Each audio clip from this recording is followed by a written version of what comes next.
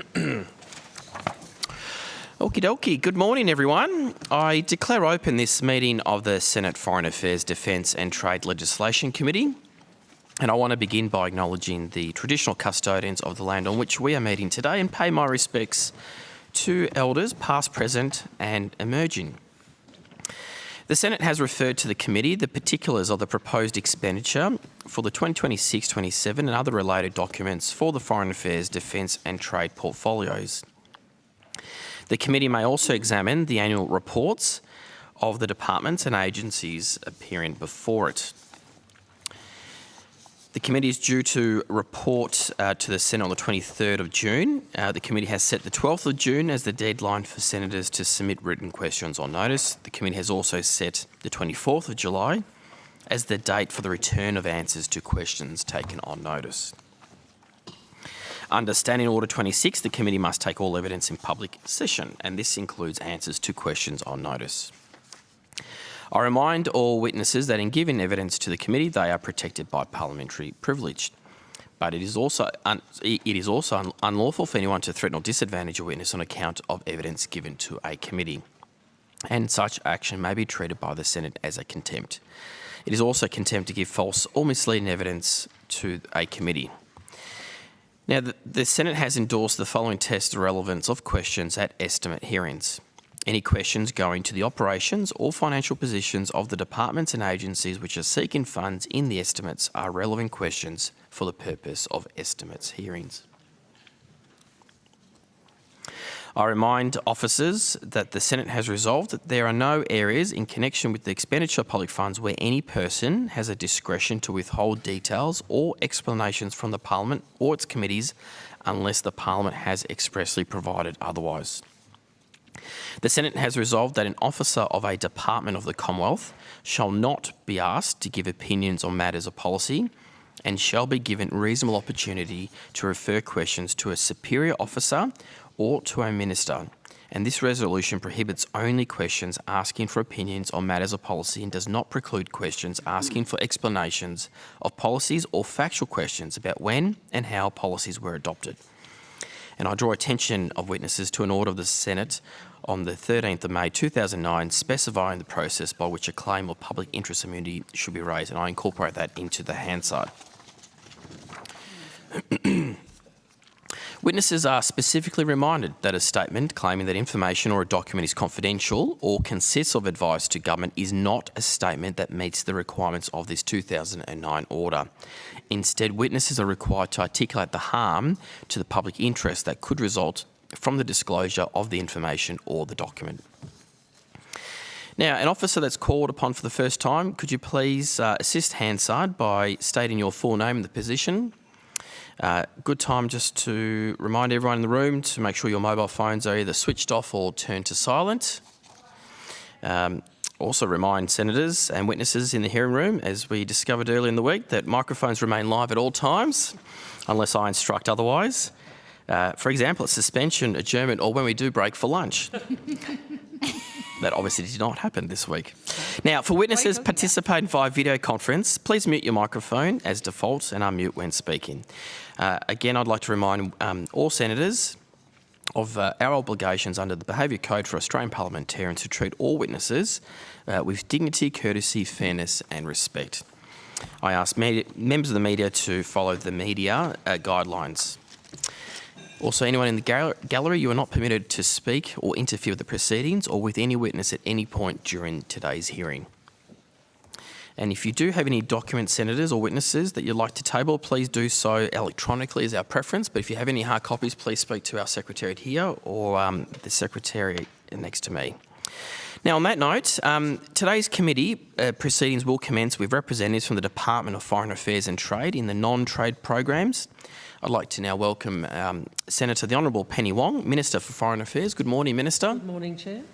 And to Jan Adams, AO PSM Secretary of the Department. Good morning, Secretary. Good morning, Chair. Now, do either of you have an opening statement, Minister? Yes, I do. I think we both do. Okay. Minister, you have the call. Thank you, Chair. This week, the Albanese government has been honoured to receive New Solomon Islands Prime Minister Matthew Wale and several senior ministers on his first official overseas visit. And the Solomon Islands Foreign Minister and I have been tasked with leading the development of a comprehensive treaty beginning a new era in the relationship with one of our nearest neighbours. This is the latest step in restoring Australia's standing in the Pacific, following transformational breakthroughs like the Puk-Puk Alliance with Papua New Guinea, Whalapili Union with Tuvalu and Nauru Australia Treaty. We have also made strong progress in our relationship with other Pacific nations, including my announcement last month that Australia and Fiji have agreed to establish a Vuvale Union, and Australia's co-hosting with Fiji of their first ever Pacific Police Ministers meeting in May. Chair, just last week I was in Delhi for the Quad Foreign Ministers meeting. The US, India, Japan and Australia announced the strongest ever commitment from the Quad. Excuse me, Chair. That's all right.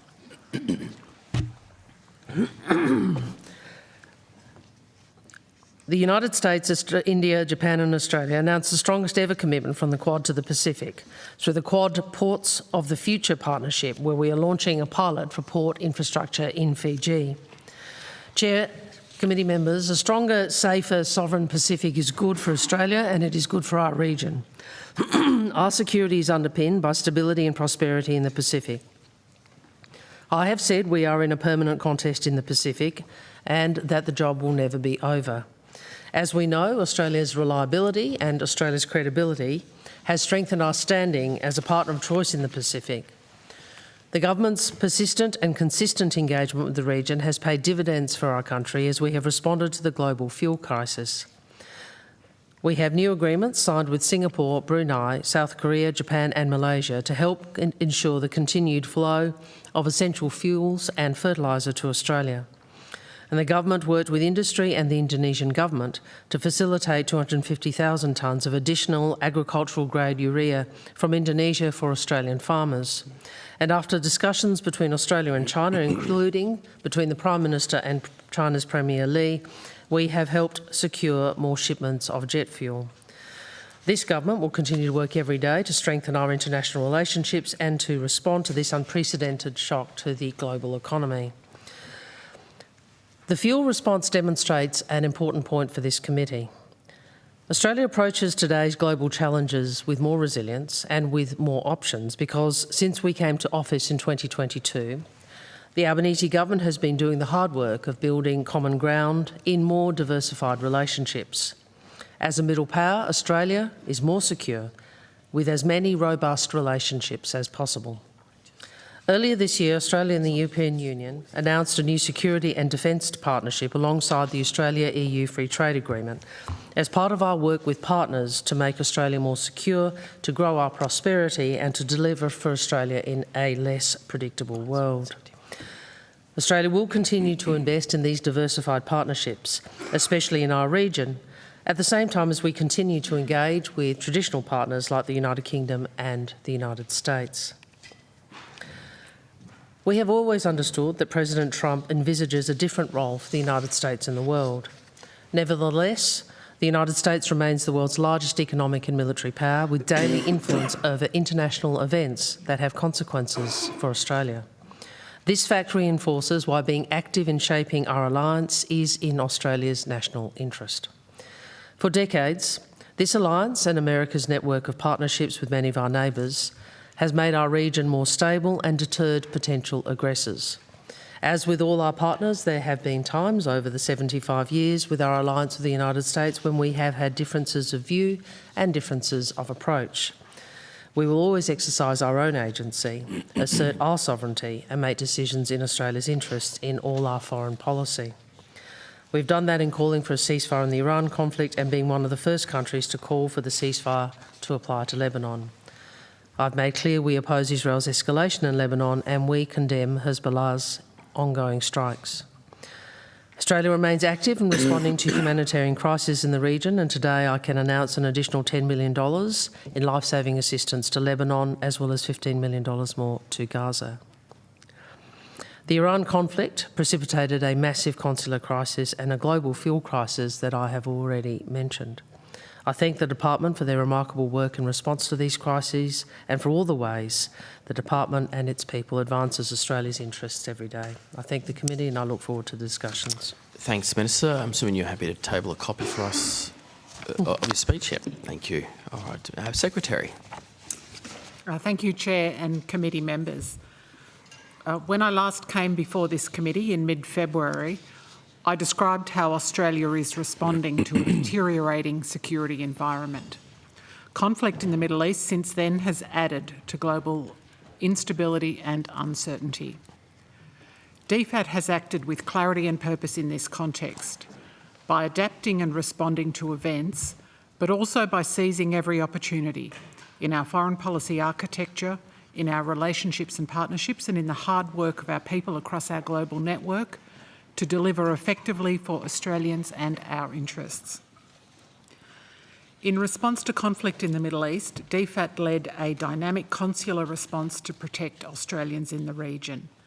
DFAT received more than 18,000 registrations on our crisis portal and fielded more than 7,000 phone calls. The Department deployed crisis response teams to the UAE, to Kuwait, Saudi Arabia, Lebanon and to Cyprus. 12,000 Australians returned home via commercial means, supported by our diplomatic and consular communications. And we directly assisted 103 Australians to get to places of safety where commercial options were not available. In response to the significant economic impact felt at home, DFAT has spearheaded a whole-of-government effort to secure supplies of fuel and fertilisers for Australians and Australian businesses.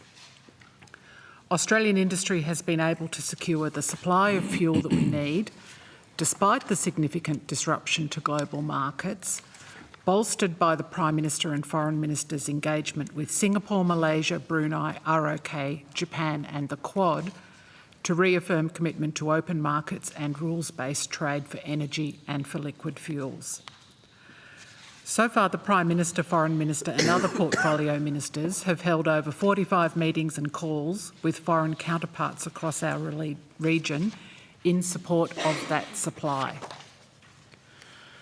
Led by our partner agency, Export Finance Australia, Australia has been able to secure agreements with industry to provide approximately 690 million litres of diesel, 150 million litres of jet fuel and 205,000 tonnes of agricultural-grade urea. Throughout, DFAT has supported efforts for a diplomatic resolution to the conflict, to restore regional security and navigational freedoms in the Strait of Hormuz. Since February, Australia has imposed further sanctions on Iranian individuals and entities involved in human rights abuses, and sanctions in the shadow banking network that funds Iran's destabilising actions, including its support to terrorist proxies such as Hamas. Chair, the government's ambitious trade agenda has contributed to Australian prosperity at a time of change and uncertainty. In March, Australia and the European Union concluded negotiations for a comprehensive, balanced and commercially meaningful free trade agreement. It's a landmark deal. It opens a market of 450 million people with a GDP of about $30 trillion that has been relatively closed for decades. President von der Leyen's visit to Australia also secured the Security and Defence Partnership and launched negotiations for Australia to join Horizon Europe with its $155 billion research fund. These outcomes will deliver important economic security and research benefits for Australia. We are investing strongly in many other partnerships to ensure Australia's security and prosperity are safeguarded, with our principal strategic partner and ally, the United States, and our largest trading partner, China, and with other partners in our neighbourhood. Visits to Australia by Prime Minister Carney of Canada and Prime Minister Takaichi of Japan reinforced like-minded middle power relationships underpinned by strong strategic alignment. Our partnership with Japan is crucial to our interests in the Indo-Pacific. The Leaders Summit in Canberra and visits to Japan by Minister Wong and Farrell Ministers Wong and Farrell in recent weeks have deepened that partnership as we celebrate the 50th anniversary of the Treaty of Friendship and Cooperation. I repeat the statement that I made at the previous estimates. Australia supports Japan's efforts to maintain dialogue with China, to de-escalate tensions in support of regional stability and international law, while also opposing economic Coercion. This year, Australia's ASEAN This year, Australia, ASEAN's oldest dialogue partner, celebrates with ASEAN the 5th anniversary of our comprehensive strategic partnership. We're driving key initiatives in the Quad that build resilience, security and prosperity in the Indo-Pacific. And we're continuing to build transformative connections with our Pacific family.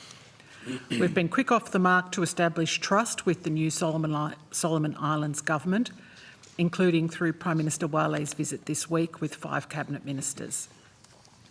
Ministers Wong and Conroy visited Fiji in May to finalise negotiation of our Vivale Union.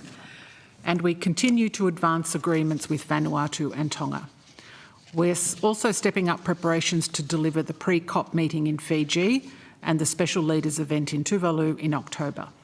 This is Australian middle power diplomacy in practice, coordinating with partners to tackle challenges while shaping together the future we want. The government has maintained Australia's ODA budget at a time when many partners are stepping back, reinforcing our position as a reliable and committed partner in the region. This sustained investment is critical to supporting stability, resilience and development in the Pacific and in Southeast Asia, directly advancing Australia's strategic, economic and security interests. Today, the government announced $5 million to support the global response to the Ebola outbreak, as another example. Senators, at this time of global precarity, the recent budget ensures DFAT can continue its mission to protect and advance Australia's security and prosperity, to provide secure passports and consular services that keep Australians safe around the world, and to provide those services with the greatest care. I take this opportunity to thank the dedicated officers of the Department here in Australia and often in difficult circumstances abroad for their dedication and professionalism. In particular, I acknowledge those officials posted to countries currently dealing with armed conflict, including in Kyiv, where the city has been attacked with powerful ballistic and hypersonic missiles, who represent us with courage and distinction. I look forward to your questions. Thank you for your indulgence. Thanks, Secretary. Again, you'd be happy to table that opening statement for us? Yes, Chair. Thank you. Okay, on that note, I'm going to hand the call over to Senator Patterson. Thank you, Chair. Thank you, Minister. Thank you, Secretary. Minister, are you aware of the breaking news overnight from New Zealand that 4 MPs, as part of a cross-party delegation to Taiwan, have been sanctioned by the People's Republic of China? Someone will sit there, so you just need to get in. I'll just get officials to the table.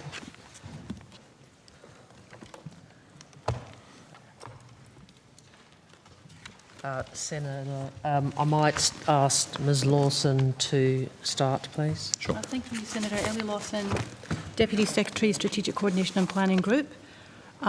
We are aware of that news. Thank you, Senator. Thank you. And what's your understanding of the accuracy of these media reports, noting it was just last night, Australian time, that it broke, but is it correct that 4 New Zealand MPs have been sanctioned by the PRC?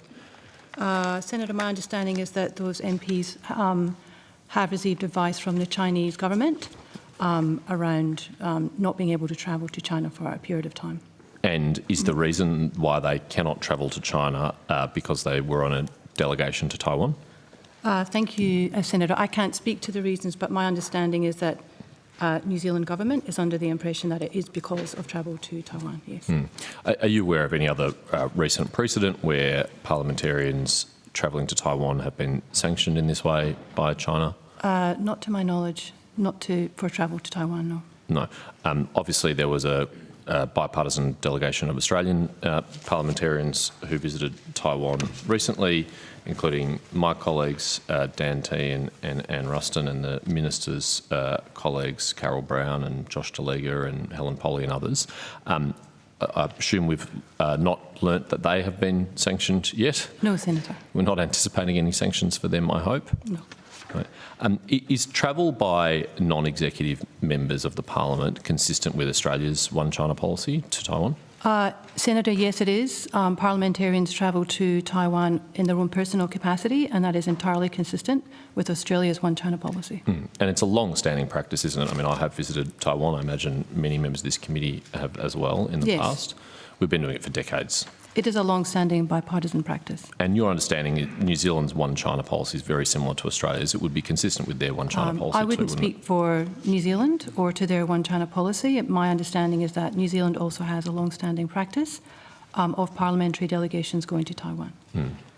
I think New Zealand has even had ministers visit in recent years. They have a free trade agreement with Taiwan. I think their trade minister has visited in recent years in support of that. Minister, does the government have any view on these sanctions?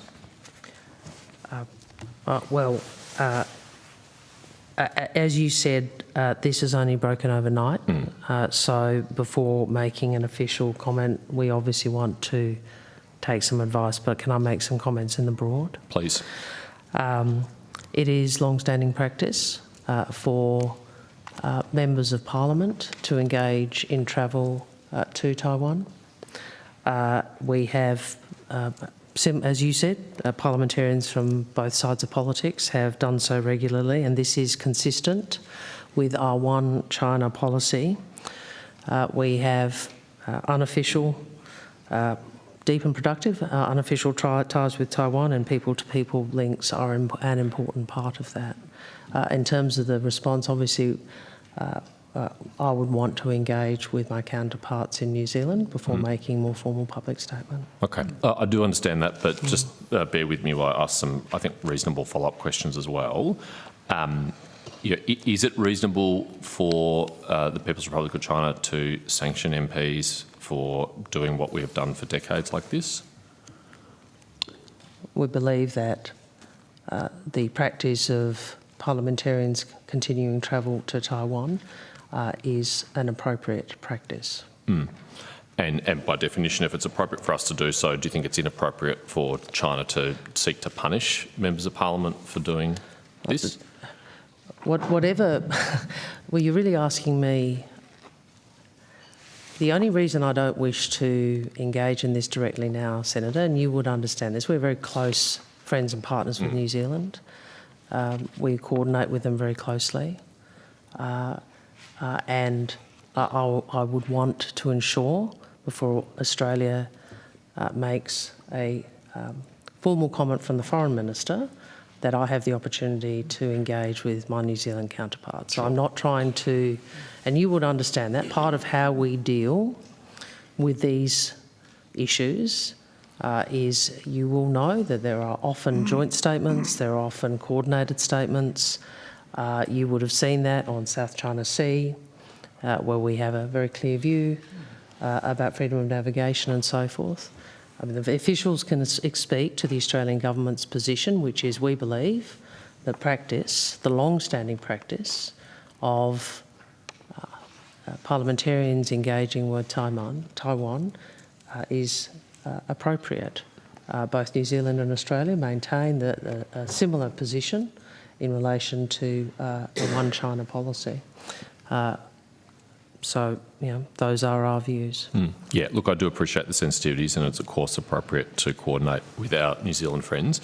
So just to clarify, do you have a call scheduled with your New Zealand counterpart to discuss this? Would that happen this morning? I mean, I appreciate you have to be here. Well, you've got me here till 11 o'clock at night. We'll try, and if you have an important call to make, we will help facilitate that. Minister Peters and I speak regularly, and I'm sure that coordination will occur in the very near future. And you referred to other joint statements that we've made in the past with New Zealand. Should we anticipate? No, I meant more generally that, often you would know one of the ways in which we demonstrate a consistent collective position is to engage in either joint statements or coordinated statements. That's a common diplomatic practice. There are many examples of that. Some of them involve New Zealand, some of them might involve other countries. Sure, and I appreciate, given this is New Zealand MPs who have been singled out like this, it's principally a matter for New Zealand whether they want to engage in a joint statement. But given that you've referred to the past practice of making joint statements on issues like this, is that something that's under consideration or discussion? I'm not going to go into that, Senator. I think it would be appropriate if that's where it does lead. That's your advice to me? No, I'm just saying. No. I wasn't trying to play game. I was trying to understand if that was a question. I think it's a statement. It's probably statement, a pretty right, okay. self-evident one. Thanks for your cooperation on that, Minister. I'll move on to other issues, Chair, with your permission. Minister, is it still the Albanese government's policy to speak with one voice on foreign policy?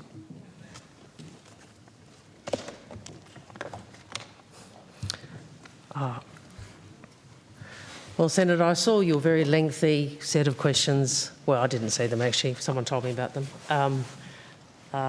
In relation to AUKUS yesterday, and I assume you're referring to Mr Husick's comments? Yes, in part Mr Husick's comments, but not only Mr Husick's comments, but that's why I want to start at the principal level. As you've said many times, it's the policy of the Albanese government to speak with one voice on foreign policy, and I'm just checking that's still the case.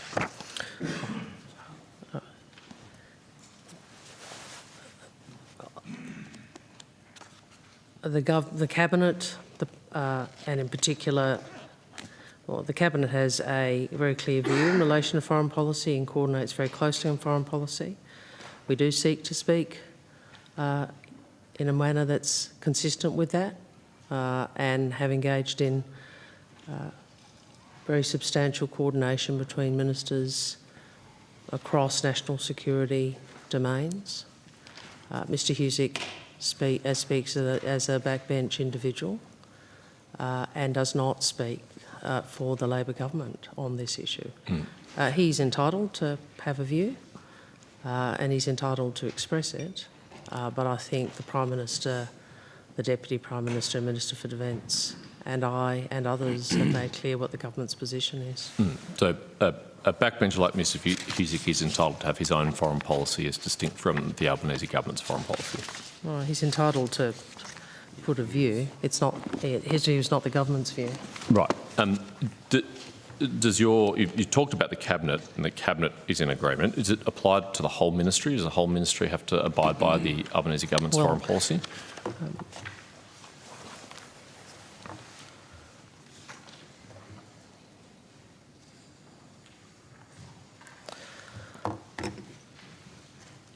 We have a system of collective, well, Westminster system of government is that cabinets are bound. Unlike your party, we have a collective decision-making process with caucus, and unlike your party, caucus is binding. So I'm not sure what your question goes to.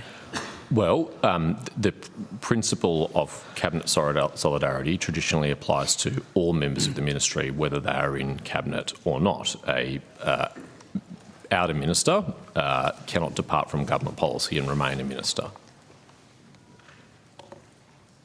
I don't know what you're referring to, Senator. Well, you have an assistant minister, Josh Wilson, who is on the public record saying that he is personally opposed to AUKUS, and yet he remains a member of the ministry. So has Josh Wilson changed his views? Does he now support AUKUS, or is he allowed to have a different view from the rest of the ministry on a signature foreign policy national security issue like AUKUS? Which comments are you referring to, Senator? In December last year, I believe it was a podcast. It was first reported more widely by Katina Curtis in the West Australian in March this year. Mr Wilson's, to my knowledge, never contradicted or gone back or clarified those statements. As far as I know, the last thing he said on the public record was that he's opposed to AUKUS. Well, I suppose if you're asking me whether he's changed his view, it's probably a question for him, isn't it? I don't have that opportunity to ask him I'm in sure this forum. you could give him a call and ask him what his view is. That's not traditionally how we do parliamentary oversight do you not and like scrutiny. talking to people across the aisle? I mean, we have more formal ways of asking questions about the government's foreign policy, like Senate estimates. Senator Patterson, the government's position on AUKUS is very clear. And if you are going to do this, there are a few comments that perhaps I'd like you to understand. Tell me, when Senator when Senator Antic mocked President Zelensky and described him as the little fellow from Ukraine, whatever his name is in the green T-shirt, what his name is, who cares? Did he speak for you?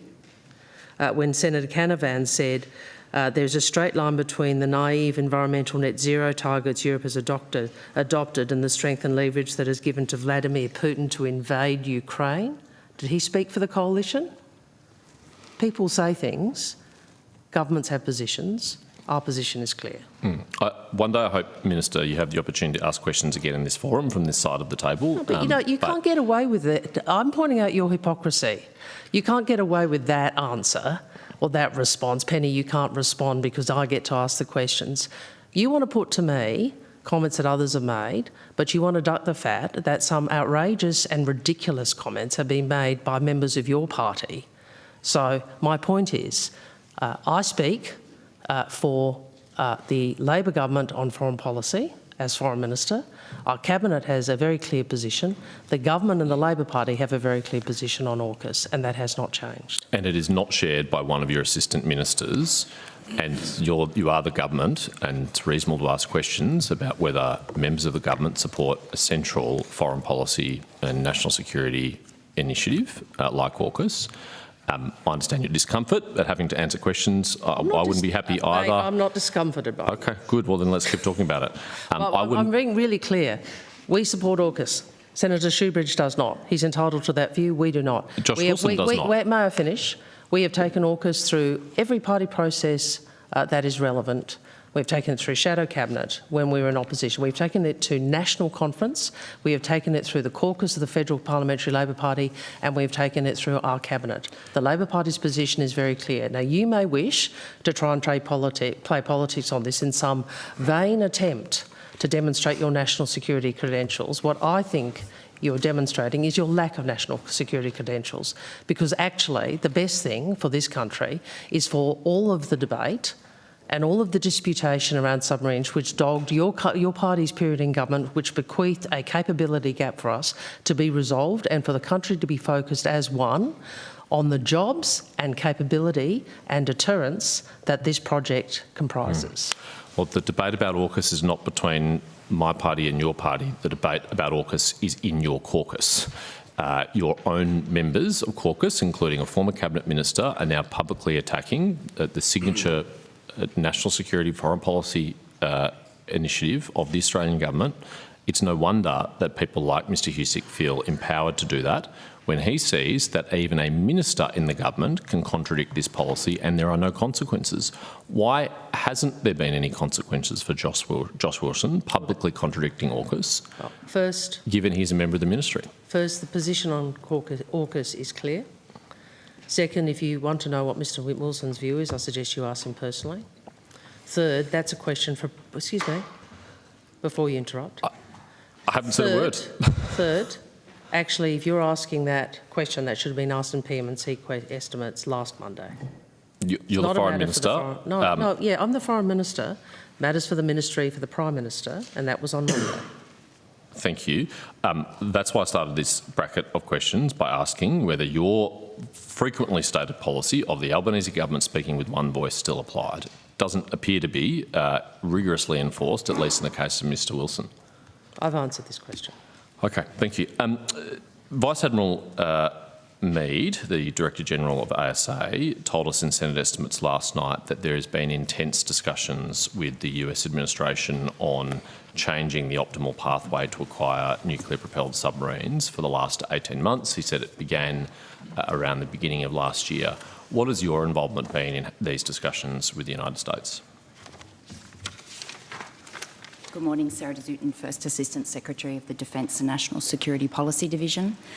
We've been heavily involved over the entire period of consultations around the optimal pathway and then, of course, implementation of the optimal pathway with both the Australian Submarine Agency, the Department of Defence and other relevant ministries. So I would characterise it as a regular interaction through ASA and the Department of Defence. Yep. So to what extent has DFAT been to what extent has DFAT been involved in lobbying counterparts in the US system to change their position to give us 3 in-service Virginia-class submarines rather than 2 in-service and 1 new? So the lead agency for engagement with the United States on the question around the optimal pathway and the acquisition of the submarines is led by the Australian Submarine Agency. Yes, I understand that, but that wasn't my question. My question was what involvement has DFAT had, if any, in lobbying the US or facilitating discussions with the US on this? I would characterise that, Senator, as being through the ASA, so engaging with them as they engage with their counterparts. So DFAT has had no independent engagements with the US system on this? We speak with one voice, mate. Very good. So, Minister, have you engaged with your counterpart, Secretary Rubio, on this question? I'll see if there's anything I can add to this, which I'll ask the officials to look at what we might be able to assist you with there.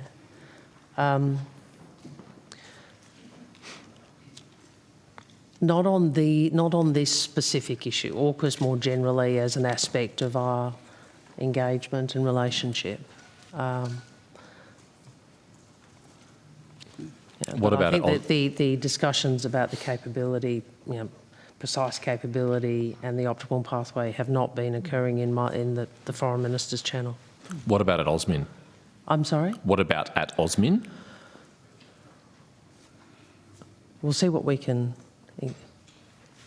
provide. But to your recollection, when you attend OSMIN, well, do I attend OSMIN? No, I didn't say that. I said you do attend OSMIN. I do attend OSMIN. I know. Senator, those are day-long discussions. They're quite detailed and involved. We can certainly take on notice whether that subject has come up in OSMIN discussions. Yeah. The challenge is there are substantial parts of the OSMIN agenda which are done in a secure and classified environment. I appreciate that. I'm not sure what I'm in a position to share, so I'm actually trying to be helpful. If we can provide some information on notice about the last OSMIN, which was December, that's right, December discussions in relation to this, we will, but we'd need to work through that. Thank you. Yeah. To your knowledge, your personal knowledge, was this a live issue with the Biden administration or is this an issue that we've only prosecuted with the Trump administration? So I would refer to the testimony from Australian Submarine Agency and Department of Defence yesterday about the ongoing negotiations throughout the entire implementation and creation of the optimal pathway, about what the specific capability looked like, which again, as you would expect, primarily happened through the capability experts, which is ASA and Department of Defence. Sure. Minister, when did you first become aware that we were seeking to change the optimal pathway to be 3 in-service Virginia-class submarines? Senator, as I say, there have been ongoing discussions throughout the entire period. I'm not seeking to be difficult. This is an evolution. The question wasn't directed to you, it was directed to the Minister. You can't possibly know when the Minister first became aware. Only the She Minister probably can. She probably can remember decision-making processes and so forth. And well, I'll need to check that. Okay, but have you been aware for some time? Well, I just said I'd need to check that, so I'm not going to. Well, I mean, you can tell me if it was in recent weeks or recent months, or if it's been for years. No, Senator Patterson, I'll need to check. Okay, all right. I look forward because I think your question goes to as between one type of like the new Virginia and an existing Virginia platform. Correct. Yeah, well, it's a slightly different question then, so I will check. Okay, all right. Chair, I'm going to move to different topics, so if you want to rotate the call, that will be... Yeah, I think it's timely to rotate the call. I'm going to come to Senator Ghosh, who has, I think, some number of questions, and then I'll come to Senator Shoebridge. Senator Ghosh, you have the call. I do, thank you, Chair.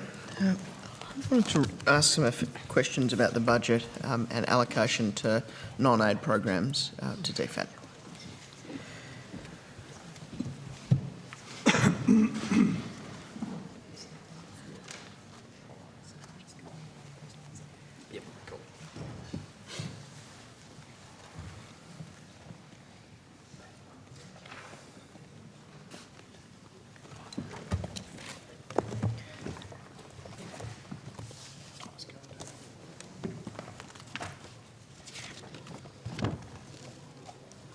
morning, Senator. Donna Deegan, the Chief Financial Officer. Wonderful. My first question is, are you able to just sketch for me the key measures from a DFAT perspective that were contained in the budget and what they mean? Yep. So at a high level, measures in the current budget for the department include a measure titled Boosting Australia's Partnership with India. This provided $23.8 million in funding over 4 years for the next phase of the India-Australia Comprehensive Strategic Partnership. That measure includes an extension of Matri grants and fellowship programs, as well as strengthens regional maritime capabilities. And Michelle Chan can obviously expand on that measure if you would like. A further measure that was included in the budget was funding to implement the Australia-Indonesia Treaty on Common Security. That provided $18.2 million in funding, covering a range of initiatives. And a further measure was maintaining support for an effective foreign service. The key component of that measure was providing ongoing funding to sustain Australia's consular and overseas crisis management network. That provided funding of $67.2 million. I think there's some of the key ones. I can see that my colleagues have joined me if there's specific questions on each of those measures. Yes, I'd like to unpack each kind of head of that, each of those heads of funding briefly. In relation to the funding allocated to the Comprehensive Strategic Partnership with India, are you able to take me through some of those measures in a little bit more detail? And I'm specifically interested in the regional maritime measures. Thank you, Senator. Michelle Chan, Deputy Secretary, South and Southeast Asia Group. Those measures in the budget relating to the India Comprehensive Strategic Partnership really reflect the fact that the partnership is central to the peace, stability and prosperity of the Indo-Pacific, and our relationship with India could not be stronger or more consequential, and that is reflected in the Foreign Minister's visit last week for the Quad Foreign Ministers meeting and bilateral engagements with her counterpart, as well as the Deputy Prime Minister's visit this week. And as the Prime Minister has said publicly, we're looking forward to welcoming Prime Minister Modi when he visits Australia soon.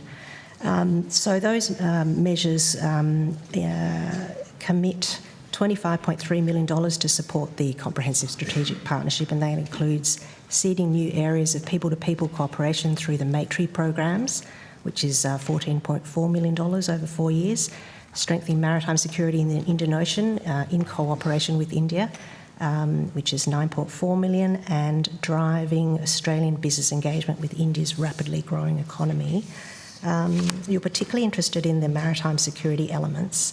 I think, as the Foreign Minister has said, in any future where the Indo-Pacific remains peaceful, stable and prosperous, India has to play a central role, and nowhere is that more critical than in the Indian Ocean.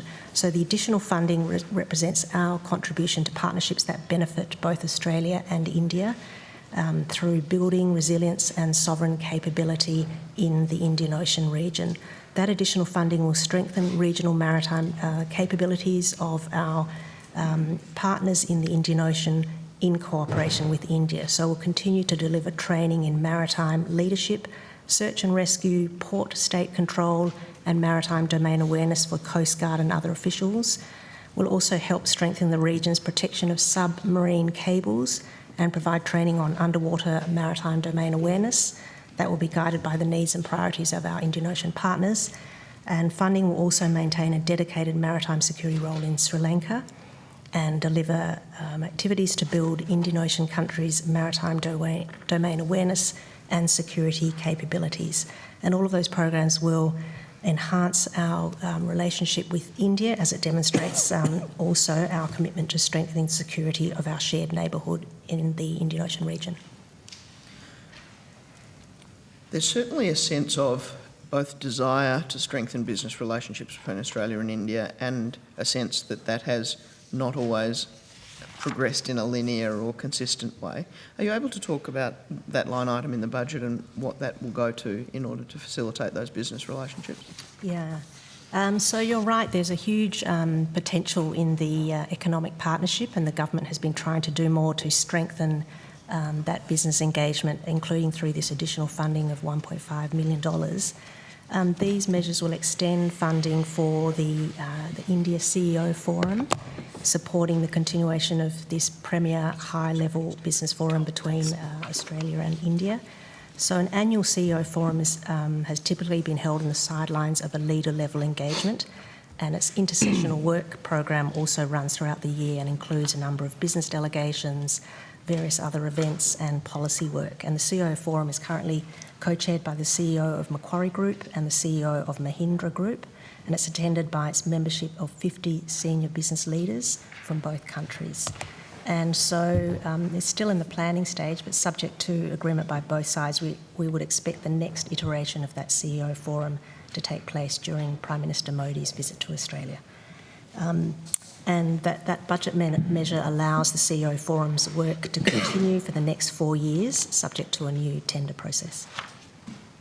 Thank you. I'd like to turn now to the Australia-Indonesia Treaty on Common Security. That was referred to as one of the other heads of budget expenditure that was one of the key lines. Are you able to elaborate on what measures are facilitated by the allocation of money in this budget and the consequence of those for the bilateral relationship? So this funding measure specifically to implement the Jakarta Treaty, the Treaty on Common Security that the Prime Minister and President Prabowo signed in February. And as the Prime Minister has said, no country is more important to Australia or to the prosperity, security and stability of the Indo-Pacific than Indonesia. We clearly have a permanent interest in being good neighbours and a permanent interest in our common security. And we recognise that to keep Australia secure and to keep Australians secure, we have to anchor our security in our region, and that's what this treaty is all about. So it's a major extension of our defence and security cooperation, and it will benefit, it makes clear that we benefit from each other's stability and sense of security. So the new funding to implement the Jakarta Treaty is $33.2 million over 4 years from 2026 to 27, and that will be in a number of key areas. So $11.4 million will be for the Australia-Indonesia Institute and enable it to deliver new high-impact programs and strategic partnerships that will strengthen Australia's Indonesia capability, our understanding of Indonesia, and bolster Indonesian language learning. $9.7 million will support economic security and resilience and strengthen institutional ties between the two countries, including parliaments. $8.8 million will expand our work to deliver strengthened bilateral maritime security, and $3.4 million will help establish an annual Australia-Indonesia leadership dialogue. And we are still discussing that with Indonesia, but we plan for that to bring together influential people on both sides, leaders in their field, to discuss the future of the relationship, opportunities for greater cooperation, and to build a pipeline of advocates for the relationship. And these funding measures provide the architecture to build a shared understanding and a strong platform for taking forward the Treaty on Common Security.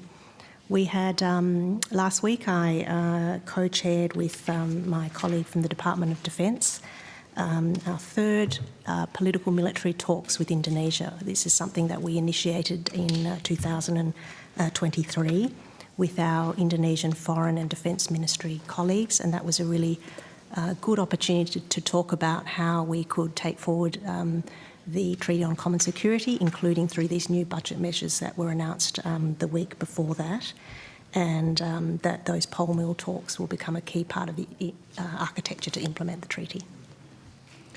Australia-Indonesia Institute's been around for a little while, and that number jumped out at me, the $11.4 million. How does that compare to how much has been provided in the past? That is the...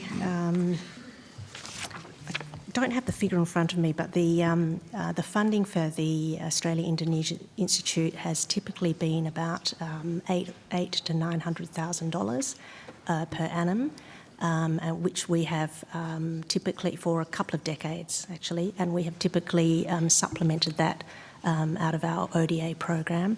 But this new funding will ensure that for the first time, the Australia-Indonesia Institute will be on a much stronger budget basis, and its annual budget will increase to about $3 million a year, so a tripling of the budget, and more than tripling of the budget, and putting it on a much more stable footing and allow it to really supercharge the activities that the Institute has been putting in place for a number of years to deepen the connections between the two countries, the understanding of Indonesia, and much more in terms of lifting Indonesian language skills in Australia.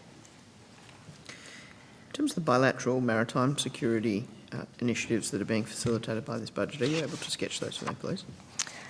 We have to. These are things that we will need to discuss with Indonesia, but we know that maritime security has been a key priority for bilateral cooperation with Indonesia. We've had a number of activities, supported a number of their institutions on the Indonesian side that work on maritime security and maritime stability issues. So it's very early days, and we need to have more discussions with Indonesia about their highest priorities in the maritime security space that we can help support.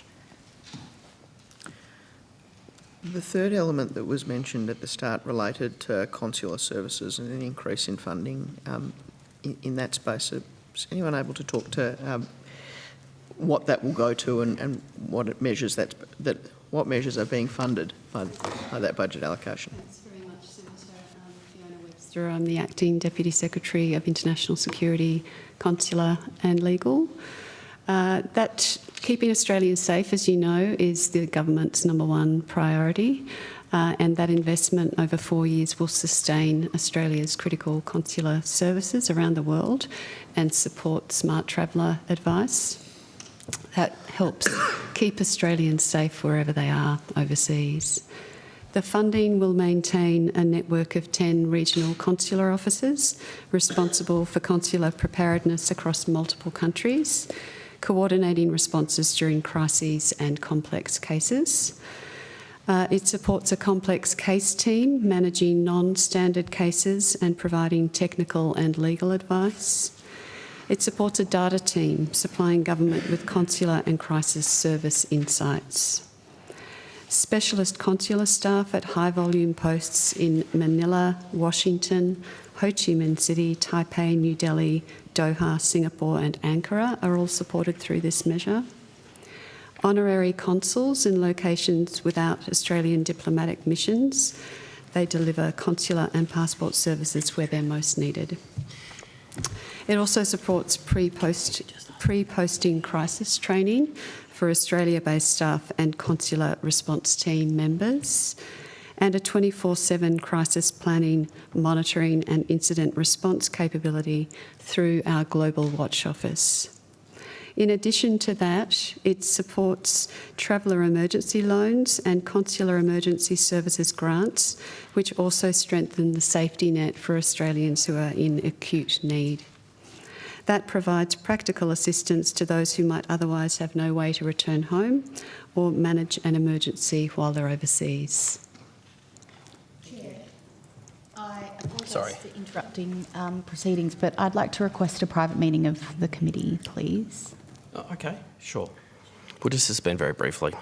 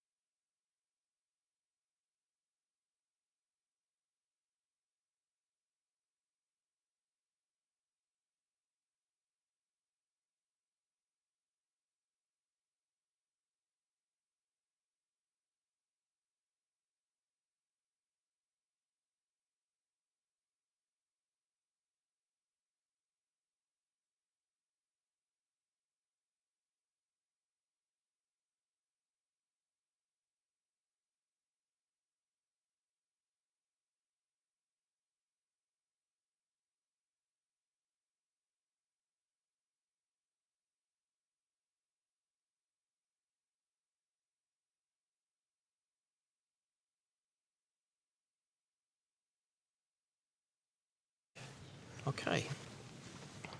All right, welcome back, everyone. Now, Senator Ghosh, did you have any other questions I do. before Thank we you, Chair. move the call along, please? I do. I have one follow-up, and then I'd like to move to aid programs or development assistance. What was it? ODA? Not quite yet. I've just got one follow-up to the officials at the table, right, and then to ODA. In relation to Indonesian language training, you mentioned that a significant part of the budget to the Australian Indonesia Institute will go towards, or part of that will go towards Indonesian language training and facility in Australia. Is there a sort of mapping of what the extent of Indonesian language fluency is in Australia and where we're seeking to get to along that pathway?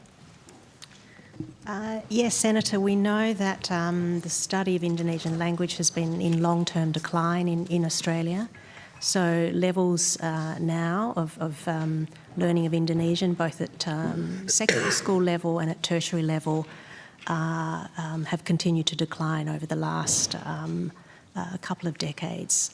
So there is a need for a serious effort to address this, because we absolutely cannot engage and get the maximum out of our engagement with Indonesia, who is, a significant neighbour for the reasons I outlined previously, critical to Australia's security, critical to Australia's prosperity. We cannot advance that and maximise our engagement with Indonesia without a deep understanding of Indonesia and without a significant lift in Indonesian language skills in Australia.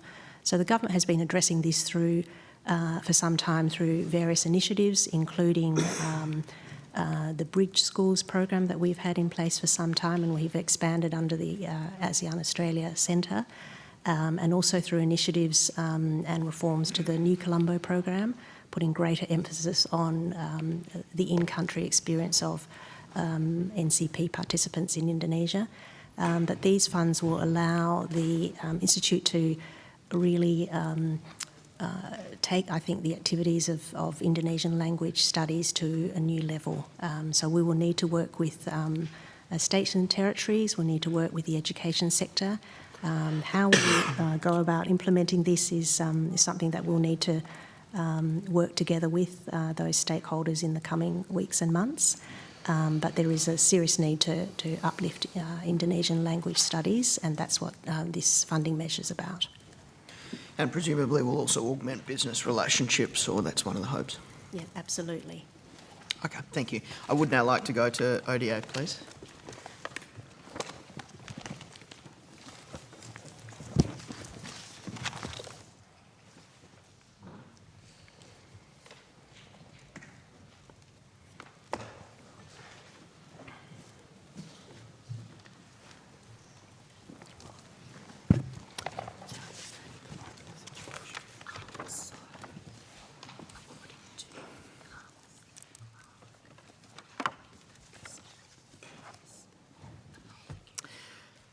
So similar to the way I started on the last batch or topic, can you please take me through key outcomes for the ODA program in the most recent budget? Just briefly. Senator, thank you. Jamie Smith, the Deputy Secretary of the Development, Multilateral and Europe Group. I think one of the headline issues is obviously the Australian government's maintained and increased its ODA funding modestly by $112 million to $5.2 billion for next year. It's come at a time when many other countries are, or there is cuts and reductions to global ODA, which is obviously having very significant impacts on our region. I think, as the Secretary said in her comments, our development program is a central part of how we demonstrate and support our region, particularly the Pacific and Southeast Asia, respond and deal with increasing disruptions and impacts occurring on their own economic and security, including ours, and obviously that's most particularly been showed with the recent impacts of the Iran war and the fuel crisis. Within that, though, the government's had to make some very hard decisions. It's further focused and prioritised funding to our region, particularly Indo-Pacific. In this budget, 75 cents of every dollar will go to countries in the Indo-Pacific, and the government's also increased or allocated further funding to the Pacific and Southeast Asia. It's increased funding to the Pacific by about $70 million and to Southeast Asia by almost $50 million. That's come from decisions to offset some of or reprioritise some of our funding to global programs. Those don't necessarily reflect an ideological perspective or a lack of commitment to the importance of the multilateral system, but acknowledging that as the region faces many of these impacts, we've had to ensure that Australia's development funding is having the best impact and being most aligned to the needs of our region. We've maintained our funding on climate financing, how we continue to support our region address those issues, and there's also been some further announcements and commitments to increase funding to Australian NGO programs and to our Australian volunteer program. Pick up right at the end there. In terms of the funding changes to Australia's volunteer program, can you tell me what that funding change was and what that money goes to? Yeah, so it increased from $27 million to $31 million. The volunteer program this current year has supported over about 550 volunteers to work in our region in 26 countries. The increase is part of the government looking at further enhancing our people-to-people connections, looking at how we can further engage and provide opportunities for Australians to be part of the Australian Development Program, enhance those connections in our region. In the discussions with governments, particularly through our development partnership programs, there's always a strong request to look at ways that Australian institutions, Australian technical assistance can be provided support to our region. The volunteer program has been a long-standing element of that, and one which the government wants to look at further enhancing. And I'd probably also just say it's important in terms of how Australians have an opportunity to engage with our region and increase their literacy and awareness of the challenges and the perspectives of countries in the Pacific and countries in Southeast Asia and more broadly. So you're talking there at the end about the benefits to Australians engaging in that program, then coming back and bringing that knowledge and fluency back to Australia. Well, there's a lot of Australians who have volunteered over times who go on to senior roles in the business sector, into government, in other areas, who with that experience of working in the region as volunteers take that as a sort of a lifelong commitment. It gives them perspectives about how to understand and engage constructively in the region as we expand some of our business investments the government has in the region, particularly things like the Digicel investment, the sports diplomacy, engage with the banking sector. Having Australians who understand the challenges and the opportunities is obviously an important part of how we continue to demonstrate that Australia is, in the Pacific, our primary economic development security partner, and in Southeast Asia, playing an influential and important role to support their economic and our collective security going forward. Drilling down into that banking and finance sector for a moment, the Australian Infrastructure Financing Facility for the Pacific is part of, or has been allocated funds in the budget. Are you able to tell us how much and what those measures, what measures will be supported by that allocation?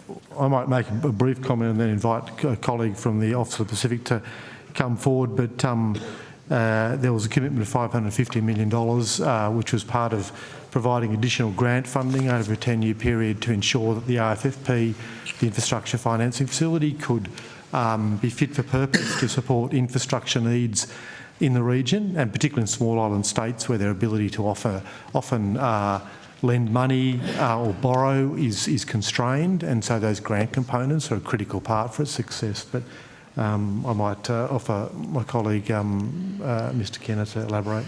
Thank you, Senator. Jonathan Kenner, First Assistant Secretary, AIFFP. This extra $550 million, Senator, will position Australia to continue to respond to the demands of the Pacific for quality infrastructure investment. As you might know, AIFFP has committed just over $2 billion in total financing to the infrastructure needs in the region. And the grant component enables us to ensure that the loans we provide are framed in ways that ensure the sustainability of the debt that the countries take on. So often we blend a grant component with a loan component to concessionalise the lending. There are some countries in the region who can only take fully grant-financed projects, for example, Kiribati, Tonga, Tuvalu and Nauru, and the others take either concessional or highly concessional lending depending on their debt sustainability ratings. And those concessional terms are typically a 20% grant with an 80% debt, and the highly concessional are 50-50 with grant and debt. So this additional grant financing over 10 years enables us to continue to deliver on the Pacific's infrastructure demands. In relation, sorry, Minister. No, you finish this block. I just wanted to add something on development assistance more broadly, but do you want to... If you finish your block of questions. Sorry, I thought you finished. No problems. In relation to that concessionality of those loans, the balance between grant and loan funding, does that mean that the grant component is where the concession is being granted in effect or being given, and therefore the loans are on commercial or near commercial terms, or is there a concession element to the loan terms as well? The concessionality can come from both components. We do offer, I mean, we're competing, of course, with a range of other infrastructure providers in the region, so we need to make sure our offering is competitive. Financing terms are themselves competitive with further concessionalisation through a grant component. And in terms of the conditions precedent on those types of loans, do the receiving countries need to satisfy certain conditions before they're eligible, or is it more a cooperative and discussional type element? Well, it's very much a cooperative relationship, Senator, and it is, as you'd appreciate, very much Australia responding to the priorities that have been identified by our Pacific partners. And then once a project is identified, there are a whole range of careful due diligence processes that are stepped through in the approvals process before the project is ready to commence. And once the loan's been granted, what are the monitoring arrangements or the milestones that the department then remains aware of or remains?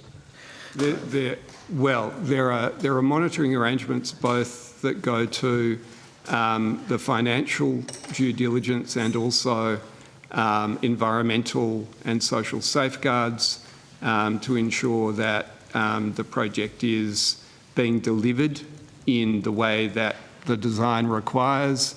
For example, to ensure that the design and delivery meets, climate mitigation standards, environmental and social standards.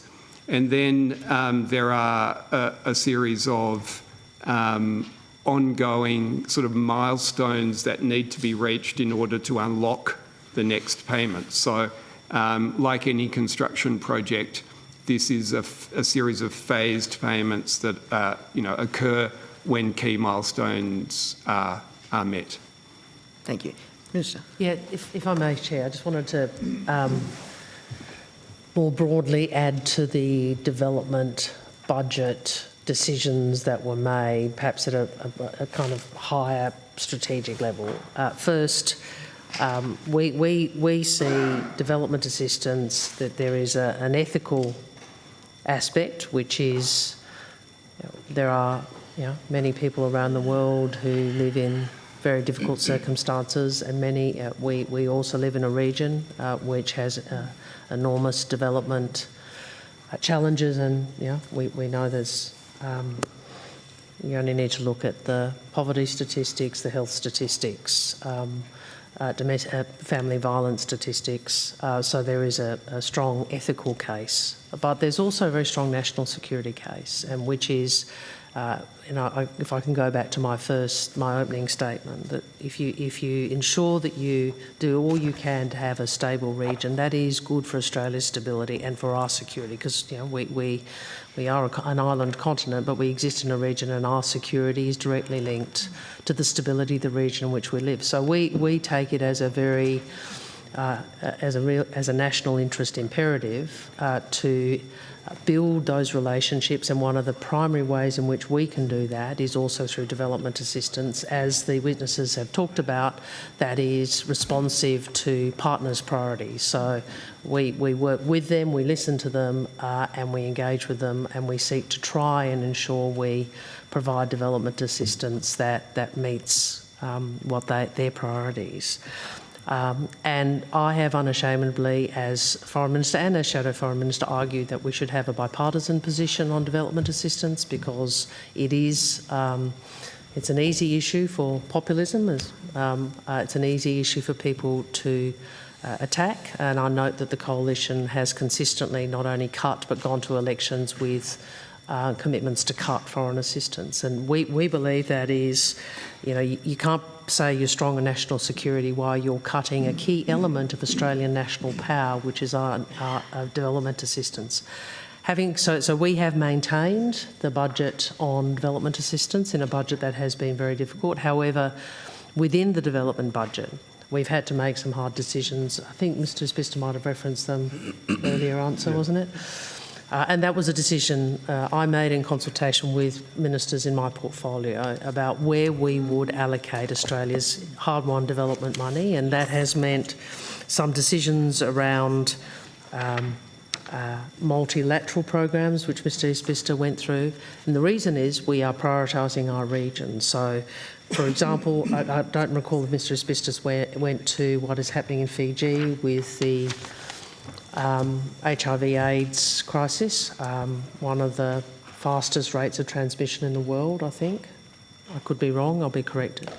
Now, we are reducing funding to UNAIDS, but we are increasing our bilateral funding and our regional funding on HIV/AIDS. So there's been a conscious decision by government to try and shape to both protect the development budget, but also to focus it much more in our region. I just wanted to outline that for the committee. Thank you, Minister. Chair, do I have more time, or did you want to share the call? I think in the interests, I need to rotate the call. We're happy to come back to you. Thank you. Okay, now, Senator Shoebridge, you're next on my list. Thanks, Chair. And good to see you, Minister and Secretary. Thanks to the officials for turning up today. Minister, my office has been contacted by people across the sort of Palestinian diaspora here, but also family members who are concerned that even when people in Palestine, Palestinians in Gaza or the West Bank are given valid Australian visas, the Israeli government is preventing them from leaving and requiring that the Australian government enter into negotiations and seek approval and acknowledgement of Australians having granted a visa with an Israeli ministry called the Defence Coordinator of Government Activities in the Territories, or COGAT. Yeah. Can you identify what, if any, connection your government has had with COGAT, if you're aware of this issue? What I might do is ask, could it be you, Ralph, or Liz?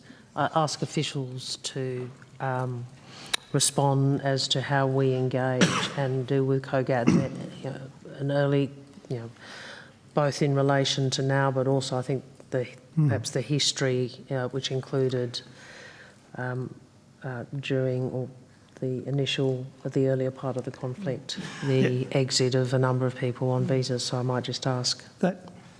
Thanks, Minister. And just at the outset, I don't acknowledge the legitimacy of COGAT, and I'm not doing so, but it exists and has certain power. And I did direct these questions to Home Affairs, and they said it's properly directed here to DFAT. I think they're happy to answer your question, Senator. Thank you, Senator. Elizabeth McGregor, First Assistant Secretary, Consular and Crisis Management Division. We do have some dealings with COGAT in relation to assisted departures of eligible consular clients from Gaza. So we liaise with regional authorities, and COGAT is one of those, to coordinate the requisite approvals and the logistics to facilitate those departures of eligible clients. So that is Australians wishing to depart, permanent residents wishing to depart, and their immediate families who are still in Gaza. So those authorities ultimately determine who can depart Gaza. So we are in touch with them when we're arranging those movements. To be clear, a Facebook post from COGAT said the third country exit mechanism is not only for patients and their companions but also for visa holders and dual nationalities. We invite you to direct this matter to the embassies of different countries so that each concerned embassy can transmit their withdrawal requests to us for approval. Is that your understanding of how COGAT asserts its authority over people, particularly in occupied Gaza?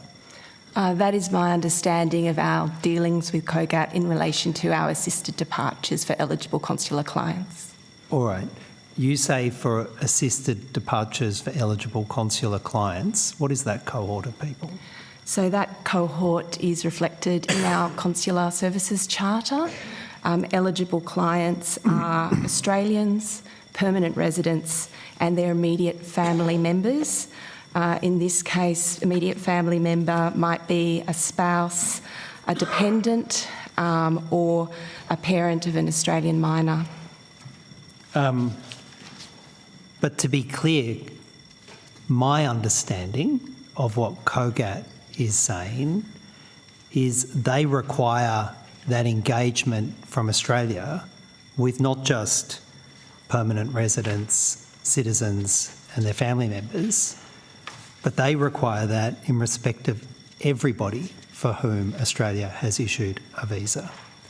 And unless the Australian government, through DFAT, I assume, transmits what Israel describes as a withdrawal request, they simply won't permit people, even if they have a valid Australian visa, to exit Gaza. Is that your understanding? So I can't speak to COGAT's requirements. I can speak to our engagement with them in relation to assisted departure assistance.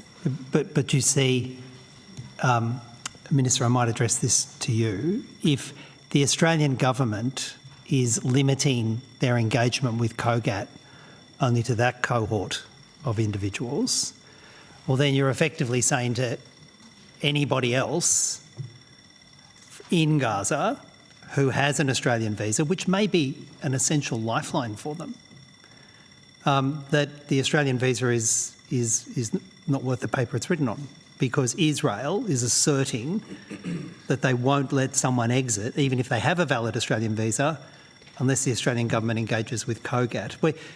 I suppose, Minister, first of all, were you aware of that sort of gap?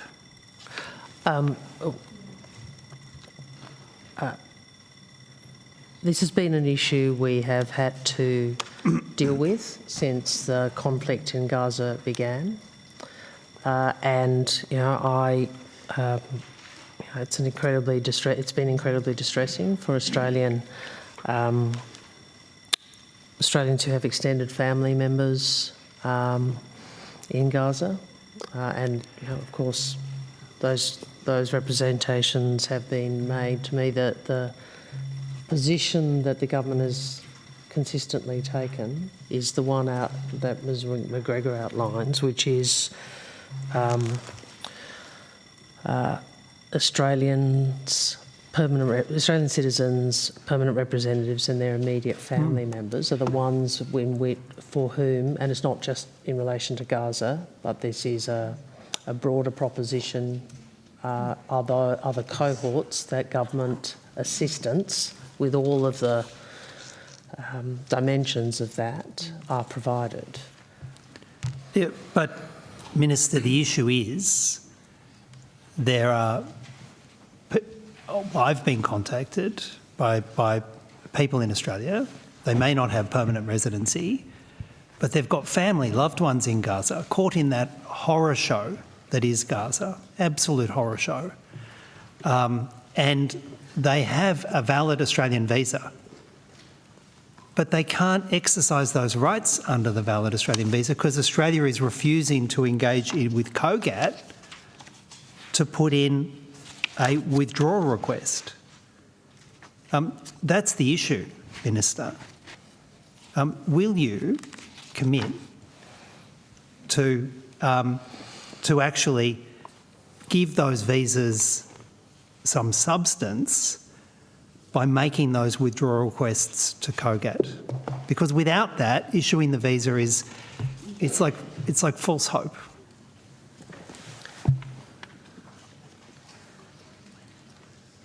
Senator, I refer you to my previous answer in relation to the cohort that is eligible for our assistance. Senator, it's because I heard that I ask you, Minister. Sorry? It's because I heard that answer yes. because of the issue that I ask you as the Minister responsible. That's why I'm asking you this question. So this is a very difficult issue and very distressing for family members. It is particularly acute with Gaza, for obvious reasons, but that is not the only country where we have this issue. Countries around the world where people might have a tourist visa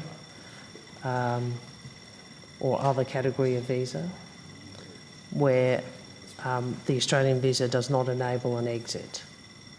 Right? So the grant of the Australian visa, and I'm sure Home Affairs would have explained this to you, is not a grant of exit from another country, and other countries do impose exit restrictions on full stop, and an Australian visa doesn't overcome those exit restrictions. So the policy position, which is a principal position, is to say is that the DFAT staff and Australian officials provide assistance for departure for Australian citizens, permanent representatives and immediate family.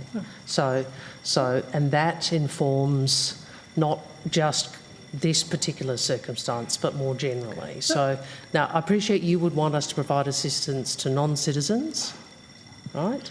But the government's policy position, consistent across the globe, is because you know there are many people who have visas to Australia, has been to say we will provide assisted departure with all of that means for Australians, permanent reps, permanent residents, and immediate family, and that's what we do. So when there's a consular crisis, that is who we have to focus on. And look, you do what you can in this world. You can't, I would prefer there to be peace in Gaza. I would prefer there to be two states and Palestinians to be able to live in peace. I would much prefer that outcome, and that's what we have been working towards. And trying to put our voice and work with others to that end. But in a world where you have multiple conflicts and the Australian government has to determine how Australian officials operate, those are the parameters that are in place. And I do understand people's distress, but that's where we... Minister, I think you are wrongly conflating two issues. The request here isn't that the Australian government provide financial assistance, detailed consular assistance, assistance with the extraction process out of Gaza or travel assistance. That isn't what's been requested, and I understand the policy parameters for that. I mean, there may be arguments why that assistance should be provided to this cohort, but that's not what's being requested here. What's being requested here is something very distinct and far more modest, which is just simply putting in a withdrawal request to COGAT. And without that, your department knows, Home Affairs knows, that they can't exercise their rights under an Australian visa and they can't escape the horror show of Gaza. So that is the question. A simple form Senator, available on the website to have a withdrawal request. Having worked through, and Mr. King was head of mission was our ambassador for some of this time. It isn't just a simple form. To be very clear, we got quite a number of Australians through in the early days of the conflict, and I can say to you that it is wrong to say that this is a simple process of putting in a form. It has been much more substantive than that, and much more, at times, chaotic and challenging. So, I don't at all diminish what Australians with family in Gaza are feeling, but you are wrong to say or to try for political reasons to suggest this is just an administrative issue. This is has been challenging for us to get Australians out. In fact, we can go through the process that was gone through over multiple movements and multiple transits in the early days of the conflict.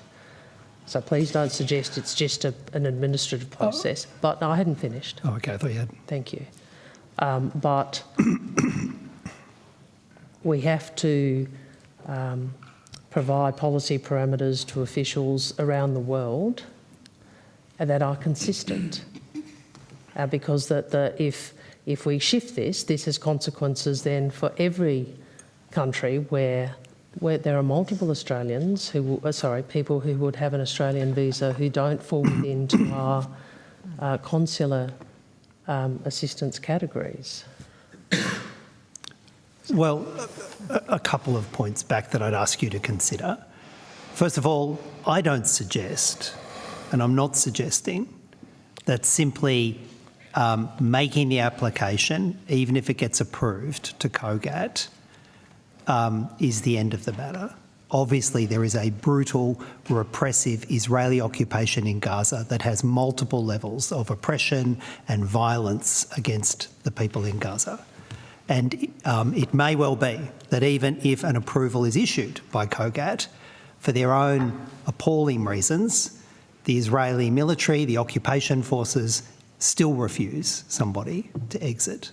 And getting out of Gaza is a nightmare because of the brutality of the Israeli occupation. I accept all of that.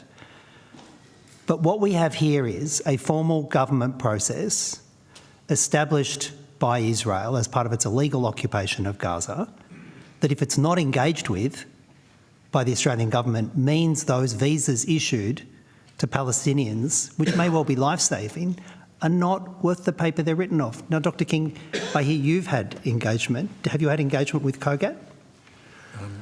Thank you, Senator. My name is Ralph King. I'm the First Assistant Secretary, Middle East and Africa Division. The answer is yes. Embassy officials did have engagement with COGAT. And as Ms McGregor has said, within those parameters, we did engage in a process which the Minister described as a very difficult one and have done so on many occasions. Yeah. Are you aware of this process and the application process for what COGAT described in their own communications as a withdrawal request? Have you engaged with this process of withdrawal request to COGAT? As Ms McGregor said, the answer is yes. We have. I can't speak for what's happened since, but in my time, yes, the embassy and officials in the region engaged on multiple occasions to facilitate the exit of people with. So, I am sure that there is an engagement that you do if you've got consular officials, you have those kinds of things. No, that's not what he meant. No, we have engaged. That's not what he meant. You're misconstruing his answer. Well, I'm trying to understand. I'm not trying to... Maybe Ms McGregor can take you... It would be useful if officials went through what we have had to do in relation to COGAT to get the individuals who fall within the cohort that Ms McGregor spoke about out of Gaza. That would be helpful. Well, Minister, I'm happy to explore that. Well, but could I first of all get an answer about what the withdrawal request process is? Well, and if it's the same process, if you understand it's the same process that has happened in the past, which is what COGAT is now saying in its public application is now a requirement for everybody leaving Gaza. So, Senator, I can go through the process, and it is quite a long and complicated one. Nevertheless, over a period of time, we've supported a total of 415 Australian citizens, permanent residents and their immediate family members to depart Gaza. But there is a volume of work associated with it. So the first step is we consult with other agencies, Home Affairs in particular, to gather a list of people who are eligible for consular assistance. And we submit this request to Amman, to our post in Amman, to the Jordanian Ministry of Foreign Affairs. Once we receive approval from the Jordanians for this list, because that is where this group will exit to, we then submit the list to COGAT through Tel Aviv Post. The Israeli authorities review that list. They advise us of a date for the movement from Gaza, and then we request assistance from a UN organisation or a like-minded country to support in coordinating the logistics on the ground for the assisted departure. On the day of the departure itself, that's a very complicated operation as well. Departees move to the Kerem Shalom crossing to Israel, where they're met by Australian consular officials. They travel through Israel to the Allenby Bridge crossing with Jordan. Upon arrival in Amman, they stay in accommodation there, but they do need to exit Jordan within 72 hours of arrival, so we have to manage that process as well. Well, hang on. It hasn't finished. Oh, I thought Ms. McGregor had finished. This is what is required for every single movement, including diplomatic engagement, even at ministerial level, to enable people to stay in Jordan. It is a requirement that they leave within 72 hours. So the Australian government and Australian funding has to support both at that point what the movement out of Jordan is as well. Well, I want to be clear what the request that has been issued to my office and been asked of the Australian government. By all means, that would be good. That whole process, by all means, that would be good to be done, to be offered for people who in Gaza who have an Australian visa. But let me finish, Minister. Let me finish. That is not the request that's been made. The request that's been made now is a far, far narrower request, which is you send that list. You send that list of people who have a valid visa. You send that list to COGAT. That's what's been requested of you. Not this whole process, but just the simple act of sending that list to COGAT and saying these are the people for whom we request the exit approval. That's all that's been asked. Senator, they can't get out without the rest of the arrangements. So that's an academic point, and I know you wish to criticise the government about this, and I know you made some incorrect assertions, which I look forward to your withdrawal of at Home Affairs about us not having any engagement with COGAT. But it is wrong to say that's all that's required. That's why no, that is not right. That's the world is not as we wish it to be. The world is as it is, and we wish there were two states. That we wish there were peace. We wish the people of Palestine were able to live in security behind agreed borders. And there was peace with the people of Israel. We all wish, well, I wish that. But it is wrong to assert that in an environment such as this, that a simple request to COGAT is all that is required.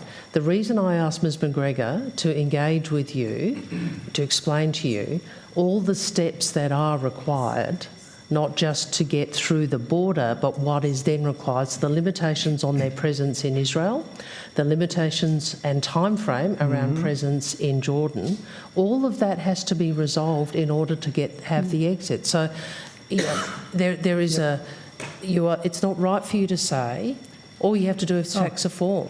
No, because that is not the nature Minister, of these transits. Minister, perhaps you deliberately didn't hear what I said. Perhaps you deliberately didn't hear what I said. But I made it very clear that I understand that simply getting the approval is not the end point. And you don't have to lecture me about the brutality of Israel's occupation of Gaza. I'm not lecturing. And if you're asking me what my wish list is, my wish list also includes your government not sending weapons parts in to the F-35 so that people in Gaza can be killed. That would include my wish list. But we're not talking about... That is another one of those incorrect assertions that you make in order to foment dispute.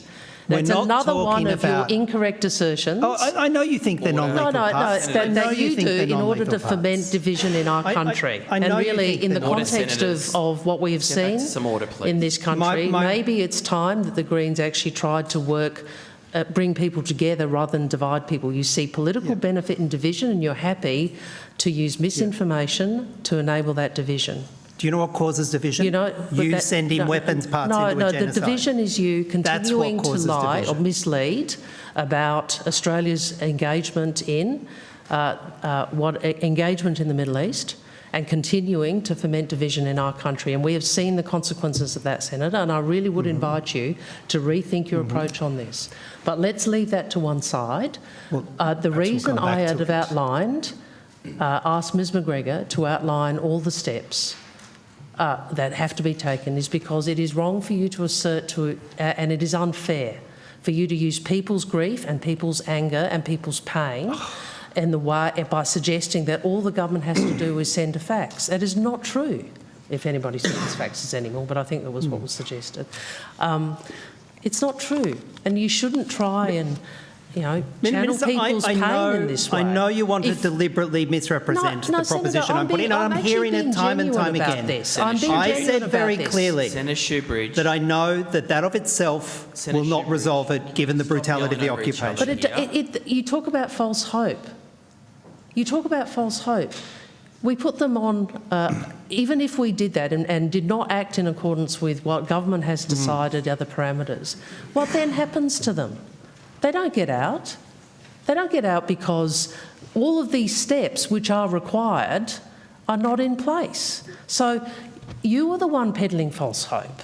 No, Minister. And we shouldn't do that. Minister, without this, they have no hope. Without you just doing the most simple thing in this regard, this first step, this critical first step, without you doing that, they have no hope. Without you doing that, they have no hope. And I cannot understand why you won't have you got more questions? Senator Shoebridge, you are trying to... Can you please not mislead and misrepresent in order to make a political point, particularly with people who are grieving and in pain? It is unconscionable. It is unconscionable. It is unconscionable. What your behaviour is unconscionable. I agree with you. It is unconscionable. What your refusal to issue the list. You should not mislead in order to make a political point when we are dealing with people who are grieving and in pain.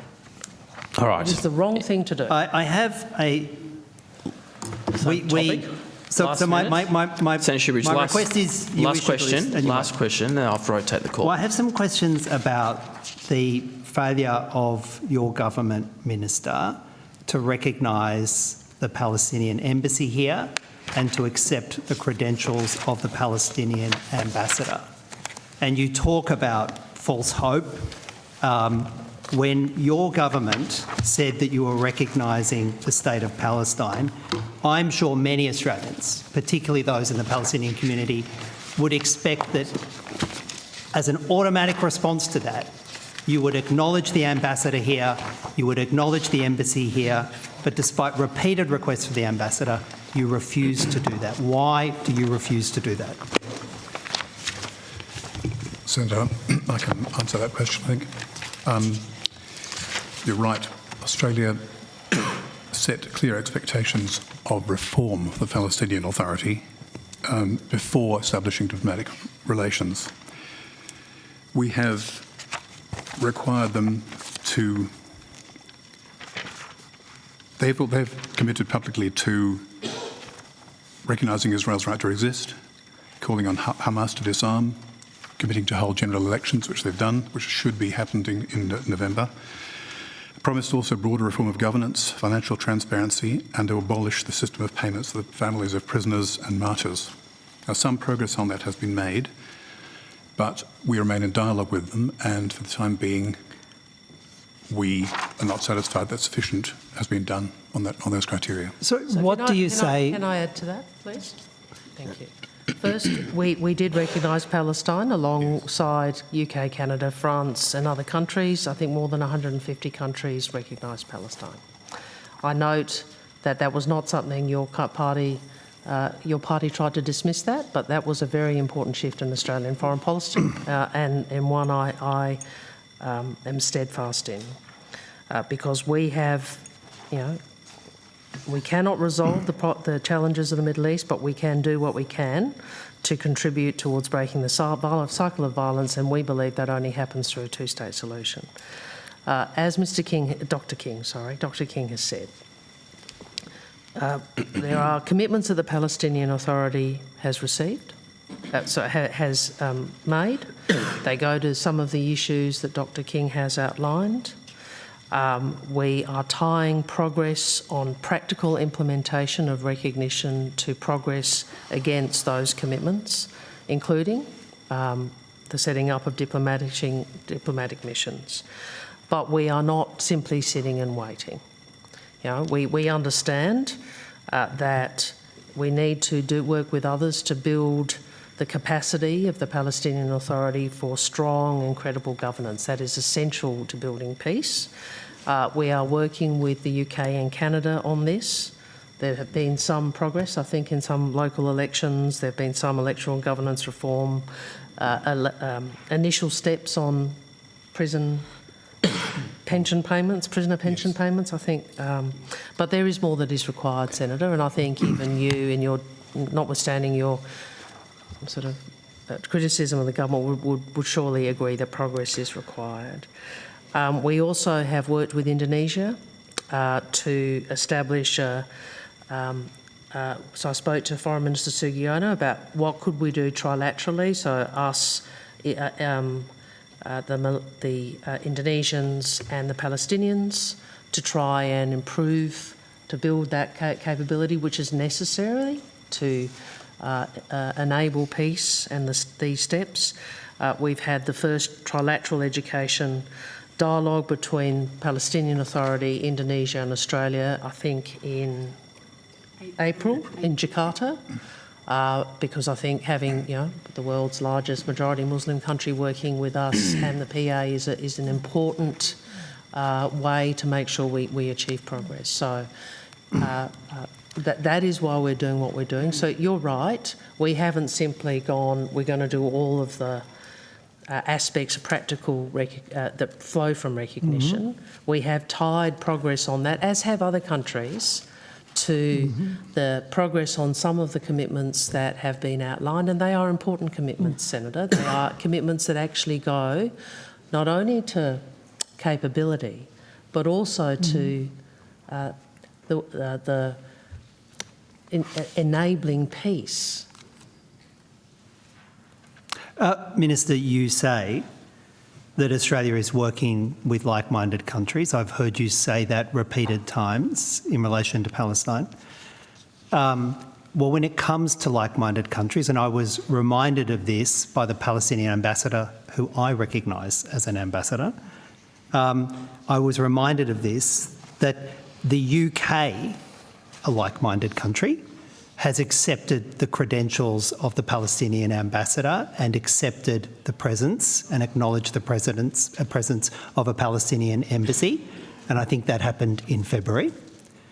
That France has accepted the credentials of the Palestinian ambassador and has accepted the official presence of a Palestinian embassy in France. So if we're working with like-minded countries, why are we balking at recognising an ambassador and an embassy when both the UK and France have been able to do both, to not only make the statement about recognising the State of Palestine, but then take some material action. I've just gone Why through with you can't we material do action. what I've the just UK and Senator France... Shoebridge, with you, it's like there's a universe that you just pretend exists, and you stay in that universe, and when facts are demonstrated to you which are inconsistent with that, you still want to get your social media grab up. I just went through with you everything we are doing.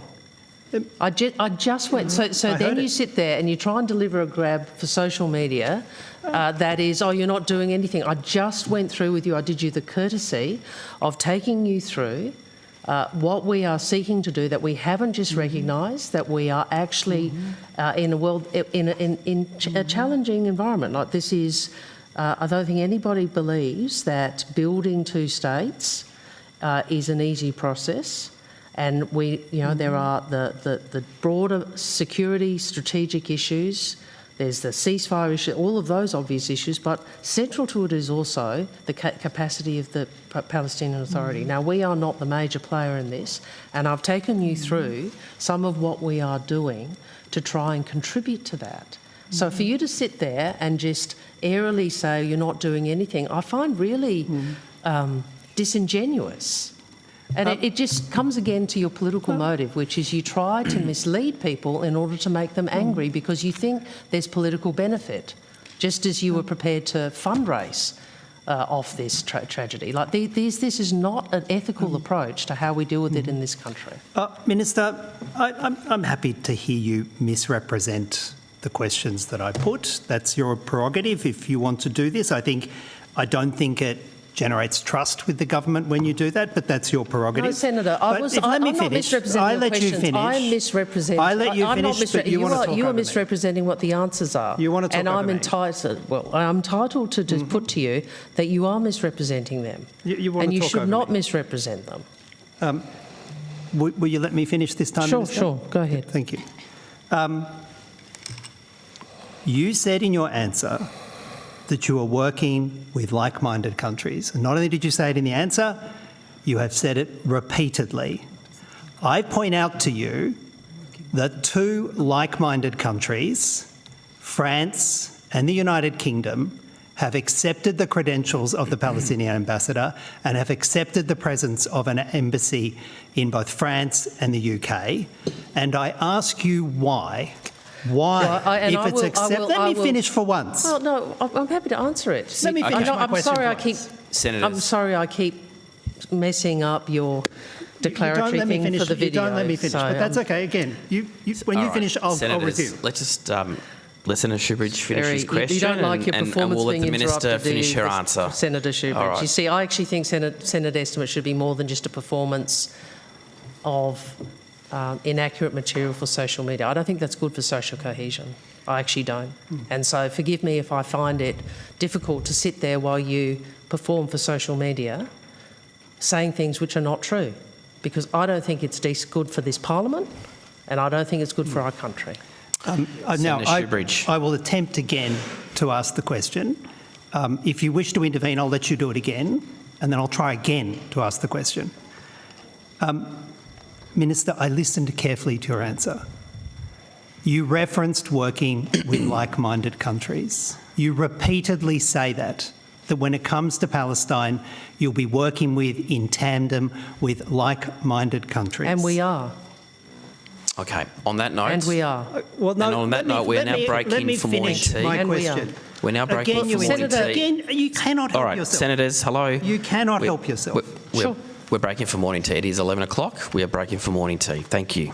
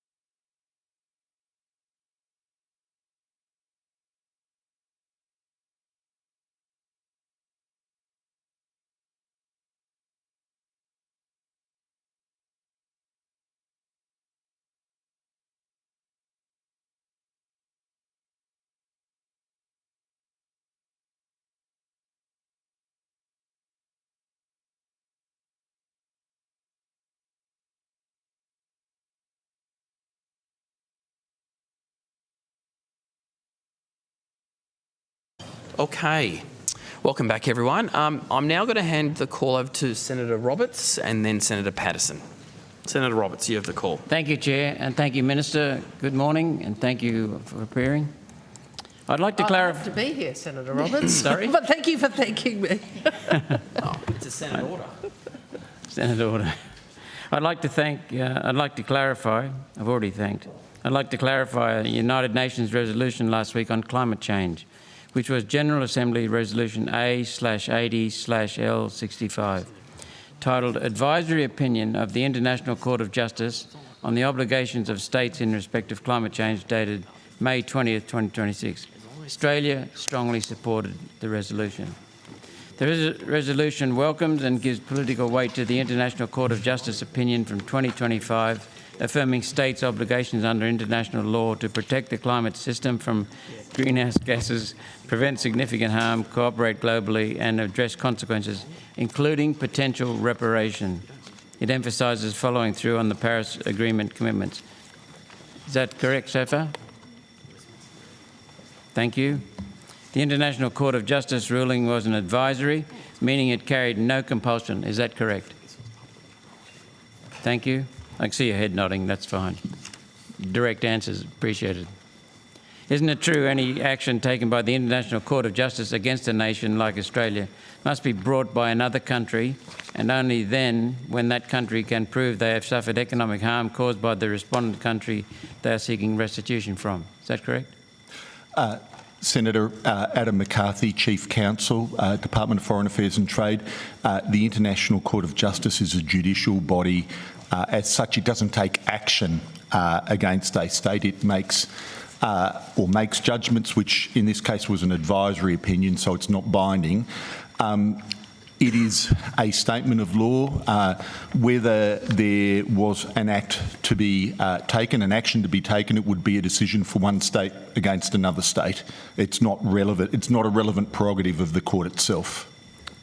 Is it thank you. Is it true that no nation has ever sued another? And is it true this is because proving greenhouse gas emissions are causing another country damage is not possible to prove? Senator, apologies. The first part of your question was that no nation has ever sued another country on this topic. On this, you're adding the qualifier on this topic. I'd have to take that on notice, Senator. I suspect the answer is no, but I'd have to take it on notice. Thank you. The International Court of Justice has never taken action against a country over their greenhouse gas emissions using a proxy such as access to the International Settlement Bank, which is controlled by the UN, because they are an advisory body only, which you've confirmed. Well, we're conflating, I think, two concepts here, Senator. They're a judicial body. Yeah. They're not an advisory body. In terms of the question of the International Court taking action or not taking action, it's not in its prerogative or its remit to take action or to not take action. It makes decisions. Sometimes they're in the resolution of disputes between individual states, and sometimes it is in, as it was in this case, an advisory opinion. Thank you for clarifying. Turning to the Paris Agreement itself, the reason for this resolution, it's only binding because we passed legislation to implement it, and which can be repealed. The agreement itself is not binding on Australia if we withdraw as the USA has done. Is that correct? Sorry, Senator, could you repeat that? Sure. Turning to the Paris Agreement itself, the reason for this resolution from the International Court of Justice, it's only binding because the Paris Agreement is only binding because we passed legislation to implement it, and that can be repealed. The agreement itself is not binding on Australia if we withdraw as the USA has done.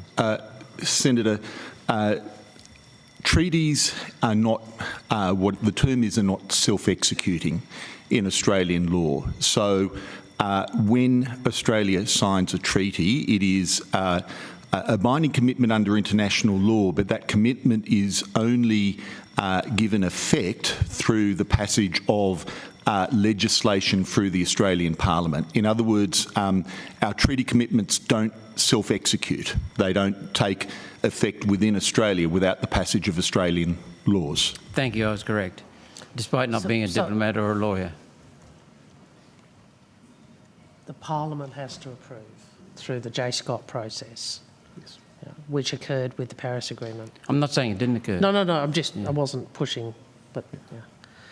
Thank you, Minister.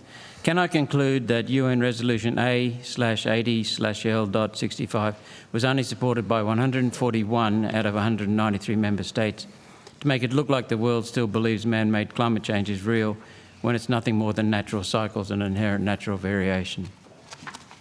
141 out of 193. Is that correct? Sorry, what was the... I didn't hear I don't understand the first part of the question, Senator. I'm sorry. Could you just repeat it again? Can I conclude that UN Resolution A/80/L.65 was only supported by 141 out of 193 member states to make it look like the world still believes man-made climate change is real when it's nothing more than natural cycles and inherent natural variation? I think that's a political statement, Senator. Well, only, meaning the overwhelming majority. That's the first point I made. The second point I make is your views about climate change are well known. They are not shared by most of the world. Thank you. Chair, could I just use the rest of my time to get into the second bracket? I've only done 5 minutes. Well, you've been very efficient, so yes. Thank you.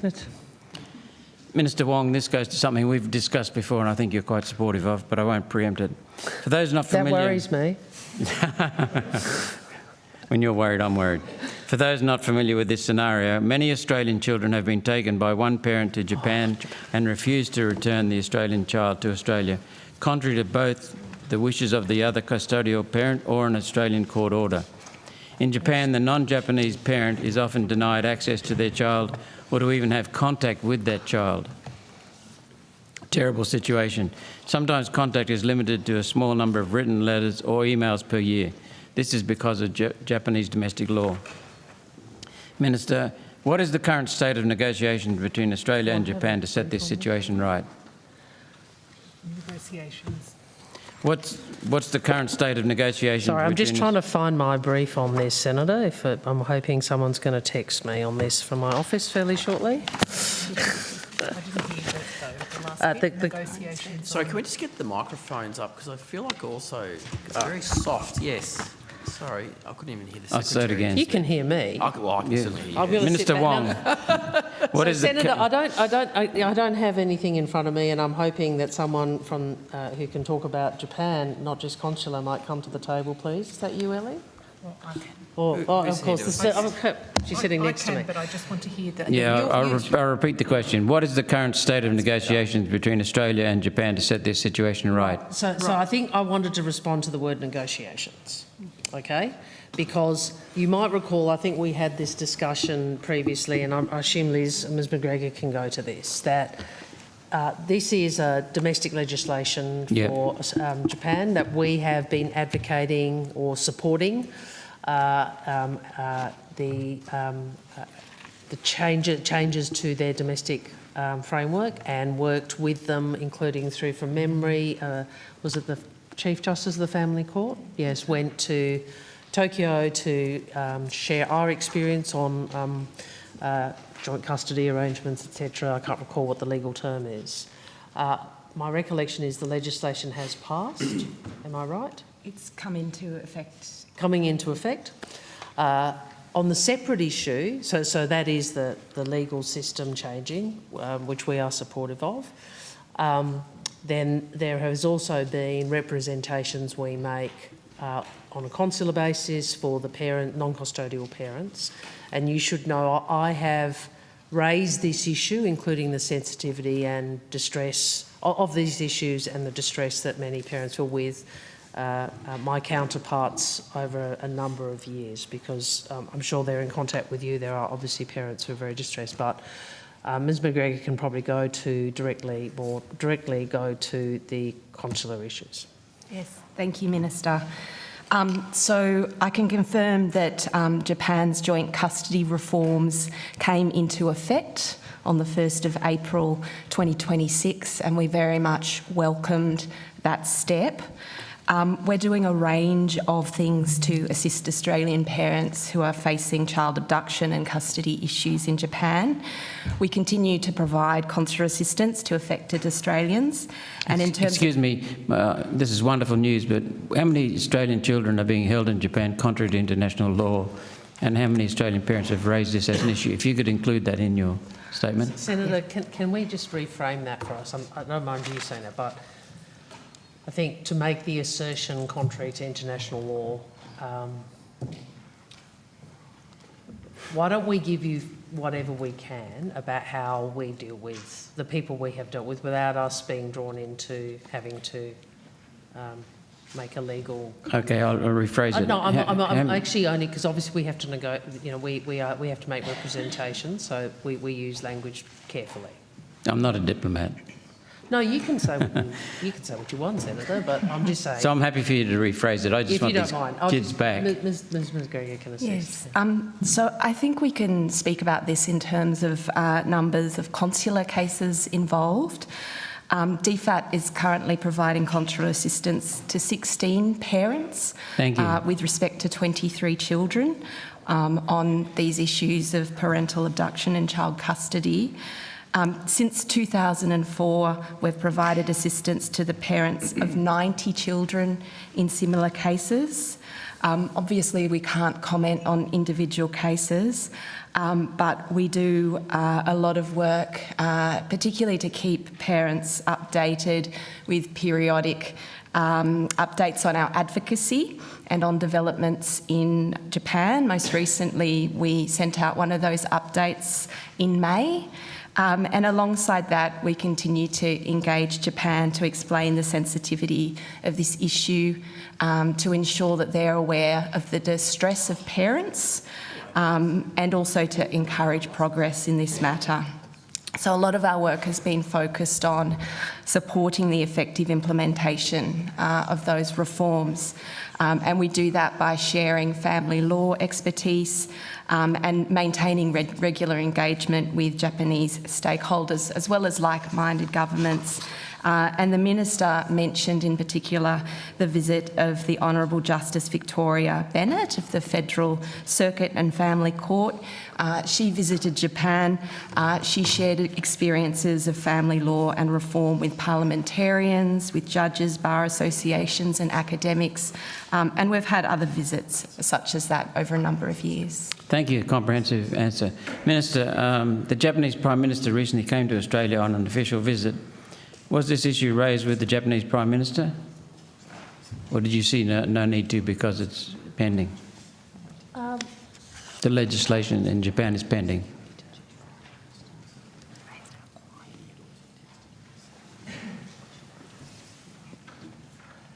Generally, the track for these representations, I will check what I can share with you on that. Obviously, it's the Prime Minister's bilateral, not mine. So, meetings between the leaders. But generally, the track for raising this and keeping it... bubbling? Actually, probably demonstrating to Japan that this is an important bilateral issue and that we have interest in this and we want to keep trying to progress it. It has been me to my counterpart. So, and I've had a number of Japanese counterparts, and it's one of the issues we make sure we continue through at my level and through our diplomatic track to make clear to them this matters to us. So I'll check about what we can, how in terms of Prime Minister Takaichi, but just to be clear with you, it would be me to Minister Motegi, right, and previously Minister Kamikawa, etc., rather than leader to leader in general. Okay, thank you. Are you aware that some law firms in Australia have run seminars to show Japanese parents how to take their Australian children permanently out of the care of the other parent? And it's not in the best interest of the child. No, I wasn't aware of that, Senator. This organised child stealing, use whatever diplomatic language you want, is still happening to some extent with the financial support of our welfare system, which should a non-custodial Australian parent be forced to pay child support to a Japanese parent where the child is being held in Japan contrary to the wishes of the Australian parent and the other family members of a court order. Are you aware of that? I'll be asking questions in another committee. So this is on a law firm's site, is that what we're... Sorry? Where is this information that you're quoting? My staff has advised me. No, yeah, I'm not trying to, but I'm saying, is this something a law firm in Australia is? Yes. Right. We'd be interested to have that information so we can have a look at it. Last question. Hang on. 2 questions. What can you offer to devastated parents in Australia to end this situation of standing by while child stealers thumb their noses at the other parent? Are you expecting any changes now that the legislation in Japan has changed? Can you do more? Senator, maybe I would say that, of course, we haven't been standing by. This issue has been... No, I'm not saying you have been. Well, you did. Excuse me, but I thought that's what you just said in your question just then. But we know we're not standing by. We're continuing to advocate on the particular cases and on the systemic issue. It's been a high priority for the Embassy as well as the Foreign Minister for many years now, and we're continuing to work on effective implementation of the quite historic, in a Japanese context, legislation that recently passed. Thank you. Last question. How keen do you think the Japanese administration is to resolve this? Will they implement the law fully? Senator, I think the change in the law was carefully debated and very intensely worked through in the Japanese system over many years.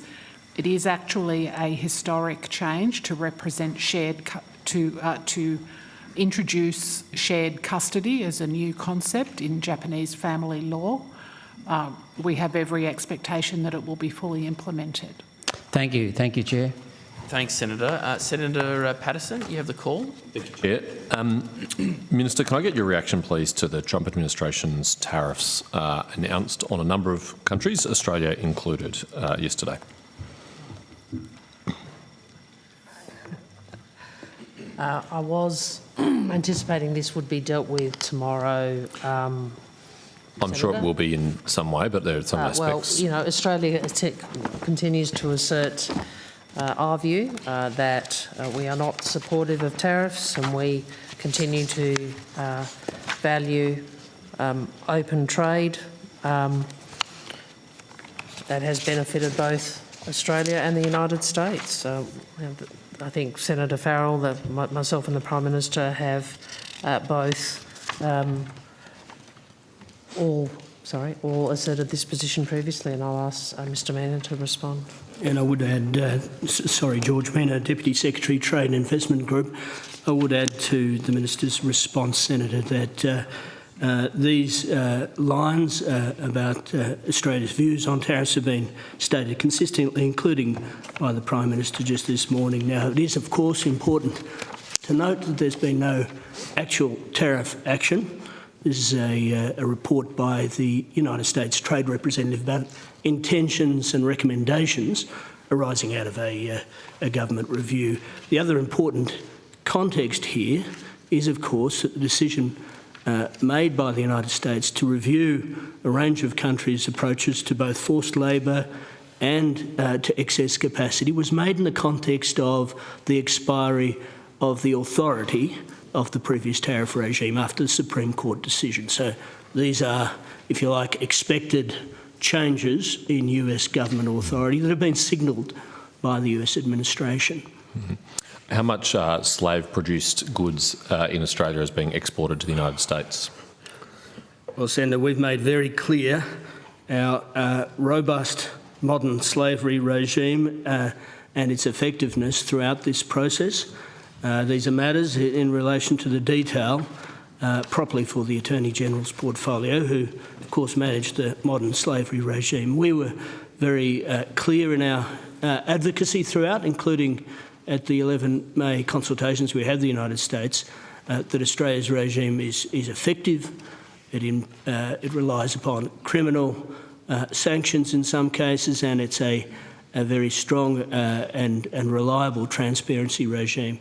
Those matters were taken up by our Assistant Secretary and the Ambassador for Countering Modern Slavery at those discussions with the United States in early May. But it's fair to say that Australia, compared to other countries in the world, has quite robust anti-slavery provisions, don't we? Correct. That is correct, Senator, Yeah. which I think have had bipartisan support. Indeed. And I think it's, it is the government's position that we do not believe there is a basis for these additional trade measures, and that is what we will continue to robustly put. I'd also note that, was it some 60 countries? Correct. 60 countries were recommended in the same tranche. Correct. Minister, did Secretary Rubio give you a heads up that these tariffs were coming at the Quad meeting last week?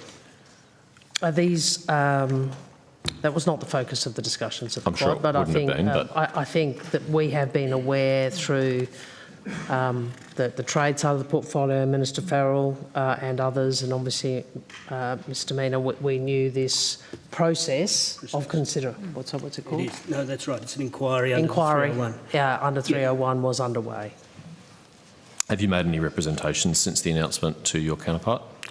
Well, in Minister? fact, Senator, we have at a very senior level, Minister Farrell is in Paris as we speak, chairing a meeting of the world's most significant trade ministers, at which USTR Greer represented the United States, and they had a bilateral meeting overnight, and Minister Farrell was able to make representations on this issue. Thank you, and we will ask more detailed questions in the trade section as is appropriate tomorrow. But just for now, since this is the foreign affairs section, just want to clarify whether the minister has made representations to her counterpart about this. To date, since this was the representations have been made through trade. Yep. Through Minister Farrell. You have a good relationship with your counterpart, though, who's a very influential person in the administration. Do you plan to raise this with Secretary Rubio? When I next, we always seek to advocate for Australia's interests. It is, at this point, something that has been transacted through trade, the trade representation. I hear that, and that's why I'm asking future tense. Well, I'm hopeful. I hope we can resolve it. I hope I'm not in a position where that has to be raised. Well, I hope that too, but if it proves to be intractable... Senator, I don't think anybody, you may disagree with me, I don't think anyone would suggest I'm not in the habit of putting Australia, what are the priority issues for Australia to my counterparts. And so that's why I'm asking the question. This is an opportunity but for you to say... I don't plan... Yes, of course. May I? I'm not going to... we will raise as appropriate and as we judge to be the most effective. Okay. All right. I will let other colleagues pursue that further in trade tomorrow. Moving on to a different topic, relates to passports, if the relevant people are available.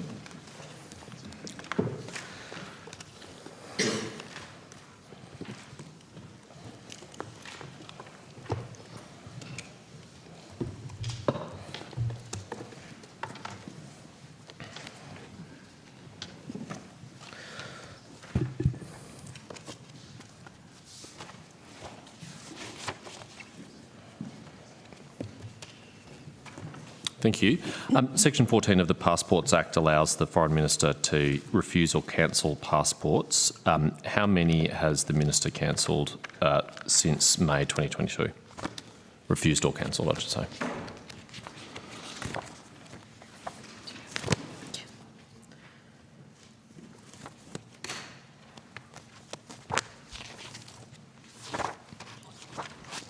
Sorry, Senator, what was the date? It's Swiss Arrows, the executive. Since this government was elected, or since the Minister became the Foreign Minister. Okay. And it was refused or cancelled? Both. Both. If you can break it down, even better. Okay. So Senator Lucille Veneros from the Executive Director of the Australian Passport Office. In relation to cancellations, this is just, the data I hold is in relation to law enforcement and security together, if that's okay with you. So it's actually Section 14 and 12 and Section 13 of the Act. Okay. Is that okay? So for cancellations, in 22-23 it was 50. In 23-24 it was 63. In 24-25 it was 30. In 25-26 it was 43. In relation to refusals, in 22-23 it was 14, in 23-24 it was 10, in 24-25 it was 7, and in 25-26 to date it is 2. Okay.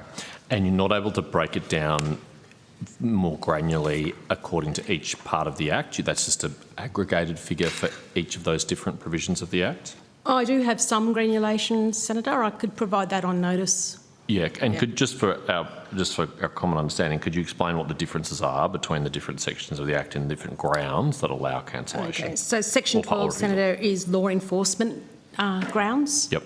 So, and just to expand on that, does that mean a recommendation from the AFP, or does that mean criminal proceedings? It's criminal related. It's in relation to the criminal code. Yes, but is it because someone has been charged or convicted, or is it just a recommendation or advice from the AFP? How does that work? Section 12, Senator, relates to a request for a competent authority in relation to a request from a competent authority related to the person is likely to participate or has participated in activities under the criminal code in Australia, and is being in Australia, and an arrest warrant has been issued or a court order. Yeah, it's not trying to prevent people from leaving the country in circumstances where they're one of the AFP or other competent authority is being. Okay, understood. So that's Section 12. Thank you. Section 13 relates to international law enforcement cooperation matters. Yep. Section 14 relates to potential harmful conduct, which includes national security and non-national security grounds. Yep, sorry, so just coming back to Section 13, international requests, I mean, that's kind of self-evident in the title, I guess, but a partner nation, friendly nation requests a cancellation for some reason. Could you just expand on that? Fundamentally, that another nation would seek assistance, the cooperation of Australia in relation to a cancellation of a passport to facilitate. Can you give me an example of the kind of scenario where that would arise? Sorry, can we tell you? It is in. You should say that. Sorry. It just does, sorry, the question, just in relation to that, it includes matters related to Interpol. Right.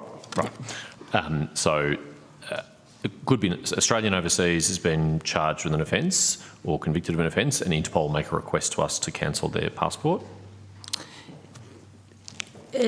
Section 13 specifically relates to foreign passports.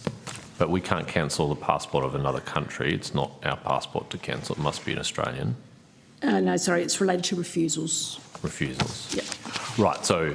Someone who is here who may wish to seek, might have dual citizenship? This is the circumstance, isn't it? Relating to law enforcement cooperation, so on reasonable grounds that a person is subject of an arrest warrant in a foreign country. Yep. And they are applying for an Australian passport, but for some reason we don't want them to have that because that might allow them to escape the jurisdiction or avoid charges or... Right, okay, thank you. So I think of 13 as like the kind of foreign police, foreign law enforcement equivalent of Section 12. Yep. Okay, understood. Yep. And then Section 14, you said was based on security advice. So again, just take me through that. Typically, that's advice from ASIO or another body. So yes, Section 14 is usually at the request of a competent authority. Competent authority can include ASIO, AFP. The competent authorities are listed in the determinations under the Act. Oh, could you run me through who those competent authorities are other than ASIO and AFP? Is it state police bodies or any other federal bodies? So under Section 14, it's an officer of the Department of Home Affairs and the Australian Federal Police and the Australian Trade Investment Commission, although it's quite specific in relation to the Australian Trade Investment Commission. It is the Secretary or SES employee of the Attorney General's Department. It's the Director General of Security or the Deputy Director General of Security. Okay. And in practice, what's your biggest customer there? Who's the organisation that makes the highest volume of requests? I presume it's ASIO?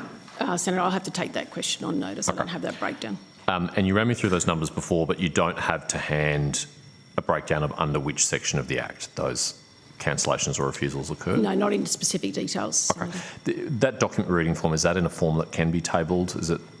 The table I just provided? Yeah, because you read the numbers out, which I'm grateful for, but I'm not confident of my ability to note them accurately. We'll see what we can do. Yeah. Thank you. You want the categories of 12, 13 and 14. I assume that I didn't know the numbers till the official said them, as Venerable said them, so I assume that there is no issue with providing them. Yeah, I'll just look at it as a clean copy. Sure. Yep. Thank you. That would be grateful for that. Okay. All right, moving on to a related issue. The DFAT website advises that another person can pick up a passport on their behalf if, and I quote, photo identification showing their name, photo and address and written authorisation is provided. Is there any other circumstances where someone can pick up a passport on someone else's behalf? Thanks, Senator. So yes, passports can be collected by a person, but it is on the basis of a written authority. We have a standard form that we provide to individuals to make sure that information is captured and that person has the authority to pick up the passport on their behalf. So if I present to a passport office and ask to pick up someone's passports without that authority, you would say, no, you can't? That's correct. Right. Is there any policy on or a limitation on the number of passports I can collect? Can I pick up 20 passports if I've got 20 forms filled out? No, Senator, as long as you hold consent or authority to pick up those passports, you can pick them up. Thank you. Do you have kind of anti-trafficking measures in place to make sure that, I'm not, to Senator Roberts' questions before about the issue with Australian children in Japan, that I'm not seeking to take someone out of the country that I shouldn't if they're a minor? What's the restrictions on handing out a minor's passport? Yeah, so for children, Senator, there's additional checks that are undertaken. In Australia, we do require the parental consent of all parents or all individuals with parental responsibility. Where some of those individuals may not be available, there's additional checks that are undertaken to make sure that all parents have given the authority to either apply for that passport or for someone to pick up that passport on the child's behalf. So if I'm not a parent and I'm picking up a minor's passport, in addition to that standard form that I'm picking up a passport on behalf of someone else, I also need an additional piece of evidence that I'm permitted to pick up that child's form, or is it dealt with in the same form? It's the same form, Senator. It's just that we just make sure that we've got all the correct individuals with parental responsibility providing us with the So you would permission. then check with that minor's parents that I'm specifically authorised to pick up that child's passport? Or the person who holds legal responsibility or has been authorised to represent that child. Yep. So sometimes there are court orders or there are other legal arrangements guardian, in place. For example. Guardian, if there are no parents or parents are not available, a grandparent, something like that? Correct. Yep. How do you determine, how do you determine the validity of those kind of claims? The legal guardian authorised me to pick this up. Yeah, thank you, Senator. We do work with the courts to make sure that there's court orders or guardianship arrangements in place. Yep. And those things, then we check those documents. It's part of our assessment process.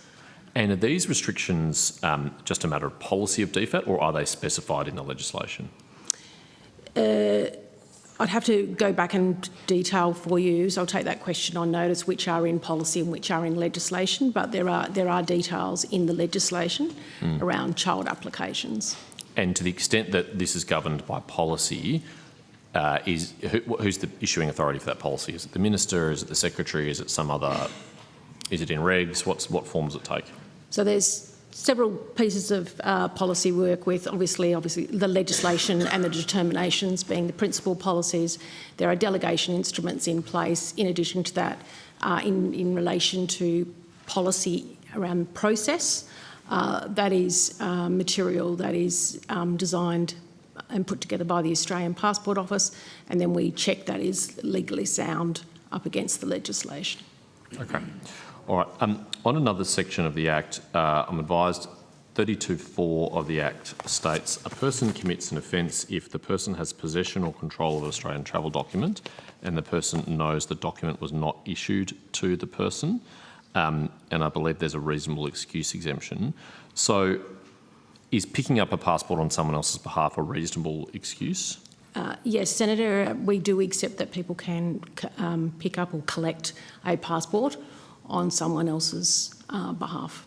Yep, and is that defined legislatively or is it just policy? Senator, well, the policy provides for someone else to have a passport, but they've got to have a reason, as you rightfully point out, they've got to have a reasonable excuse to have that passport. Right, so reasonable excuse is not defined, it's just a matter of policy. Yeah, so reasonable excuses, yeah, correct, it's not defined. And a decision maker, just the relevant passport official who's dealing with the person, or is it?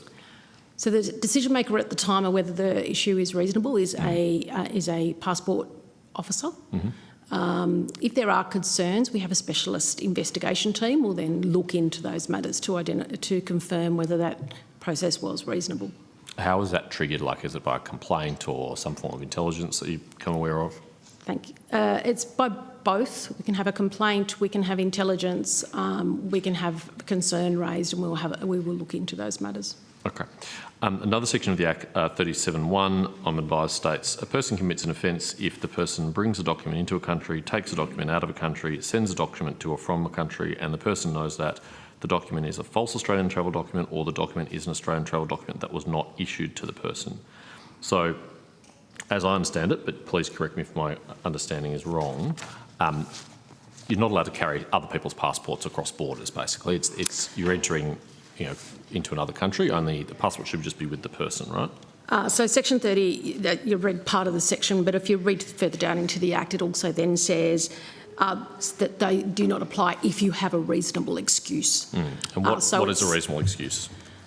So, for example, Senator, often travel groups will travel, and the leader of that travel group will take people's passports to facilitate border access across a border. Another reasonable excuse would be that you do have the consent of the individual to carry the document across the border, and that you're doing so to give it to that individual for the purposes of travel. Again, is that defined anywhere in DFAT documentation, or is it just policy? Like, how is that defined? So, Senator, to do anything else is an offence under the Act. So there's an evidentiary burden about whether the excuse that the person had the travel document was reasonable. Areas where it may not be reasonable, for example, is in relation to we've had individuals carry passports for the purposes of human trafficking. Indeed. So how does DFAT, though, enforce this? I mean, once you've given passports to someone who's there to pick them up on behalf of someone else, how do you then know what they do with them? How do you know that they cross any international borders and whether or not that was for a reasonable excuse? So thanks, Senator. Once we issue the passport, it is a responsibility of the individual to look after that passport and to manage it appropriately. We would be advised, in terms of when they're moving across borders, that is the matter for the Department of Home Affairs. In relation to if there was just on that, is it a matter for the Department of Home Affairs? I mean, if someone crosses an international border not controlled by Australia? If they're leaving an Australian border, that is something that fits within the Department of Home Affairs responsibilities. Granted, absolutely, but that may not be the only border that they cross. They may cross other borders in their journeys, and obviously Home Affairs doesn't have oversight of that. So, Senator, we don't monitor people's movements once they've been issued a passport, but if matters were brought to our attention, we would investigate those matters. Right, so it kind of relies on a complaint or a report or some other kind of, you don't have a proactive policy of assessing whether this is being adhered to? Yeah, it requires a complaint or some form of intelligence. We may receive information from another country, for example, where concerns raised. How often do you receive that kind of intelligence? Is it common or uncommon? I'd have to take that question on notice, but we do work with our law enforcement agencies, with our national security agencies, and we do work with other countries on passport-related matters, particularly. Yeah. If you are taking that on notice and you can specify how many times it was raised or investigated, in aggregate over the last couple of years, that would be helpful. Do you also rely on media reports? Like if something comes to the department's attention from media coverage, is that a reason to investigate? Senator, it depends on the nature of the concern that's being raised. So potentially is the answer, or sometimes you might? Potentially, yes. Can you remember instances in the past where you have launched an investigation because of a media report? I would have to take that question on notice, Sure. Senator.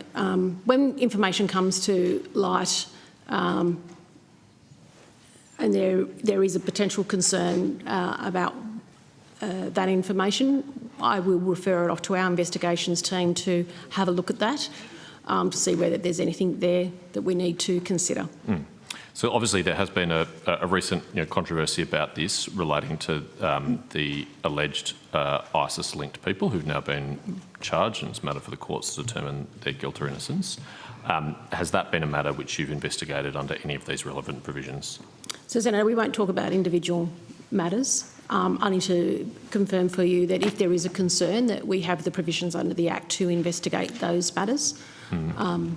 And we would do so. Why can't you tell me in this individual instance, in this specific instance? We just don't. We don't talk about individual passport-related matters. I'm not asking you for any of the names of the individuals, but just this general instance. It's been kind of a controversy in the media over recent months. Yeah.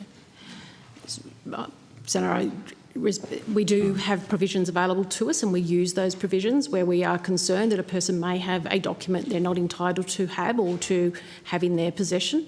Where there are concerns, we will investigate those matters. But for Australians who are concerned about this, and there are Australians who are concerned about this, what can we say to satisfy them that the department's taking this seriously, it's investigating it, is on top of it, it's confident the law has not been breached, it would investigate if they believe the law has been breached? What kind of specific reassurance can you provide people about this? Senator, as I said to you, we do have those provisions available to us under the Act. We have an investigations team. If a concern is brought to our attention, where an individual may have access to travel documents in which they're not entitled to, or to carry those documents in which they're not entitled to, we would investigate those matters. Sure, but I'm not sure like a general purpose assurance is going to satisfy people who are worried about this. Can you give me any more specifics about this instance that will give people confidence that the law has not been breached in this instance, or if it has, that it is being dealt with seriously? Fiona Webster, Acting Deputy Secretary of International Security, Legal and Consular Group.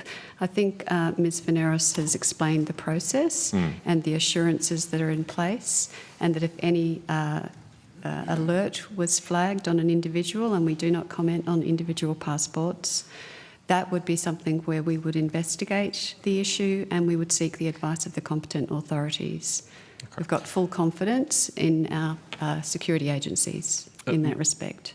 Yeah, although this isn't necessarily a matter for our security agencies, isn't it? This is, I understand from the evidence earlier, this is a DFAT question.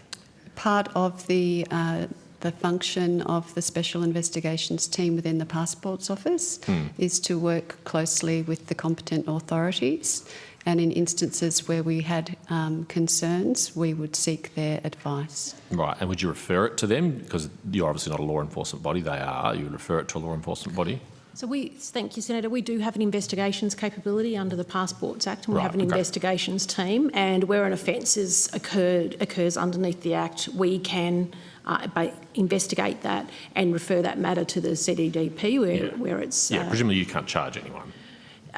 No, we work with law enforcement. So but we can investigate and pursue matters under the Passports Act, and we do. Minister, have you asked your department whether they've done any investigations into these ISIS-linked individuals and whether there's been any contraventions of the Passports Act? The focus in relation to the passports for the cohort you're describing was whether or not Section 14 of the Act could be utilised. And as you've gone through, and we've had this conversation before, any Australian can apply for and is legally, and if they meet eligibility entitlements, they're entitled to be issued an Australian passport. That's a legal entitlement. As you've identified, there are sections of the Act. The relevant one here is Section 14, where a set passport can be refused or cancelled on security grounds if a competent authority, and we've gone through that, ASIO, AFP, etc., requests it. No such request has been made by a competent authority. I think Minister Burke has made that clear publicly, and it has also been made clear, reported publicly. I requested that that competent authorities, that is security agencies, look at these applications. And in response to that request, I was advised there were no grounds to refuse the passports. Obviously, if there was a legal basis to refuse the passports, we would have done so, as we have with the very many passports that have been cancelled under these provisions previously. But obviously we don't, and we're not able to, nor would I ask officials to act outside the law. Sure. So you're confident that there haven't been any contraventions of these relevant provisions of the Passports Act for this Well, that's ultimately something that investigating, but would have to be investigated, but also prosecuted. But the primary way in which you would deal with this is the way we sought to deal with this. I have power. The person in this job has power under Section 14. Is to request to seek whether or not there is any advice from security agencies that enable that power to be used. And as I've said, I sought that advice, but there was no grounds to refuse the passport. Okay, yeah, I have also asked questions about passport refusal, but I'm now asking about this question of people picking up passports and taking them across borders, which can be an offence under the Act. And you have just answered in the specific about this cohort in relation to Section 14 and whether you can cancel or refuse their passports, and you say you weren't able to. Can you answer in the specific in relation to Section 32 and Section 37 about whether or not there have been any investigations about this cohort? I think departments answered that as far as they can. Well, the department said they couldn't answer specific cases, but you have just spoken to the specifics of this case in relation to another section of the Act. So if you can answer it for Section 14, can you also answer it for Section 32 or 37? I mean, I think they're very different situations, and we will see what we can get. I would make the point to you, though, the point I was trying to make is the provisions you refer to, which are not the way in which the Minister would usually engage with passport refusal. So you've asked questions. I'm not asking about passport refusal at this moment. The provisions you're asking for are in Commonwealth legislation, but they're not enforced as a matter of law by DFAT. Well, that's why I asked those questions, and the answer I understood from the department was the department does investigate. No, they breaches. can, but that she then said it had to be referred to prosecutorial authority. So we're not the law enforcement body here. So what I was trying to explain to you is the way in which the Minister usually engages in this. Well, I usually engage, but whoever's in this role with passport cancellation is not through those processes. It's through those enumerated provisions in the Act which give the Minister power in certain circumstances. Yes. And these matters have been reported publicly and I was referencing them. Yes, thank you. I'm grateful for that. And I appreciate the candour in relation to Section 14. I'm just seeking the same equivalent candour in relation to Section 32 and Section 37. What is the question? Has anyone been investigated by DFAT under Section 32 or 37 from this cohort? Anyone from this cohort? Yes. So again, Senator, we don't comment on individual cases, but I can speak to the process. Before you do, I mean, I've heard you on the process, but the Minister did just comment on specific cases. Yes, that's why I'm directing the questions to you. Well, I don't investigate. This is not a process with which I'm engaged. I engage with the provisions of the Act which require ministerial decision making. So how can you be satisfied then that there haven't been any breaches? Senator, I can be satisfied that I discharged my role under the Passports Act.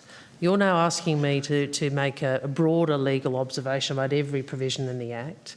No, just two. No, Senator. officials have sought to be as helpful as they can. If we can provide anything additional, we will have a look at it. Thank you.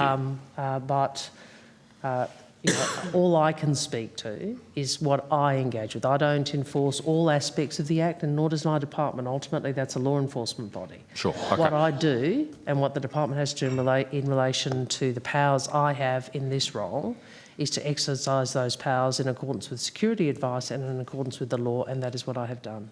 Okay. I know the Chair want to rotate the call, but just a final question then on this. The referrals that you make to competent authorities in relation to this Act, is that recorded anywhere? How often you've done that, how many instances you've done that, when you've done that? Not in a systematic way, Senator. I think, just to explain, when an individual has an alert placed on them, i.e. there may be someone of interest, that is flagged in the passport system. When that does occur, we would then engage with the relevant authority, and that alert can be put on by the Australian Passport Office or at the request of a competent authority. And then we would work with them and seek advice about whether they had any intent to pursue actions under Section 14 of the Act. Okay. Can I ask you then just to take on notice whether there have been any referrals to the CDPP or the AFP or any other competent authority under Section 32 or 37, not in any specific cohort case, not divulging any individual circumstances, but just an itemised, over financial years or however you break it down? Over years, I can say, Senator, is that we have referred matters to CDDP in relation to Section 37 and I believe it's 32 as well. But are you looking for numbers? Yes, if you could take on notice. Okay, I'll have a look to see what we can provide. Data that's not, because obviously we don't want to compromise any investigation or any legal proceeding. Yeah. Yes. But that might be, that is non-attributed data. So data that doesn't identify which individuals. Yes, I'm not seeking information. We'll have a look at that. 7 referrals in 2022 and 14 in 2023, whatever the numbers are. Under those particular sections, correct. not the Section 14. No, just 32 and 37. Before you move, Chair. Oh, sorry. No, it's okay. Do you want to? No, it's all good, Minister. I wanted to respond to Senator Patterson's earlier questions on Taiwan before. I understand he's yes, thank you. not That'd be here great. after lunch. Is Thank that all you. right, if I may? Sure. Since our discussion earlier, I can confirm we have been engaging with New Zealand. Australia supports the statement made from the Office of Minister Peters, and we express Australia's concern over these developments. Australian officials will also make representations on this, both in Beijing and Canberra, including our view that placing pressure on parliamentarians is not appropriate. We agree with the principle expressed by New Zealand that members of parliaments, including the Australian Parliament, are free to make their own decisions about their travel independent of government. Travel by parliamentarians to Taiwan is a long-standing and appropriate practice and consistent with our One China policy. Thank you. Thank and you, Chair, Chair. just before we rotate the call, Minister, thank you for that answer. And can I associate the opposition with those remarks and offer our bipartisan support for that position? I think that's a very important statement. Thank you. Thank you, Chair. Okay, thanks. I appreciate you giving me some time to... Thanks, Minister. Now, I understand, Senator Patterson, I will come back to you a bit later, but it's 1 o'clock. I know you've got another block before you have to head off. I'm going to go to Senator Pocock now. Thank you. Senator Pocock. Thank you very much, Chair. Thank you for your time this afternoon now. I've got some questions about Australia's response to the global Sumud flotilla, and was interested what specific allegations of mistreatment of the 11 Australian citizens on board the government has received or become aware of. Can we just get officials, the right people today, David? Thank you. Up to Senator Pocock.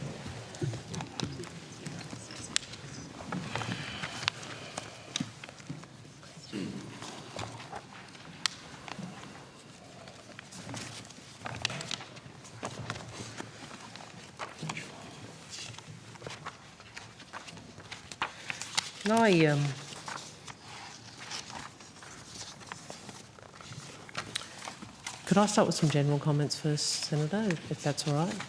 Before we go to officials, I want to express This government works to stand up for Australians at home and overseas, that we advocate for the interests and well-being of Australians overseas, and we work to step in to help those in need. Obviously, consular teams are there in times of grief, crisis and tragedy.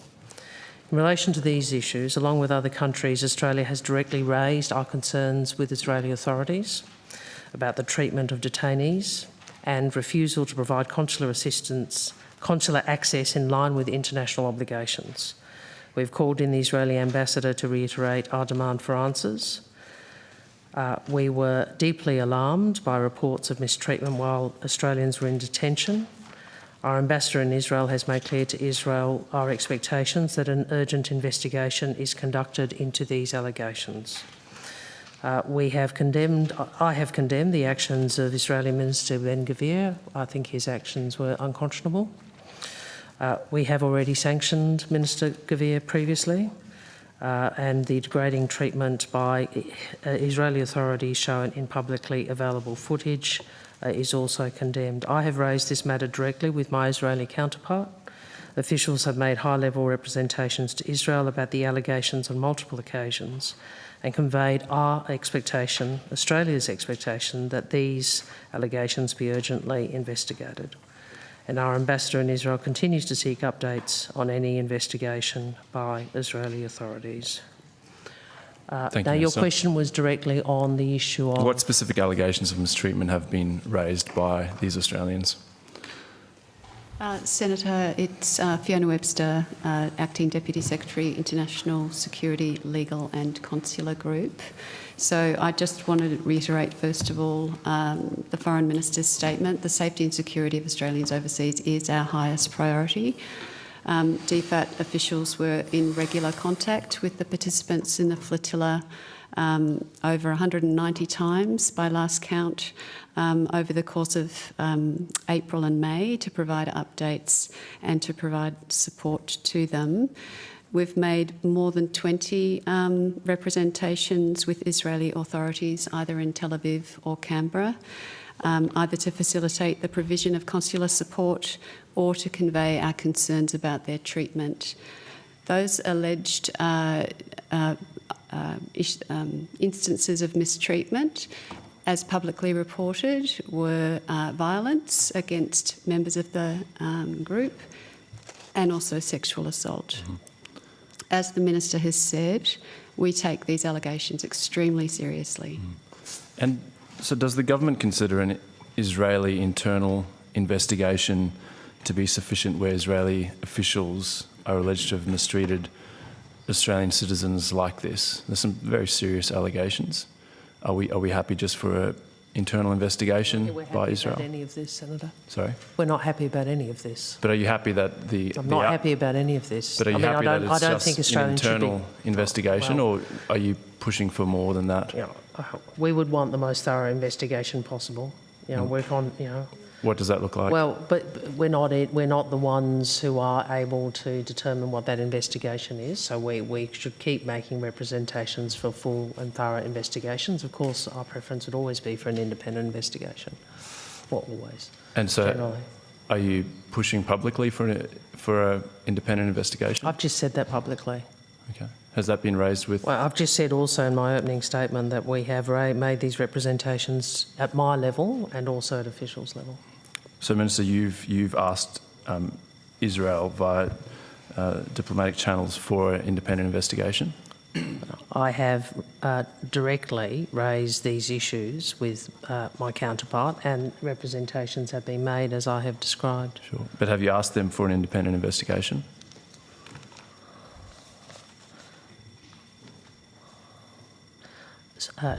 I think the phrase we used... I think in relation to the representations we've made, we've asked for an urgent investigation, and we would, of course, want that to be thorough and in line with international norms and expectations. We've made that extremely clear on several occasions. But an urgent and thorough investigation by Israel into allegations against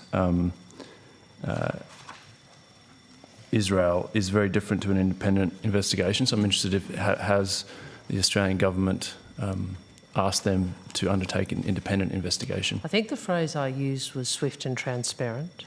Of course, we would prefer, and I'm sure, my assumption is that the Australians concerned would prefer an independent investigation. Given it, I think the first point is to get a transparent investigation. Sure. We need to keep advocating for that, and I understand other countries are putting a similar position to the Israelis. But Minister, surely one of the concerns for Australians would be that they've heard you say at Senate estimates that we would like an independent investigation, but the government hasn't even asked the Israeli government to consider an independent investigation. Senator, we don't yet have. We are pressing for a swift and transparent investigation. That I would like to see that. I think, and so would other countries. Of course, you would prefer in these circumstances to have an independent one, but I would rather have an investigation that is transparent than no investigation. And so we need to keep pressing for that. So I'm not trying to. This is a question of. This is not a political point, Mr. Senator Pocock. We all would prefer that, but what we have to also try and press Israel for is an investigation that is transparent, and we will do that. But Minister, if we would all prefer that, why haven't we asked Israel for an independent investigation? You don't get what you don't ask for. Well, I've answered the question. I mean, the first thing to do is to try and keep diplomatic pressure on for something to occur both swiftly and transparently. And that's something I think we have to work with other countries to try and achieve. Sure. But Minister, my question is, if we would all prefer an independent investigation, why has the Australian government not asked Israel to undertake or commit to an independent investigation? The Minister has made it very clear that we've asked for an urgent, swift investigation and also a transparent one.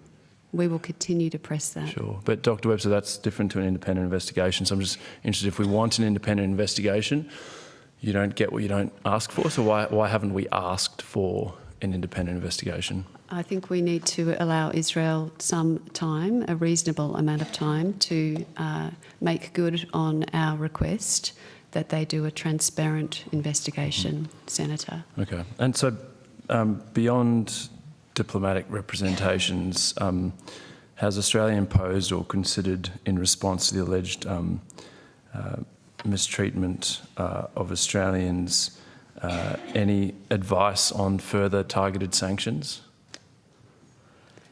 We've already sanctioned Minister Ben-Gvir, who was the minister who was shown in that, in the video, behaving utterly inappropriately. We have earlier this week issued additional sanctions. They are in relation to settlements in the West Bank, and they go to our principled position, which is settlements are not consistent with international law and are not consistent with and are an obstacle to two-state solution, and that we with other countries, I think the EU and France have already imposed those sanctions. New Zealand did with us. So there's coordination there.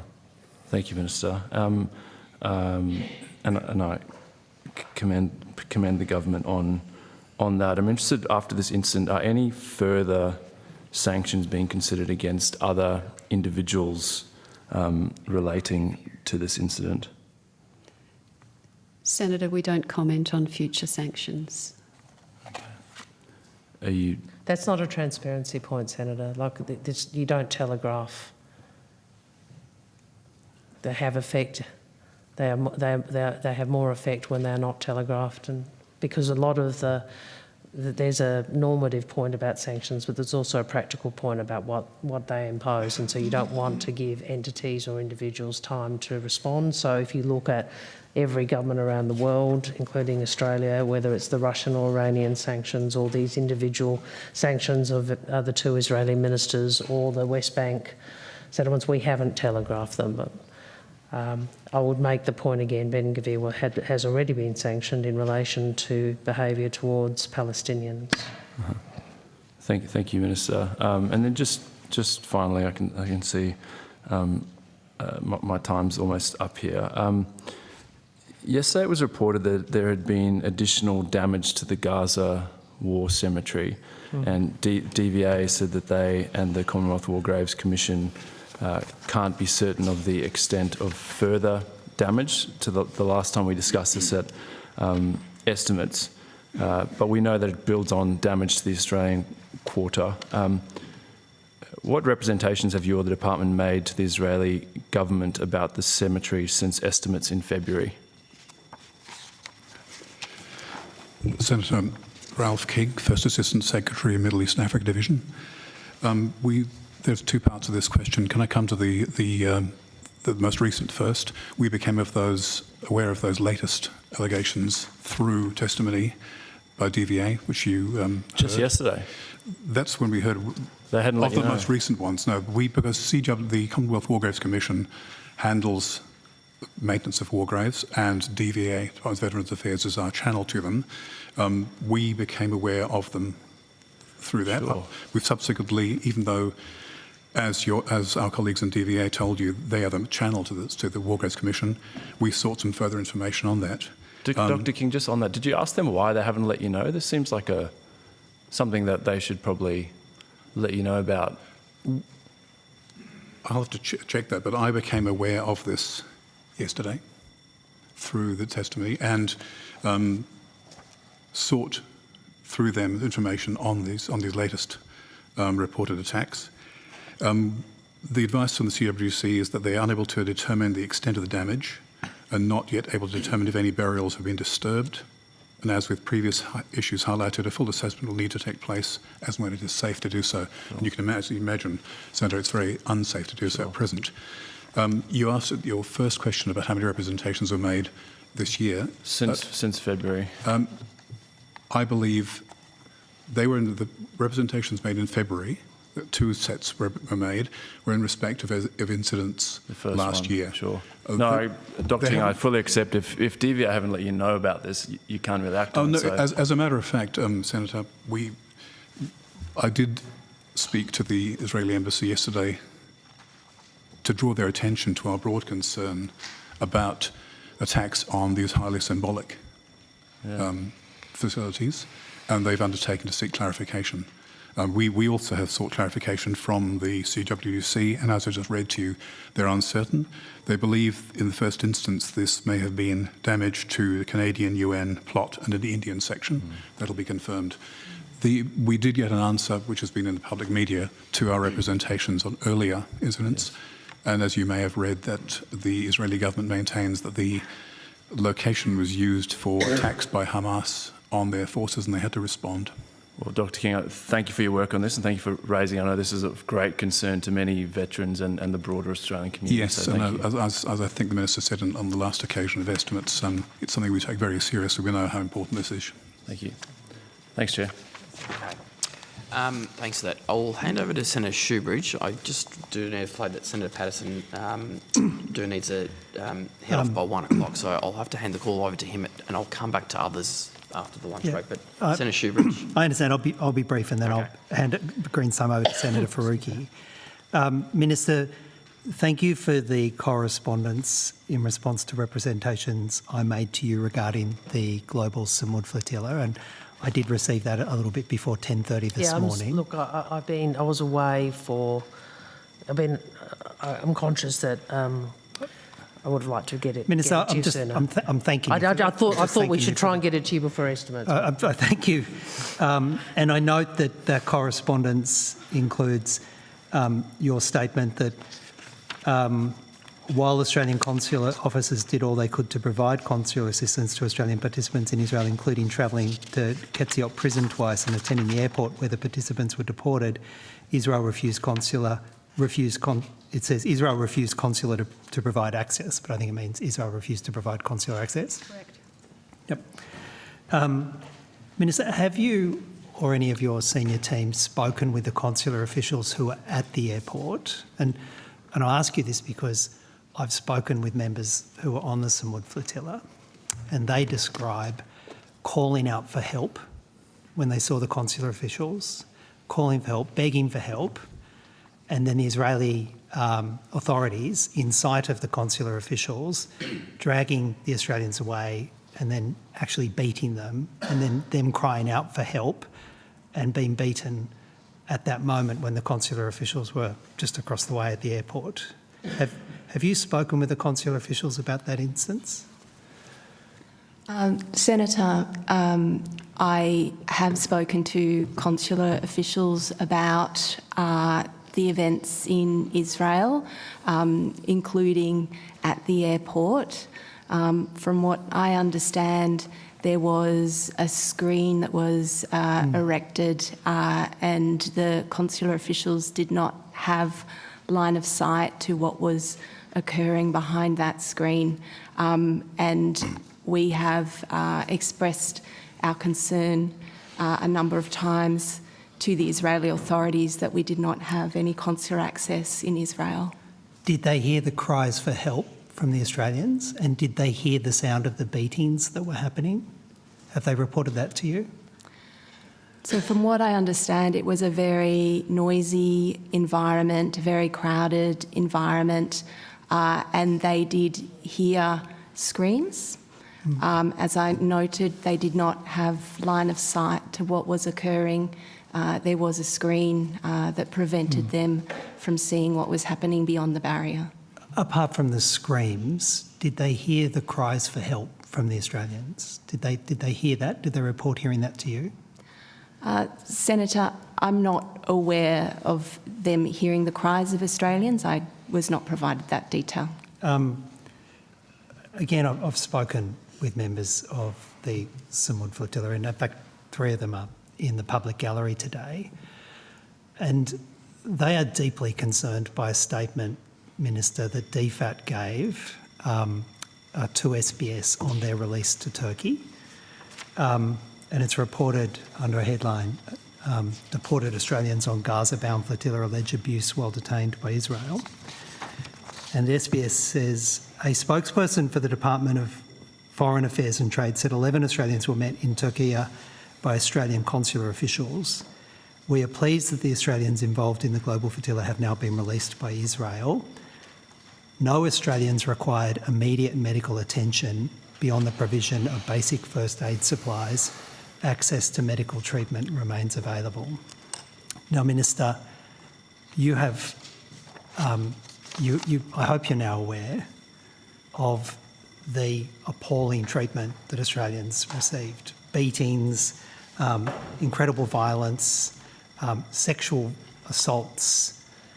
How on earth is it that DFAT put out that statement minimising the trauma and violence visited upon Australian citizens, seemingly, it looks, relying on statements from the Israeli state over the direct pleas of help and statements from Australians? I don't accept. I mean, there are a range of propositions and accusations you just made. I don't accept them. What I do accept is, or what I do believe, is that there have been, people have been mistreated, and that is unacceptable. And I outlined, I think before you came in, the responses we have engaged in, but I would ask in the specific about, I think it was an SBS article, is that the report? It was. I'll ask the department to respond to that. Minister, well, can by all means, Senator, let me just allow the department to I'm happy respond. to give you a copy of the article if you'd like it. Senator, I'm asking the department to respond because you said yourself in your question it was a DFAT statement. So, thank you. They have the right to respond. So, Senator, in relation to that statement, and it was part of a broader statement, and I think it's important to take it in context. The response followed fairly well-established process. We have where there is an incident that has occurred overseas, and there's a high level of public interest in whether any Australians have been seriously injured or might have died in that incident. At the time, we were responding to many media questions that reflected quite grave concerns about the welfare of these individuals, and without identifying individuals, I would say that factual information was provided confirming that on arrival in Turkey, the individuals had not indicated they required immediate medical attention beyond basic first aid. The media response then went on to say that Australia has raised serious concerns with Israeli authorities about the alleged treatment of detainees and delays in providing consular access. So there was certainly no intent to minimise any of those allegations that had been made. Well, Minister, I'll just repeat what a DFAT official said to SBS. Senator, no Australians required immediate medical attention beyond the provision of basic first aid supplies. Access to medical treatment remains available. These Australian citizens were part of a series of people who were the subject of taser use, beatings, denial of food, denial of water, held in prone positions and sexual assault. And when their government makes a statement, when they're finally released, that no Australians required immediate medical attention, minimising the appalling treatment they had. Senator, please. I've got to tell you, it was insulting to the experience. And on what possible basis did you make that statement? I didn't make that statement. And the official, I am not, the official has responded to the assertions, okay? Now, including some of the assertions you made about intent, which is not accurate. So I understand the distress, I understand the anger, but can you please, instead of reading out your next prepared statement, have regard to what the official has just... Well, Senator, it's true. Can you please have regard, even if you don't agree with what the official has said to you? I have. Committee. Well, you Minister. haven't, because you're continuing to assert something which he has made clear is not the case. Minister... So you can't keep doing that. Minister, Julie Lamont, Gemma O'Toole and Niamh O'Connor are present in the public gallery. They and other Samud participants would seek to be able to express to you directly the appalling treatment that they've received, to make clear their deep concerns about these statements, and would seek to do that with you directly. I believe they're entitled to an apology, but they are at least entitled to an audience. Will you meet with them? Well, Senator, will you discuss it Senator, with them? I don't respond to requests that are made in a political forum like this from a political party like yours. I'll respond directly to the people concerned. Well, they're right there. Well, Senator, I will respond directly to them, not through you. I'm advised until today, and I understand they've issued you've issued a press release with them, which is one of the ways you can ask to meet, that I have not had a direct request to my office to meet with me. And I will consider that appropriately, rather than through this forum and through a media press statement. Chair, okay?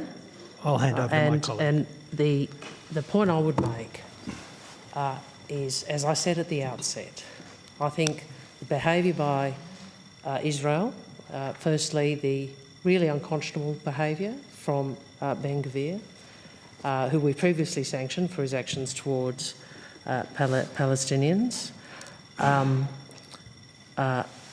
the failure to provide consular access, the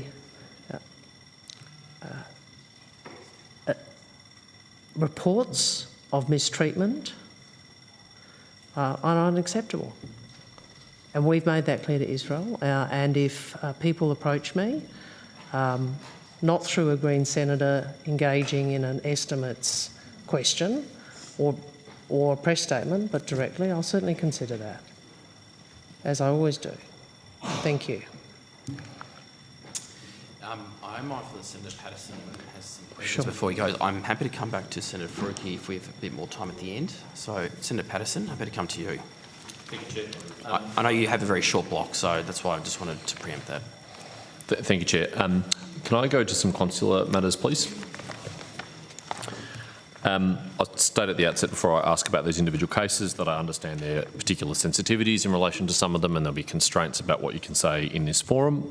But nonetheless, I'd appreciate some updates. Firstly, on Dr. Yang Jun.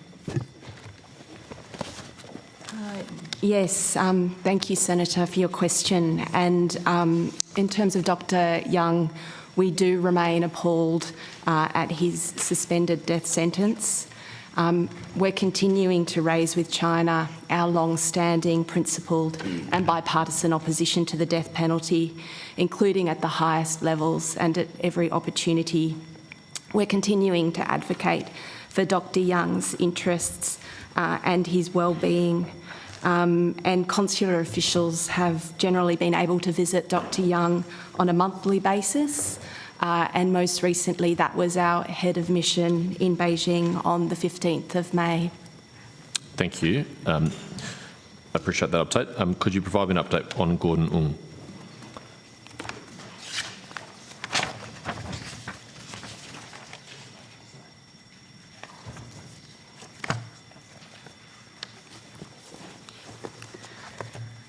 Of course, Senator.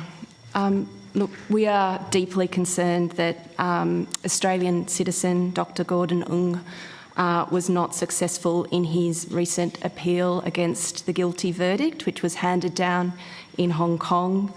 The Australian government will continue to advocate at senior levels in support of Mr. Ung's best interests and welfare. We have sought consular access to Mr. Ung. We do not have that given he is a dual citizen. And we continue to express our strong objections to both Chinese and Hong Kong authorities on the continuing broad application of national security legislation, including its application to Australian citizens. And as I noted, we've not been provided consular access to Mr. Ung because authorities consider him a Chinese citizen. We do receive updates on him, though, in terms of his welfare through family. And what do you understand his welfare to be? So there are no concerns about his welfare. I wouldn't go into further detail here out of respect for his privacy. Fair enough. Can I ask for an update about Mr. Oscar Jenkins, please?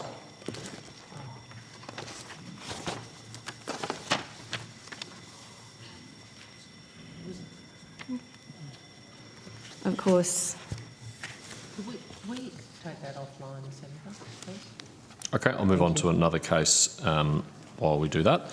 Could I ask for an update about Mr. Robert Pether, please?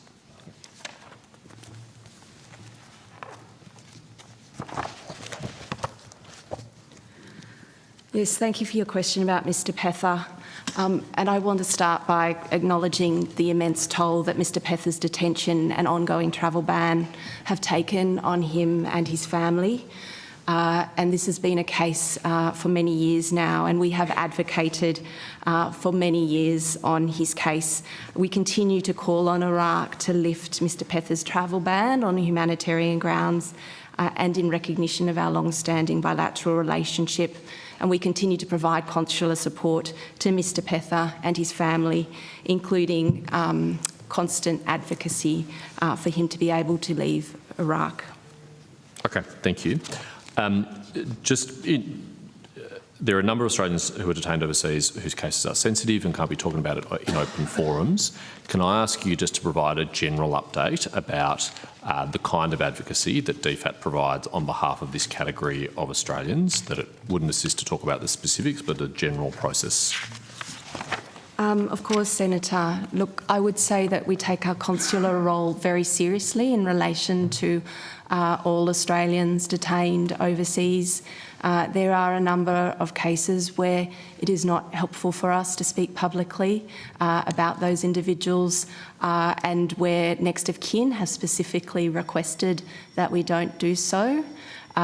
We advocate with relevant authorities for the well-being of these individuals, to ensure that they receive justice and there is due process and their rights are respected. And we continue to ensure through our rigorous complex case framework that no case falls between the cracks by ensuring that we have processes and oversight and policy governance so that each case is assessed on its merits, and we put the interests of our consular clients at the centre of that process, and our advocacy reflects their best interests. So just to kind of reassure people in the community who have concerns about Australians who may be detained overseas, just because the government's not able to provide public updates about them and just because we can't reasonably ask questions in this forum about them, that does not mean that they have fallen off the radar, that they are not of importance to the Australian government, that you aren't concerned about their welfare or providing regular updates to the Minister about their circumstances. That is correct, Senator. And in many of these cases, it's quiet, consistent diplomacy that achieves outcomes for our clients and sees them able to return home to reunite with their families. Okay, thank you. And before I move on to another topic, so I just want to quickly return to Mr Jenkins. You're about to provide a general update about his circumstances.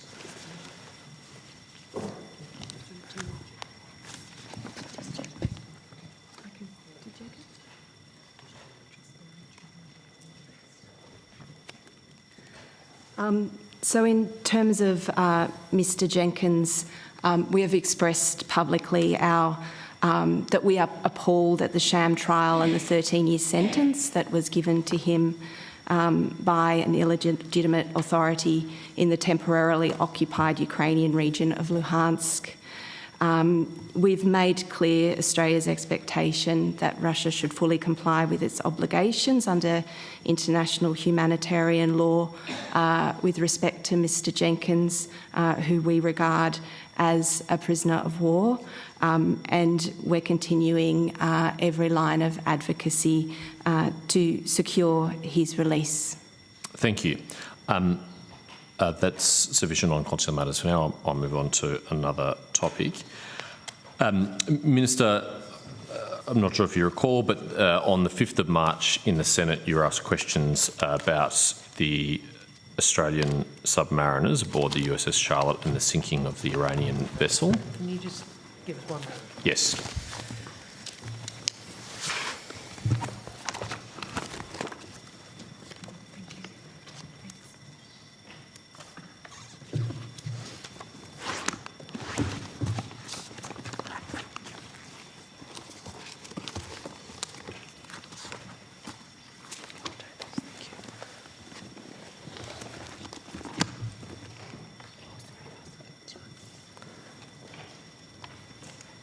Yep. Thank you. So it was on the 5th of March you asked in the Senate about the sinking of the Iranian vessel in the Indian Ocean by the USS Charlotte and whether Australian submariners were on board. And you said, and I quote, "For operational and security reasons, we do not disclose specific information regarding Australian personnel." Is that still the government's policy? I do remember that, and I also recall, and I think you might have asked me subsequently as well, or maybe one of your colleagues, that is the usual practice for operational reasons. On this occasion, I think we made clear that the PM determined following an NSC meeting that it was in the public interest to disclose the presence of Australian personnel, and that was done. The very next day. It's a very quick turnaround from you telling the Senate that you could not disclose that information to the Prime Minister disclosing it in a Sky News interview. No disrespect to Sky News, fair question to ask, but if you can't tell the Senate, why can you tell Sky News about operationally sensitive information? I think I just answered that.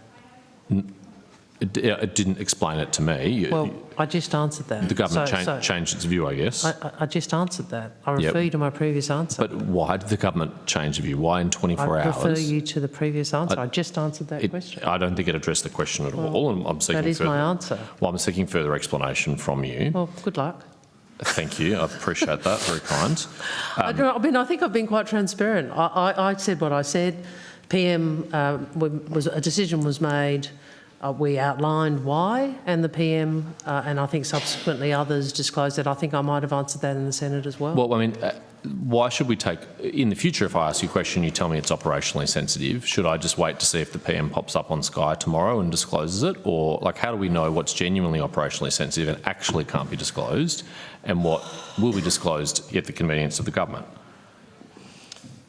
There are so many things I could say about the way in which classified information was used under the government you were a part of, although I acknowledge you weren't a minister for political purposes, but I'm going to refrain from doing so, Senator. It's very restrained, I know, out of courtesy for you and the fact I think you've got to go at lunchtime.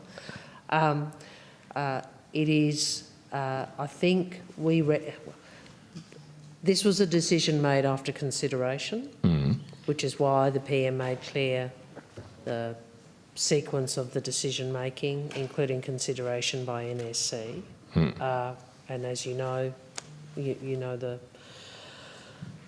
that ensures the sort of weighing of considerations that you're referencing, and in these circumstances, that the decision was made to be transparent with the Australian people about that fact. But I mean, we have often had exchanges in this and other forums about how you don't disclose NSC meetings either, but again in this interview the Prime Minister disclosed an NSC meeting. So what's the criteria for disclosing an NSC meeting? Well, it's probably a question to PM&C, but let me see if I can assist. Thank you. I think in these circumstances the statement does speak for itself. That the judgment that the government came to, and this is a particular, obviously a very high, there's a lot of public scrutiny, that it was important for that fact to be disclosed to the Australian people. We took that decision with careful consideration and weighing the public interest and transparency objectives with some of the objectives that you have referenced. Sure. So are you not concerned, though, that a precedent has been set? Because I'm sure there'll be other incidents like this in the future, and I'm sure you again will be asked. And I would say good luck, not to you, to them, because I mean I will give the answer I think is the appropriate answer.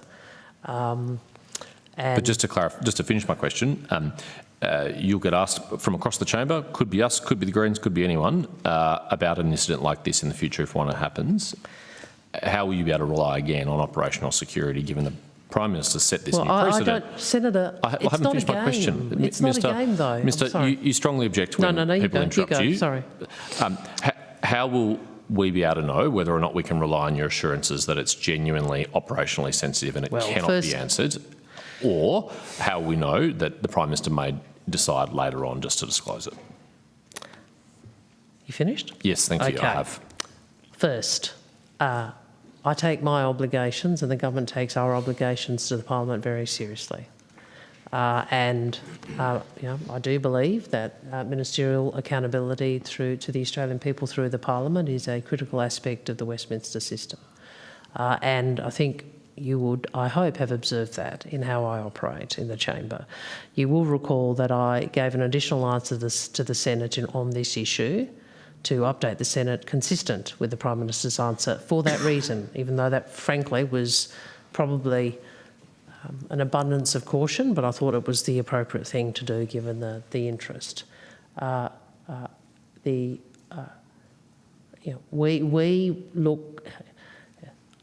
We don't disclose information when it does go to security and operational matters. and that is the baseline position, because the security of our personnel is our priority. In these circumstances, after consideration, including by the NSC, as the Prime Minister said, the government made a decision to disclose that fact. Now, it's a specific circumstance. We've explained it. And, Senator, with respect, if you think that means I'm going to give you all the information that you might ask, I'm certainly not, because those boundaries are there for reason, and we observe those boundaries for the reasons I've outlined. I certainly, I'm an opposition senator. I'd never discourage you from disclosing things, pro-transparency, but what I'm just seeking to understand... Well, you're also pro-national security. Indeed, that's right, I am, and that's why I'm just seeking to understand what the criteria is here, how the government is making these decisions. You're a member of the NSC. Presumably you were part of the conversation to make this decision at the NSC. Senator, if with respect, you are simply asking me the same question over and over again. No, it's a different question. Now you're interrupting me. I have been really clear with the Senate, in the chamber and here, on this issue. I've given you my answer and I've explained it. I have nothing to add to it. Well, you may not have anything to add, but that doesn't stop me asking questions. It's the same question. It's not. They're different questions now. We've dealt with the fact that why the Prime Minister decided to disclose it and why you decided to update the Senate. Now I'm seeking to understand whether you participated in the decision at NSC to disclose this. The Foreign Minister is a member of the NSC. I'm aware. I think almost I'm aware. Always, aren't they? I'd be surprised. But I'm not. That is all I'm going to say on that. Right, so you're in favour of the Prime Minister's disclosure? Come on. What? I mean, you're asking me, you're really asking me seriously, as someone who says they're serious about national security, to disclose how individual contributions at a National Security Committee of Australia's Cabinet. You're really seriously asking that Minister, question with a straight face? I'm not the one that put the NSC meeting on the public record. I have been... I'm not privy to NSC meetings. I have been transparent with you on this. It's not a serious question for someone who says he's got national security credentials. To ask for the conversation in the National Security Committee. Thank you for the career advice, Minister. As you will remember, as we've had exchanges in this forum and others in the past, you've previously said we don't disclose even the dates of NSC meetings, let alone what was discussed at them. In this instance, the Prime Minister has disclosed both when the NSC met and a decision of the NSC. So, what is the rule? We never disclose NSC meetings, or we disclose it when it's convenient to do so? No, but it's not about either of those. It's not about convenience, Senator. Well, what is it about? Well, this is why I said you keep repeating. It's like you haven't listened to my answer. I'm trying very hard, I assure you. I'll say it again. The principle is we observe the boundaries around national security information and operational information for reasons I have discussed, including security of personnel. In these circumstances, after proper consideration, the Prime Minister chose to disclose that fact because we believed it was in the public interest. That is my answer. So if we have questions in the future about NSC meetings, how will you deal with them? I've got nothing to add, Chair. We're just really going around in circles here. I don't know if you got anything else. If you need to transfer the call, I understand. Look, I will, and I'll give Senator Faruqi 5 minutes before we break for lunch. So I'll give that to you. Yeah, Minister, I have questions about the horrific treatment of the 11 brave Australian humanitarians aboard the Global Samud Flotilla who were kidnapped. Sorry, we've done this. I want to ask some more questions. But your colleague has asked all these questions. Sorry, you are here to answer our questions, Minister. I want to ask some more questions. No, please don't shout at me. All I'm saying for the committee is that Senator Shoebridge has already gone through this in detail. I want some more questions. So you want to do it too? I want to ask some more questions. Well, I'm just understanding with the Greens Party. I'm happy for us to redo it, but we have just spent, I don't know, was it 20 minutes, Senator Shoebridge, on this? So I'm just wondering why we're getting the same questions from another Greens senator.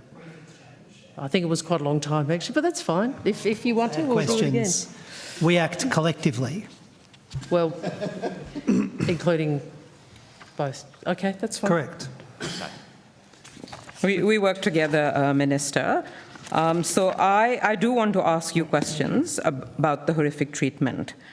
And I want to actually lay on the table, because there was a lot of hesitation in actually naming what the treatment was. So one of these flotilla participants, Juliette Lamont, has said she was sexually assaulted and beaten, cable-tied, and had so much water thrown in her face that at one point she thought she was going to drown. She says they wrenched my trousers and underwear down, and I was raped by one of the soldiers. My daughter was syringed with an unknown substance. Other people had guns inserted inside them. Niamh O'Connor, another one of these brave humanitarians, has said she was abused, physically beaten, and sexually humiliated. She says, I had my hands pinned behind my back while being repeatedly kneed in the spine, kneed in the thighs. And Violet Coco has told us that she was held at gunpoint, stripped of her clothes, and pushed into a shipping container where she was beaten, kicked, and sexually assaulted before being thrown into a prison yard. Minister, do you believe these women?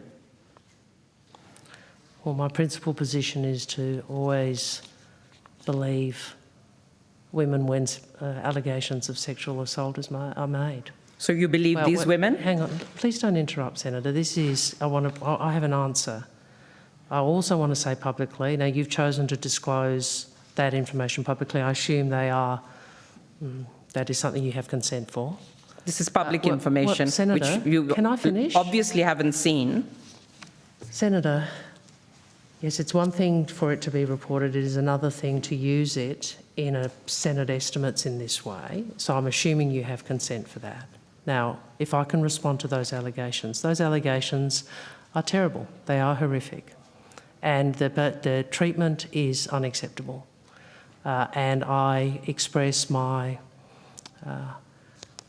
empathy to those women to whom that was done. As I outlined to your colleague, Senator Shoebridge, we have made our representations to Israel at foreign minister level and at diplomat level in relation both to treatment and in relation to Israel's refusal to grant consular access in accordance with its international obligations. And I went through with your colleague and also with, I think, Senator Pocock, the nature of our representations. In relation to, I feel it's obviously very distressing. I feel a difficulty in responding to specific private details in a public forum like this. And I think it's not the way in which I would like the discussion of these awful events to be conducted. Minister, I asked a straightforward question. Do you believe these women? You haven't given me an answer to that. That's not true. Please don't say that. That's not true. Please don't say that. And what you have done is asked Israel, Senator Faruqi, please don't. The criminals to investigate their own crimes. This is what you are doing. No, so don't try and turn the tables on me. Excuse me, I'm as a used feminist, to your tactics. I really. I'm sorry. This is ludicrous. Order. Ludicrous. Senator You are the Faruqi. Minister of Foreign Affairs. You need to give Senators, straight answers. Enough. You need to. It's lunchtime or we're breaking. I have You want to finish? I'm not going to let that stand. Yeah, well, I said, excuse me, I have said to you very clearly, and I think anyone... That you believe these women? Yes. Excuse me. Senator Faruqi. I said very clearly, including, and I think if you look at my career, my view is that you should believe, and I believe, women who come forward with these assertions. But then you shouldn't let the perpetrators of these heinous crimes investigate themselves. That is, and please do not make assertions that are false about what I have said and what I do and what I believe. And I know you always have done nothing to support these women or others who have been... Okay, we're suspended for lunch.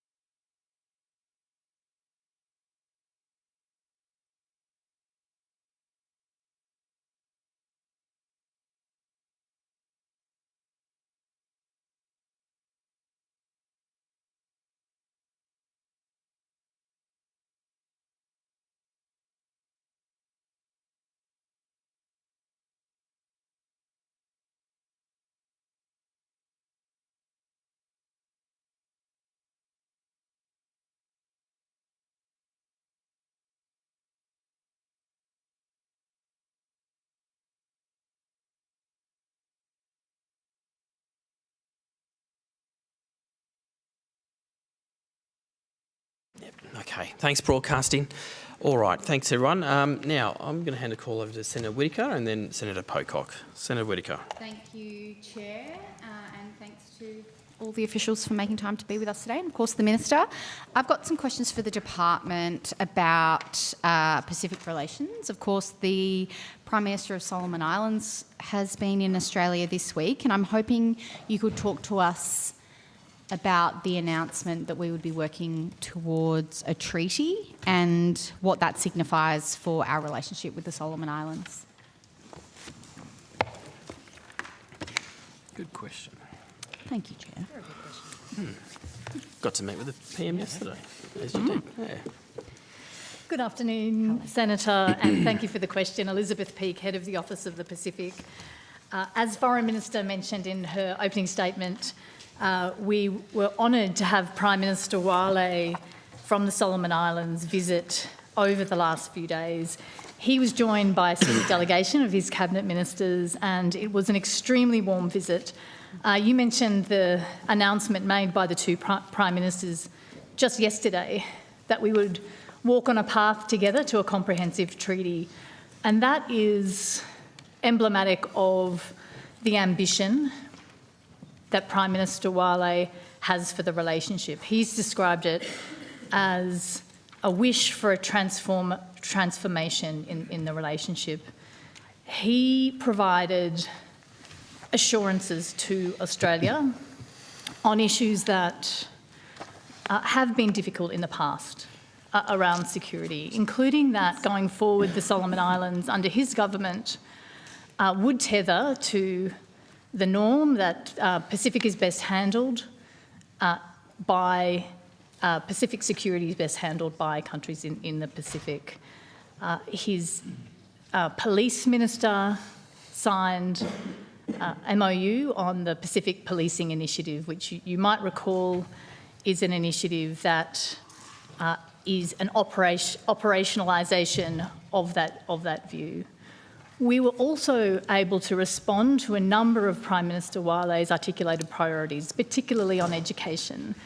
The Prime Minister announced that we would double the vocational education scholarships to 1,500 for Solomon Islanders, double the Pacific engagement visas to 300, as well as support his priorities to recover from Tropical Cyclone Mila. One of the first things he did as Prime Minister was to travel to those affected areas with our High Commissioner, and we're responding to his direct requests in that regard.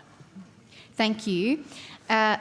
Separately, I understand there was a virtual meeting on the 22nd of May. I think the Minister mentioned that in her opening statement, of Pacific Islands foreign ministers to coordinate a regional response to the emerging energy crisis. Ms Peake, I wonder if you or perhaps one of your colleagues could talk to us a bit about how, this global fuel situation that we find ourselves in, rising fuel prices, how it's impacting Pacific Island countries and why they're particularly vulnerable to these impacts. Senator, I'll invite the Deputy Head of the Office of the Pacific to start with the response. Thank you. Thank you, Craig Chittick. Deputy Head of the Office of the Pacific. Thanks for your question, Senator. The Pacific Islands region is one of the most vulnerable regions in the world in terms of fuel supply. While its overall fuel usage is very small by global standards, fuel is essential to the successful operation of their economies. As the government has said many times, including the Minister, the prosperity, the security and the stability of the Pacific is absolutely essential to Australia's national interests, and so it's a part of the world that our interests matter most and that we're very focused. And so the situation that we all find ourselves in, but the Pacific Islands countries in particular find themselves in, dealing with significant increases in the price of fuel. So far there's not been a supply stoppage. All of the shipments of fuel that have been contracted have arrived in Pacific Island countries. But they are really feeling the impact of fuel prices, either on family budgets or where governments are providing subsidies for fuels on national budgets, and those really go to squeeze the livelihoods of Pacific Island nations. There are a range of other secondary impacts as well that affect food security and affect industries like the fishing industry, which comprises 25% of the region's revenue, government revenue. So this is an area of great focus, and as you said, Pacific Island Forum leaders invoked the Bikatawa Declaration, which is the region's foundational means of responding to a crisis. And noting what you've just said about why a secure fuel supply is important not just to our neighbours in the Pacific but to us and our national interests, what has Australia been doing to help countries in the Pacific secure? What have we done, to help Pacific Island countries in response to those fuel challenges that they're suffering from, like we are? So, Senator, we do benefit from having very close and very deep relationships with all of the Pacific Island Forum members, and so in addition to the Prime Minister and the Foreign Minister engaging with fuel supply sources in North Asia and South Asia to talk about the importance of unimpeded trade, and that's not just to Australia but also to our Pacific neighbours. That's been a really important signal both to those suppliers but also to the Pacific Islands countries as well. We've been utilising our really deep tool set of support that we provide to the Pacific. We've provided technical assistance to, I think, 8 Pacific countries to provide assistance with national planning, particularly around national resilience, and to help those countries prepare to be able to navigate the challenges of the fuel price issues. We also have deep development cooperation relationships with those countries as well. And those development cooperation programs are ones that are flexible and address the most important issues for our development partners, and fuel prices is one of those issues where we are pivoting elements of our aid program to be able to address the issues that national governments in the Pacific are providing as well. And as Foreign Minister Wong announced at the PIF Foreign Ministers meeting, the government has also increased funding to the World Bank for its facility to be able to provide assistance to Pacific Island countries. Mm-hmm. Thank you. I've got a couple of questions about Minister Wong's recent visit to Fiji. If there are officials that could assist with those questions. Yeah, absolutely. So the Minister was in Fiji recently in May and announced as part of that visit that Australia and Fiji will establish a Vivali Union. Could you talk us through what that means and how it's different from our existing partnership with Fiji? Sure. Thanks, Senator. Last year, when Prime Minister Rambuka from Fiji visited Australia, he spoke at our National Press Club and requested that Australia consider a bilateral security treaty. Subsequently, our Prime Minister, with Prime Minister Rambuka, announced that we would start on that path at the Pacific Island Forum last year. The Vivali Union is the result of those discussions, and it is built on our Vivali partnership, which means family. It's a comprehensive partnership, and now we are elevating it to a treaty status.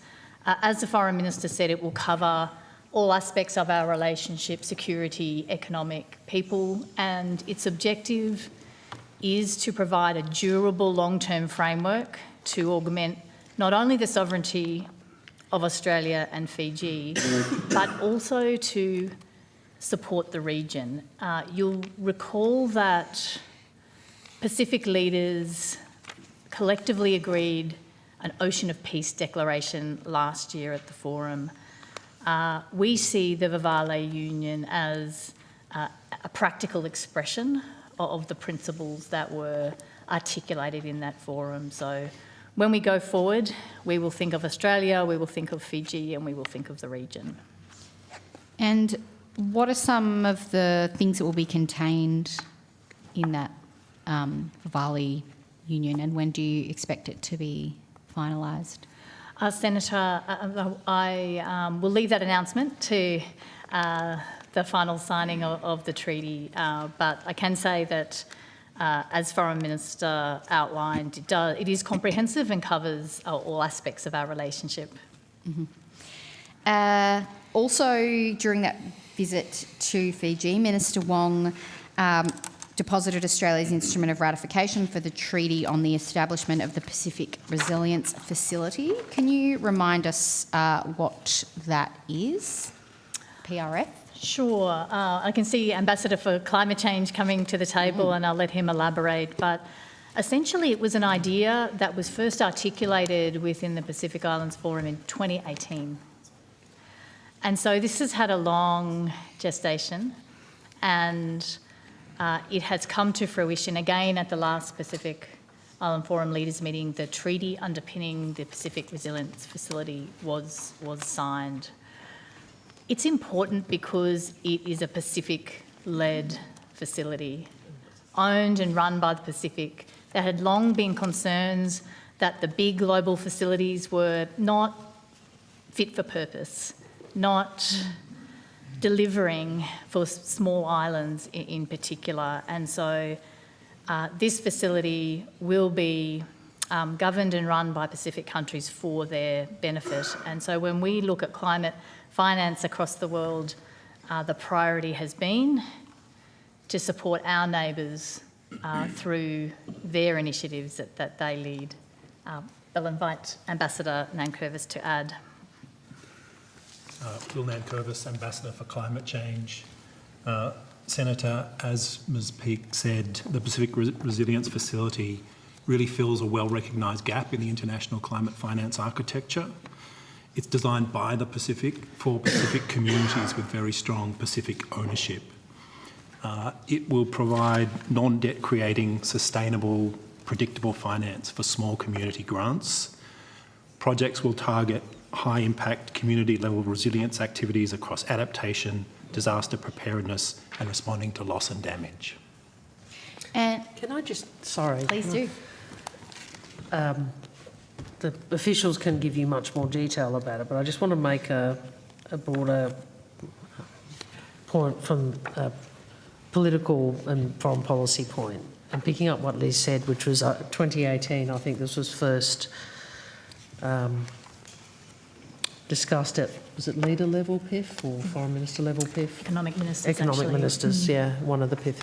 But it had been discussed external to that before it got into the PIF process, obviously. And it was, I had in the first year where I travelled to every PIF country, this was raised with me as the vehicle, as a really important example of or expression of Pacific agency. And so it was for us and for me, you know, we talked about listening and respecting and responding, that trying to get this idea that the Pacific had come up with themselves into something that was actually operational and tangible, that was a very important priority. So we announced, when did we announce the first pay? 2 years ago? Cook Islands. Yeah, so that would be nearly 3 years ago now. 3 years ago. So we announced our contribution, substantial contribution to, I suppose, help set it up. And Australia was heavily involved in all of the technical issues that Mr Nankervis and Ms Peake and others can go to about how you create this entity and where it should be, which had to be a decision of the PIF, and how it would operationalise. But it was quite, and I wish had not been so busy in the lead up to depositing the instrument, because if I had had a bit more time, I might have actually been able to talk to some of the people on that who I talked to on that journey and express what how they felt, because it really was multiple, a number of Pacific elders and leaders putting this to me, and so it was fantastic to be able to do that. And was it RMI, Republic of the Marshall Islands, the same day, or? Fiji. But when was the RMI? Was that the week before? Yes. And they danced their instrument in. Yes. Well, which we didn't do, but that would have been quite good. Next which time, maybe. sort of showed the celebration that countries wanted to have around making this happen. Yeah. And they did it. I mean, Australia facilitated, but Pacific Island countries was their idea. So that's really, really good to hear. Thank you, Minister. What's our ongoing role then in the operation of the PRF? You know, the Minister's just talked to the role we had in supporting the establishment. Do we have an ongoing role, and how will we help work alongside to make sure the PRF will deliver for Pacific communities? Well, thanks, Senator. So, as mentioned, it's a Pacific-owned facility under the auspices of the Pacific Island Forum. So Australia will be deeply engaged in the governance of that as a member of the Pacific Islands Forum. Of course, this year is a special year in relation to COP31. There'll be a pre-COP meeting in Fiji and a leaders component in Tuvalu and Fiji. That provides a real opportunity to platform, to profile the Pacific Resilience Facility. So we'll be advocating for further contributions. The Minister mentioned Australia's $100 million pledge. That remains the largest pledge to date. Total pledges are at around $172 million from 13 donors. But we're really committed to partnering with the Pacific to showcase the PRF during this special year. We're deploying our diplomatic network. We're using all avenues of diplomacy and advocacy to highlight the merits of the PRF, the sorts of messages that the Minister and Ms Peake have talked about, it being Pacific-owned, Pacific-led, filling a real gap in the climate finance architecture. So we'll be seeking additional pledges in close consultation with the Pacific Island Forum Secretariat and their own advocacy efforts. Thank you. On a slightly different topic, but still very much important to the Pacific, I have some questions about the Pacific Australia Labour Mobility Scheme. Could someone talk me through which countries participate in the Pacific Australia Labour Mobility Scheme, and do they have a say in how many workers they send and the kinds of sectors they work in? What does that relationship look like? Thank you very much, Senator. Jan Hutton, First Assistant Secretary, Pacific Integration Division. There are 9 Pacific Island countries and Timor-Leste that participate in our PALM program, the Pacific Australia Labour Mobility Program. I'm happy to list those if you would like. And yes, it's absolutely a sovereign choice for our PALM partners as to whether they wish to participate in the PALM scheme, but also how they wish to participate. If you could just give us that list, I would appreciate it. Yes, Senator. So the countries that participate in our PALM scheme currently are Fiji, Kiribati, Nauru, Papua New Guinea, Samoa, Solomon Islands, Timor-Leste, Tonga, Tuvalu and Vanuatu. Thank you. And how does the PALM scheme contribute to the economic development of those countries? The PALM scheme makes a very significant economic contribution to all of our PALM partners' economies. It does so in a number of ways. So individual PALM workers, they are remitting on average $1,500 a month, that's Australian dollars. And over the course of the PALM scheme, PALM workers have remitted more than $2 billion to the region. In some cases, that accounts for 35, even 40% of a country's GDP. Wow. But it's much more than that. In our labour mobility scheme, the government has embedded a skills dividend, which means our PALM partner governments are using our mobility scheme, which is a circular scheme, to support their own domestic skills interests and to strengthen their own domestic labour markets. And does DFAT have a role in addressing allegations of worker mistreatment and exploitation in the scheme? Senator, yes, we do. What I would say as a starting point is the government takes the welfare and the well-being of our palm workers very seriously. It's a top priority for us in the palm scheme. A really important point is that our palm workers have the exact same workplace rights and protections as Australians. But through the palm scheme arrangements, we call it the Deedon Guidelines, the government provides additional supports for our palm workers, and that includes things around minimum pay and minimum hours. Our short-term workers, for example, are required to have a minimum take-home pay of $200 a week, a minimum working hours of 120 over 4 weeks. And if they have less than 20 hours of work a week, then their employee is required to pay for their accommodation costs and their other transportation costs. In addition to that, we have a number of support mechanisms that support the welfare and well-being of our workers. The Department of Employment and Workplace Relations is primarily responsible for them, including a 24/7 support line. DFAT, we support our palm partner governments to employ what we call community liaison officers, which provide important pastoral care to all of our palm workers. Mm-hmm. I noticed there was some recent criticism of the palm scheme from President Ramos Horta. Could you talk to me about whether there's been a response from Australian industry to those criticisms? I understand he made them in an opinion piece. Yes, thanks very much, Senator. We are aware of those criticisms. We know that some of our industry partners were disappointed with the negative characterisation of the palm scheme. Our palm employees, they choose themselves where they wish to source their labour from, which palm sending country, and they will make their own decisions in future about their recruitments. Mm.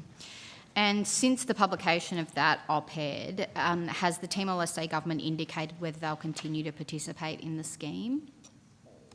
I might take that, Michelle Chan, Deputy Secretary South and Southeast Asia Group. Yes, we do, and I just wanted to note that we do take those concerns seriously. As Ms Hutton outlined, we have taken steps to address concerns about worker mistreatment, and of course we will investigate and take action where claims are verified. So since that op-ed, which was on the 20th of May, we have met, our ambassador in Dili has met a number of members of the government and President Ramos Horta himself. The members of the government, we spoke to them to better understand the concerns and highlight the mechanisms that we have put in place to prevent and respond to worker mistreatment. The Timorese Vice Prime Minister responsible for PALM reiterated that the Timor-Leste government highly values its participation in the PALM scheme, made that very clear. The Deputy Prime Minister and Defence Minister Miles was also in Dili on the 20th of May and met President Ramos Horta. They also discussed the value of PALM, and after that meeting, President Ramos Horta did put out a press release talking about the crucial initiative, referring to PALM as a crucial initiative between our two countries. So the government has consistently expressed strong support for PALM and in fact has sought its expansion and to include a larger number of Timorese workers in the program. Thank you. How are workers typically vetted, selected and recruited to participate in the PALM scheme? Senator, it's our PALM partner governments that determine the processes for recruiting labour in their countries. They go into what we call a worker-ready pool. Mm-hmm. Australian employees then they get to choose whether they would like to take labour from those worker-ready pools. And do all of the countries that participate in the PALM scheme, do they use the same type of selection recruitment processes, or are there differences? Senator, there are differences. As I said, it's an individual sovereign choice for countries to decide how they like to arrange their own labour supply processes and procedures. And quite frankly, some do it better than others. The Australian government, we provide a lot of support to our palm partner governments to help them to strengthen their own labour sending processes, including to ensure that there's transparency and merit-based processes in recruiting that labour. Sure. Okay. Thanks, Chair. Okay, thank you very much for that, Senator. Now, Senator Pocock, and then I'll come to Senator Collins. Thank you, Chair. I've got some questions about passports and costs, and I was... And sorry? Passports. And? The cost of them. Costs. Yeah. Okay. Sorry, no, we just had a lot of passports. I was trying to work out which people we need. Sure.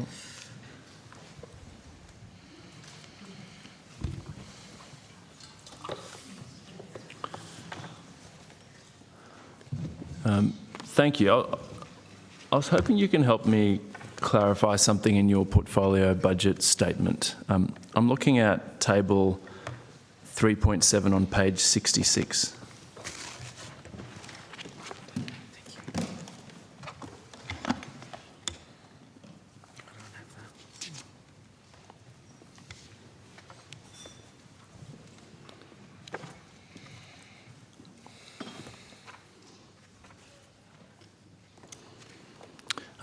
It looks as though revenue from fees and charges is projected to go from 789 million this financial year to just over $1 billion next financial year. Is that correct? Yes, Senator, that's what's in the table, yes. But on page 58 of your... Sorry, can we just get the CFO to the table, please? Sorry? I'm just getting the Chief Financial Officer to the table. Thank you. But then looking at page 58 of of your PBS, it seems as though the reverse is the case. Under the heading Schedule of Budgeted Administered Cash Flows, it says administered cash receipts primarily comprise receipts from passport and consular services and are budgeted at just over $1,000 million, a decrease of 251.6 million. Is that meant to say increase? From what was estimated, I think it says.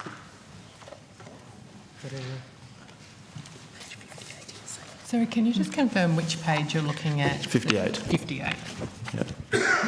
58 is a reference. So I'm asking, it says on page... Just let her, can she just, could we just get the page, please, Senator Pocock? I assume she's on it.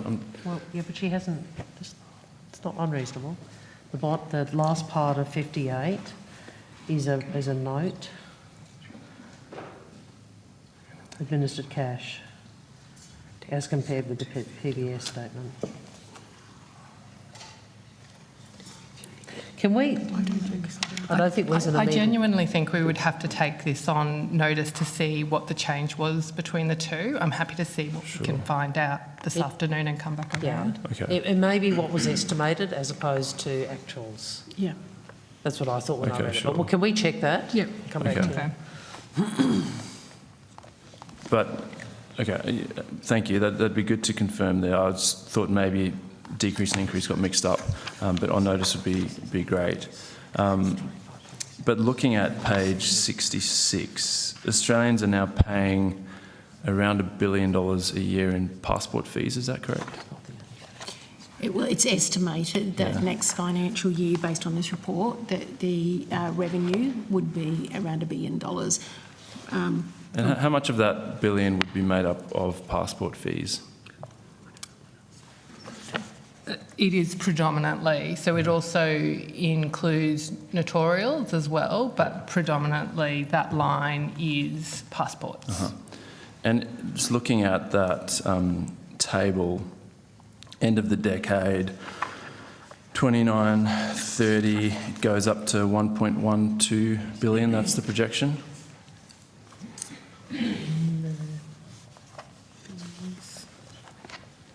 Yes, that is correct. Okay, thank you. It obviously changes based on forecast production of the passport, so it can be variable across the forward estimates as a result of that. How many passports are expected to be issued this financial year? This financial year, Senator, around about 2.2 million passports. Okay, and what about next financial year? Just 1 second.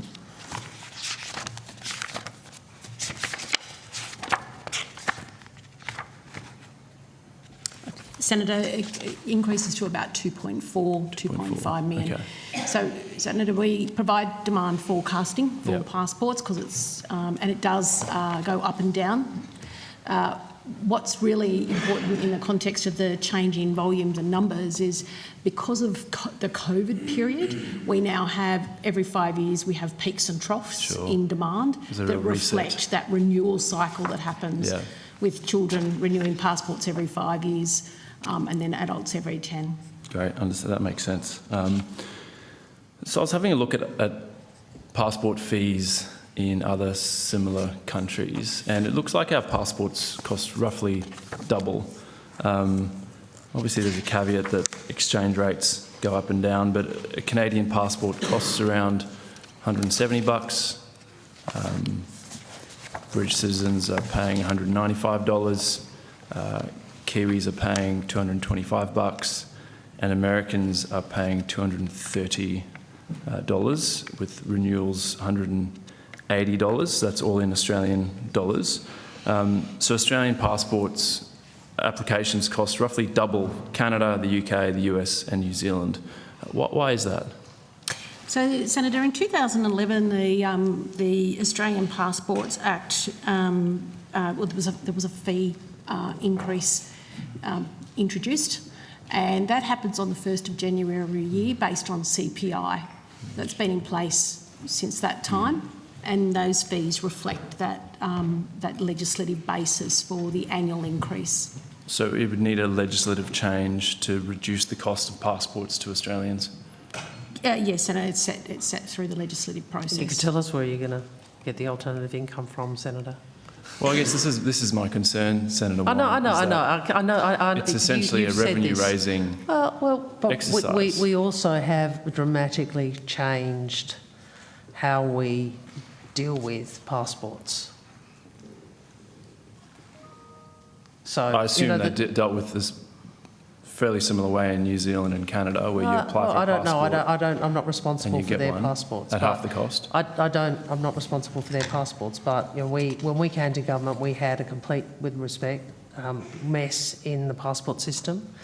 The government had not planned for the quite obvious delay in application for renewals, and because of COVID, and the wait times were. I can't recall the delays, but I can remember it being something I was getting daily complaints about from Australians. You want to? Sometimes in excess of 3 months. Sometimes in excess of 3 months. Now, we've reduced the average time for routine passport processing to, I think, was it 9.8 days? Yes. As at 25-26, and we've cleared the backlog. So yes, I understand what you're saying, but you know, we have also ensured we've invested in the system. The Minister, I'm sure other countries probably had similar issues after COVID. It seems like Aussies paying double what our Kiwi cousins pay or Canadians pay. Are you considering bringing us into line with similar countries? We don't have any changes contemplated other than the indexation that I think was referred to by the officials. It just seems like an extraordinary amount of money. If you look at 29-30 passports, and Australians paying to have an Australian passport is bringing in just a few $100 million less than the petroleum resource rent tax, which is how we're meant to get a return from offshore LNG.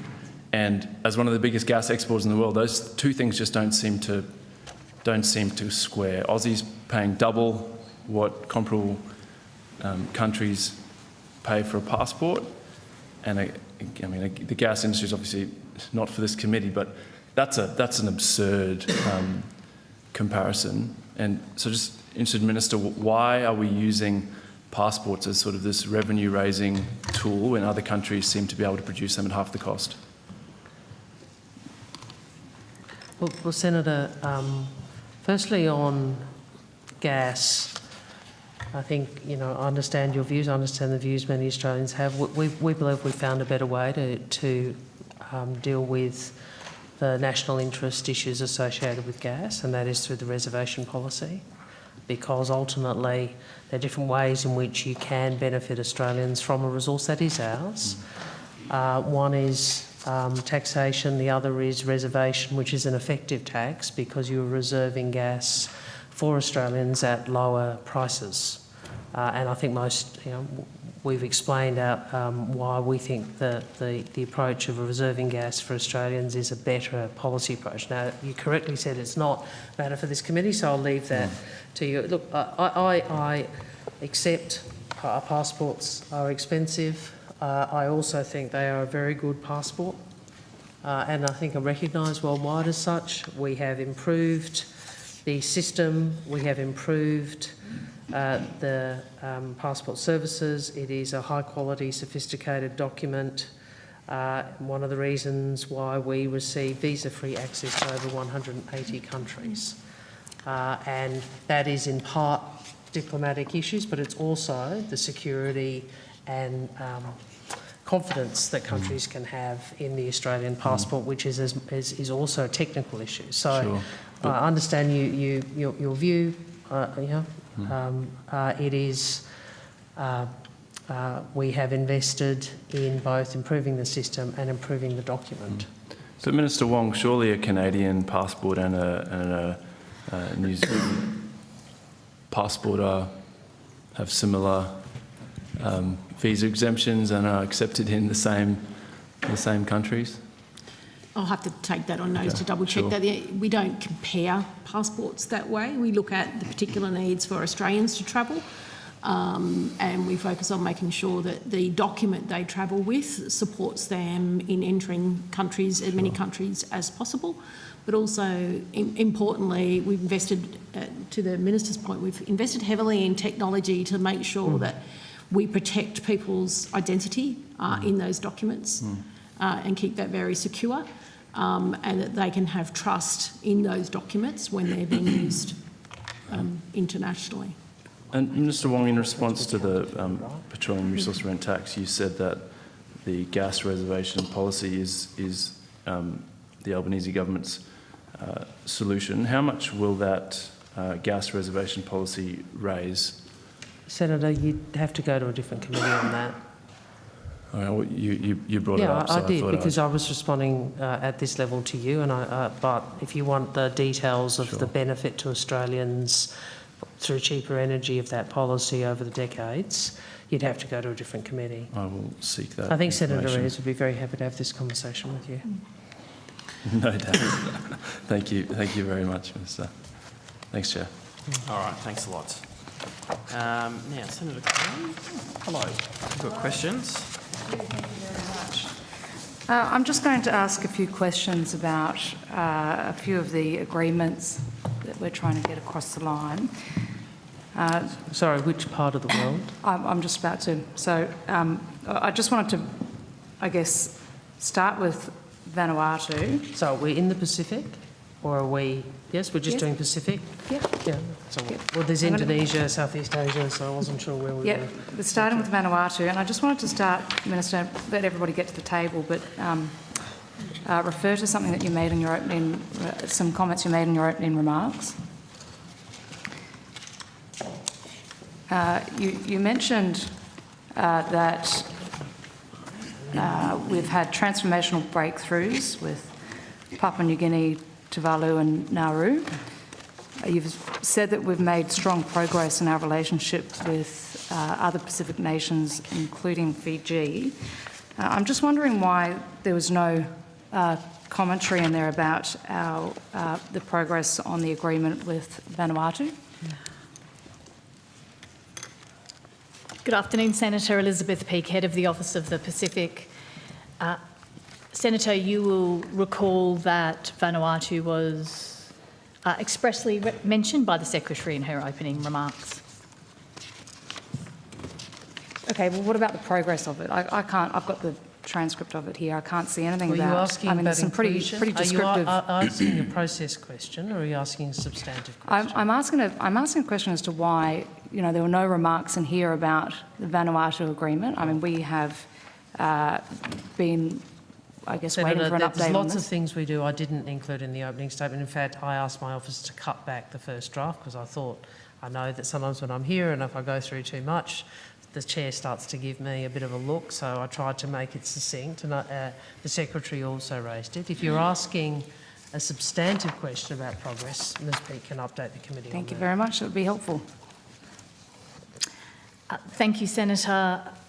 At the moment, we are going through our domestic processes to consider the Nakamal agreement. You will have seen in the media that Prime Minister Napat has confirmed that Vanuatu has given consent to the Nakamal agreement from their side. He did say that the Cabinet was prepared to sign it. He did also mention, and this is a quote, that unfortunately our development partners are using their interest to try to undermine us. What's the government's response to that? I'm assuming that we are a development partner. Is that referring to us, or what is he referring to there? Senator, that would be a question to put to Prime Minister Napat, but what I can say is that through the process of our discussions with Vanuatu on Nakamal, we have taken the approach that we take across the Pacific, and that is one of listening, approaching the discussions with humility, but most importantly, being in the slipstream of Vanuatu and their timeframes, their processes and their priorities. What does that mean, being in the slipstream? They set the pace and they set the substantive agenda. So when we have discussions, the first question we ask is what, in this case, are Vanuatu's priorities? What would they like to achieve to augment their sovereignty? And what sort of things have they asked for, Ms Peake? Senator, you'll appreciate that I can't disclose the details of the agreement before it is released. Okay. Well, we have seen reporting that that Australia, in the agreement, recognising that it hasn't been publicly released yet, but Australia has asserted itself as Vanuatu's primary policing partner. Is that something you could agree to? Well, no, we're not doing this, Senator. It's not. Well, let me it has been I reported. haven't finished. You asked a question I'm allowed to answer. I'm not going to, and you should know better than to ask officials to go through detailed negotiation commentary in a public context. It's not... You understand the circumstances in the Pacific as much as anybody on your side of politics. We're not going to do that in a public forum. We have and are working to negotiate the best outcomes we can in all of these agreements for the Pacific partner nation and for Australia. So I think this question was asked before, but I'm going to put it to you again. Are we allowed to know when the process will be completed? Senator, I'm sorry, I can't comment on that. Okay. All right, well, let's turn to the Namamal Treaty Agreement. What's your current assessment of that? That has been signed. Have you seen a copy of that? Treaty? The Namamal Agreement. Oh, the Namamal. one, yeah. It's not a treaty we're involved in. No, it's an agreement. Yeah.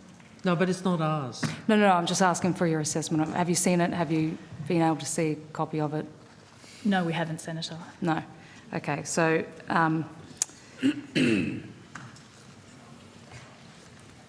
do you see any risks from this agreement? I understand you're still going through negotiations of your own agreement, but do you see any risks of this agreement to Australia's strategic interests in Vanuatu?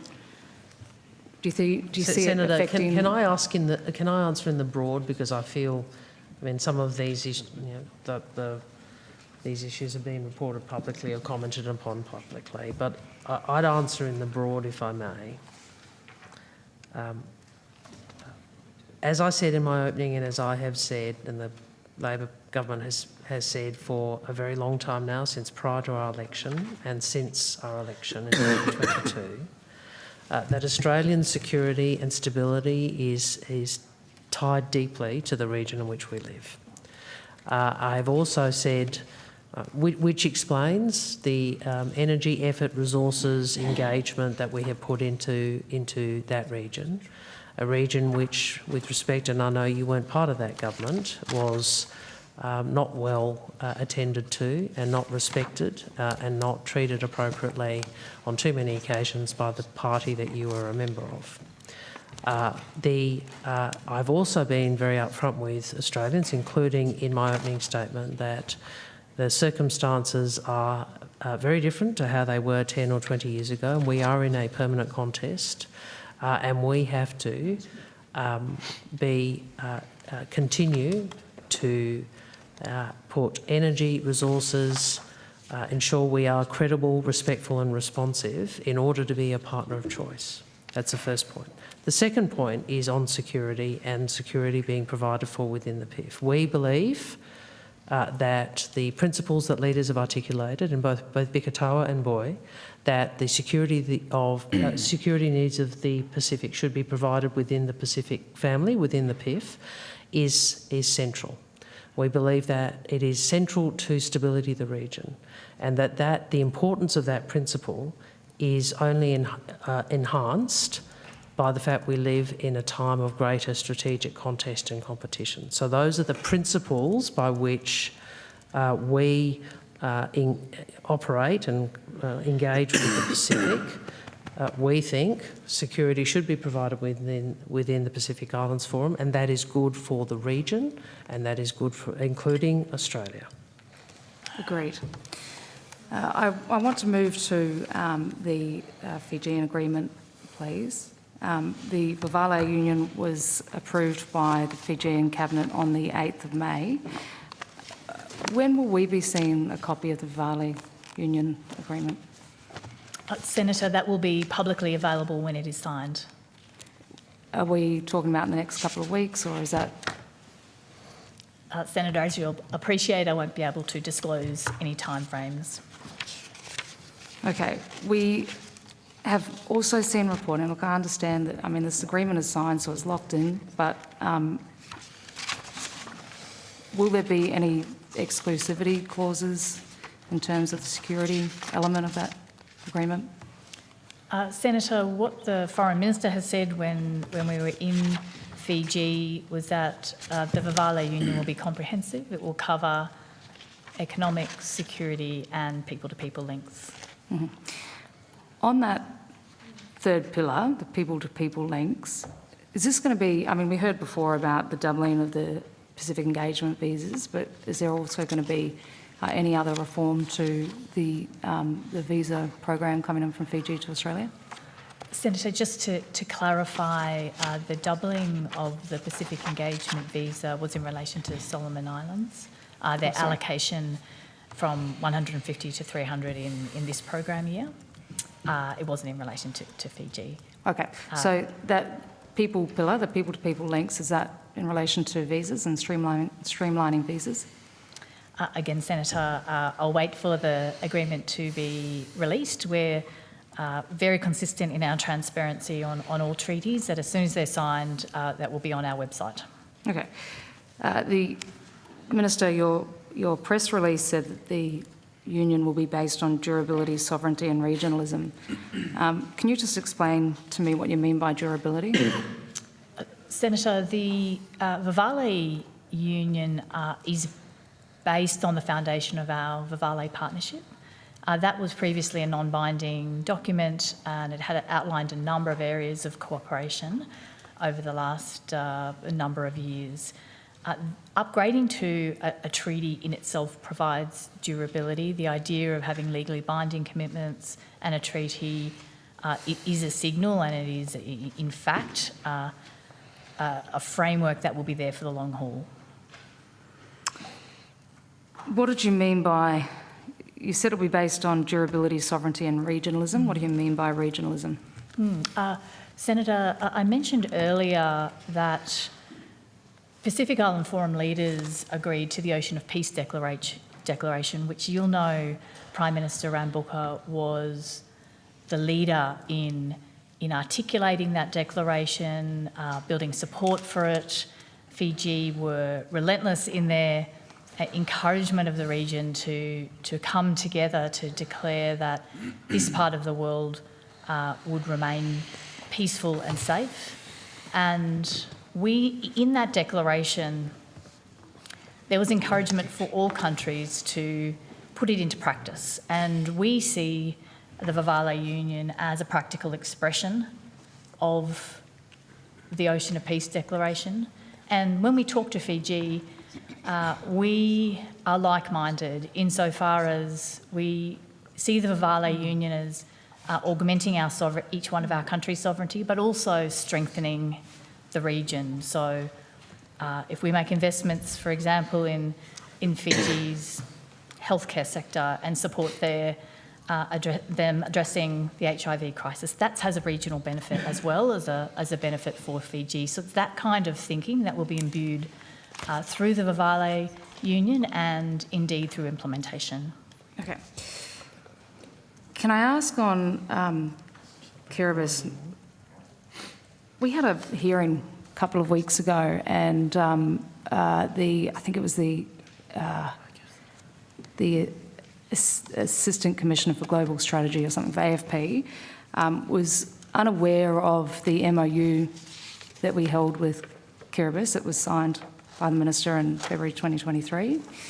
And I'm just wondering whether we can get an update on that, please.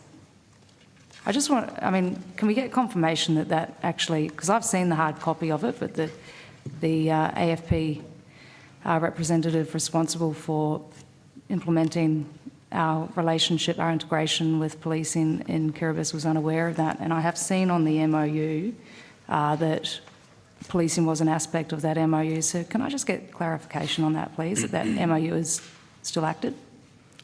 I can confirm the MOU is still active, Senator. Okay.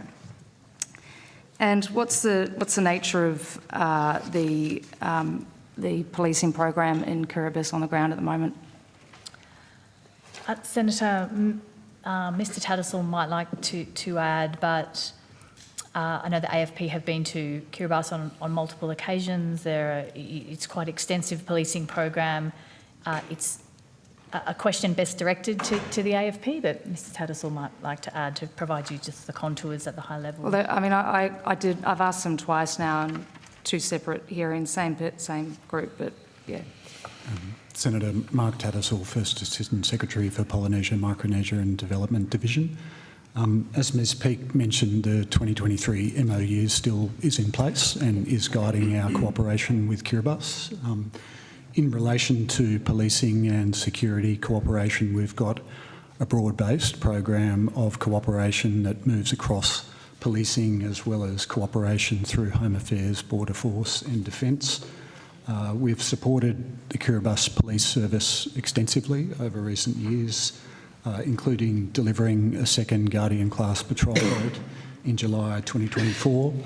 There's extensive infrastructure works underway, including a new police barracks, which we're expecting to be completed in Q3 2026, and then a headquarters building, which we're expecting to be completed in Q4 2027, as well as assistance with the Kiribati Police Service's radio network. And the AFP continues to deliver police training to the Kiribati Police Service in addition to that. In country? Correct. Okay. Is that the second Guardian-class patrol boat?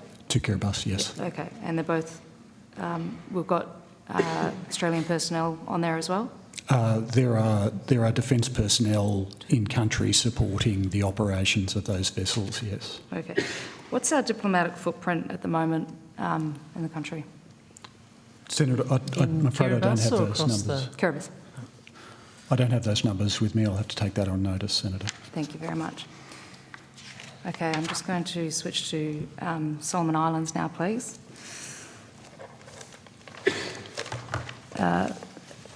Fortunate to meet Prime Minister Wale yesterday.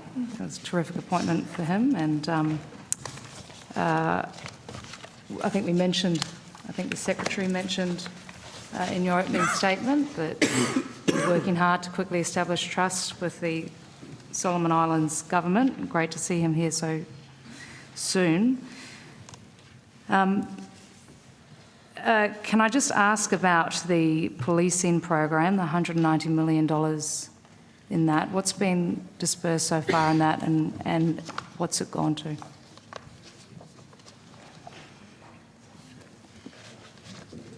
Senator, I'll invite Dr. Lee to respond.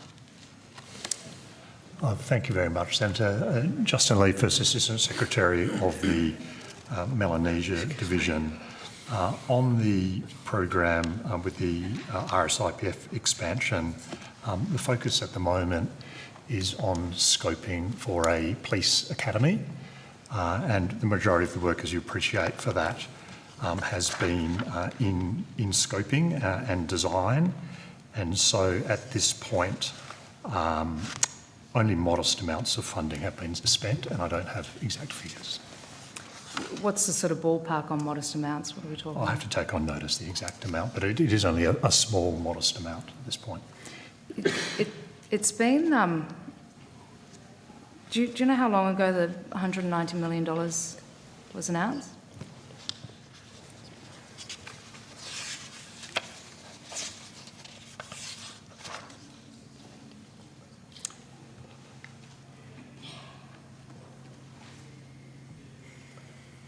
The original announcement around the commitment to expand the RSIPF and to work with the Solomon Islands government on that was made by the two Prime Ministers in a joint statement. That was then Prime Minister Manele on the 20th December 2024.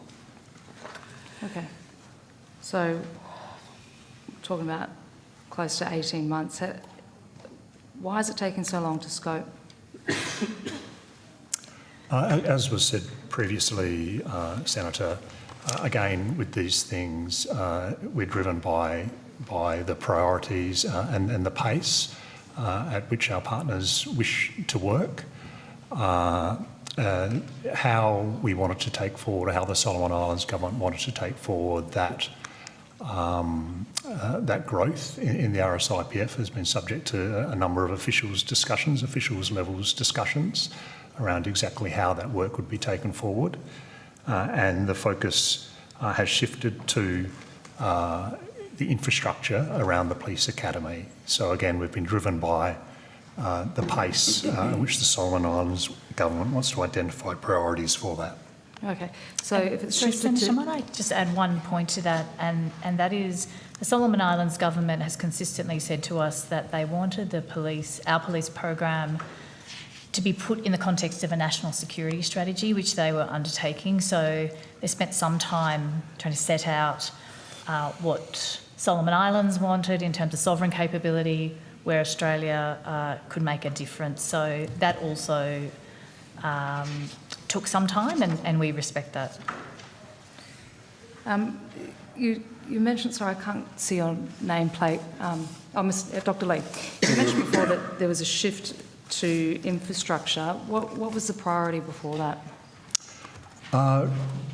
We've also talked about training and capacity building for the RSIPF, and of course conversations will continue, but the priority, which did occur under the last government in the Solomon Islands, was for an academy.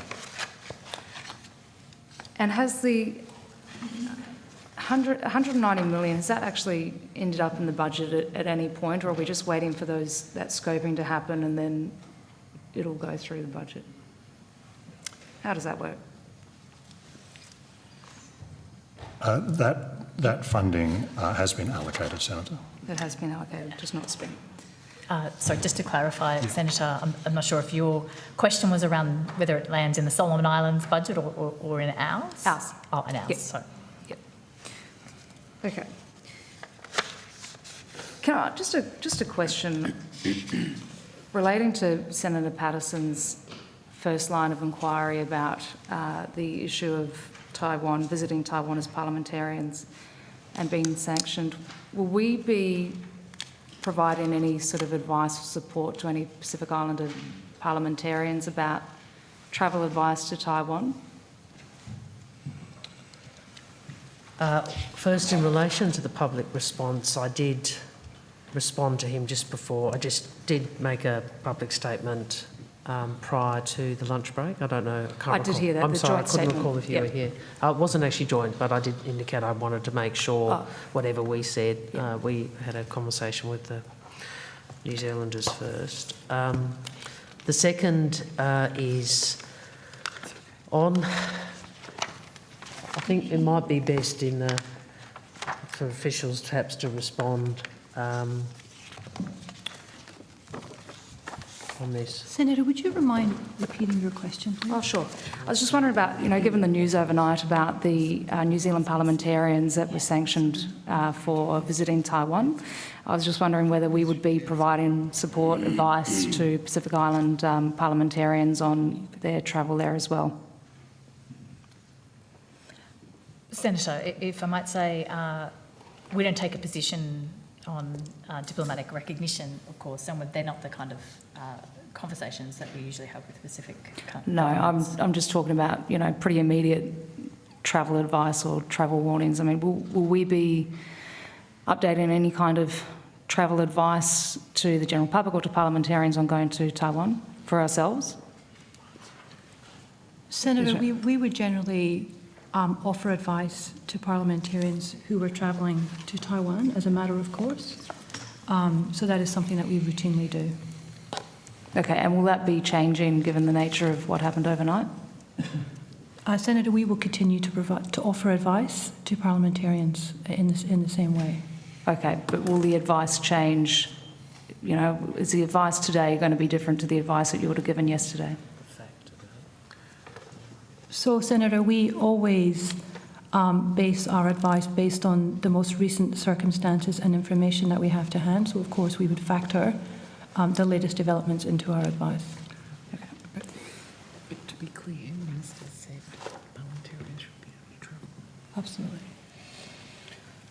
And just to repeat the evidence already given to this committee, which is that, of course, consistent with long-standing practice, parliamentarians should be able to travel to Taiwan on their personal capacity. Yeah, okay. So will there be this is I would say an immediate concern for parliamentarians in Australia, but also in the region. So will there be a time frame on that advice? I mean, will you be making that public anytime soon? I think, Senator, I would just say that, of course, we don't advise other sovereign countries on their own. No, I'm talking about their my own colleagues. policies. We've got winter break coming up. Well, sorry, I kept hearing you say advise Pacific.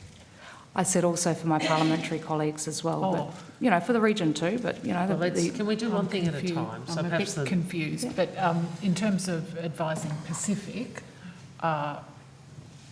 Well, we're always open to discussing any issues that any partner wants to discuss, but we wouldn't think about advising other countries on their own positions.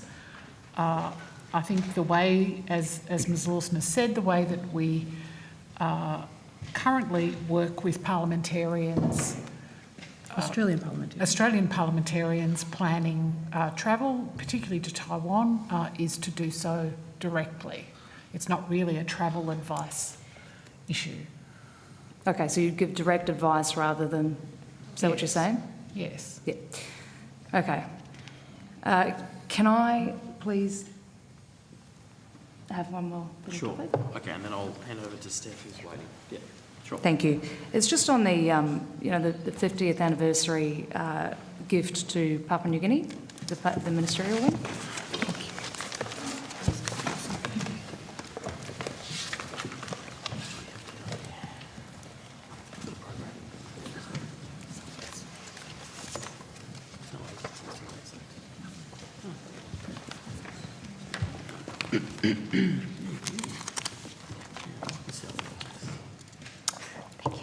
Yeah, I'm just wondering if we can get an update on that, please. We've got a costing yet. It was uncosted at the time of announcement. What's the progress on it? Thank you, Senator. At this point, we're still in conversations with the government of Papua New Guinea. We are still doing the scoping exercise in consultation with them. We very much appreciate the significance of the building, the cultural traditions, the architecture, and making sure that there's appropriate construction expertise. So at this point, we don't have any further information on the cost while that scoping is continuing. Okay. There's a contract which is designated to the Department of Foreign Affairs and Trade, which was published on the 20th of August 2025, which would have been just before the announcement, about a month before the announcement. I'm just wondering whether they're related at all. You haven't dispersed any contracts or any tenders, sorry, for related to this project? Wing. No, I'm not aware of a contract for that. Would you be able to, and maybe you can take this now and then come back when your team members have had a look at this, but the contract number 4181577, it's for $4 million and design and construction services, limited tender, and the supplier is Lamana Development Limited. I'm just wondering what that was for, please. Thanks, Senator. We'll take that on notice and see if we can come back to you. Lovely. Thank you very much. Thank you, Chair. Oh, thank you. All right, now, Senator, welcome. You have the call. Thank you, Chair. I've got some questions on cross-border carbon sequestration. Sorry, carbon? Sequestration. Yeah, cool.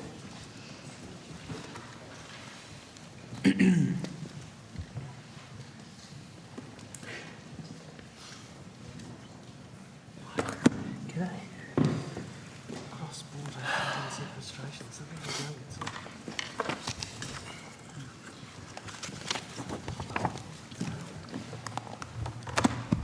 Good afternoon. G'day. I want to follow up on answer to question on notice number 115 regarding DFAT staff working on regional cooperation on carbon sequestration. The answer states DFAT had 4.5 FTE working on this issue, and I'm hoping that you can outline where those positions sit within the department. Certainly, Senator. David Woods, Chief Economist, they sit in my team. So is that a dedicated team or is it a unit? Or sorry, can you just explain it to me? Is it? No, sure. So Chief Economist is my shorthand version of describing my role. The longer form of it is as First Assistant Secretary of the International Economics and Energy Transition Division. So sitting within that, I have a branch which is around 20-odd people, 22 people, the Energy Security Branch. Sitting within that is a section, the Energy Diversification section. They cover a range of topics, one of which is CCS.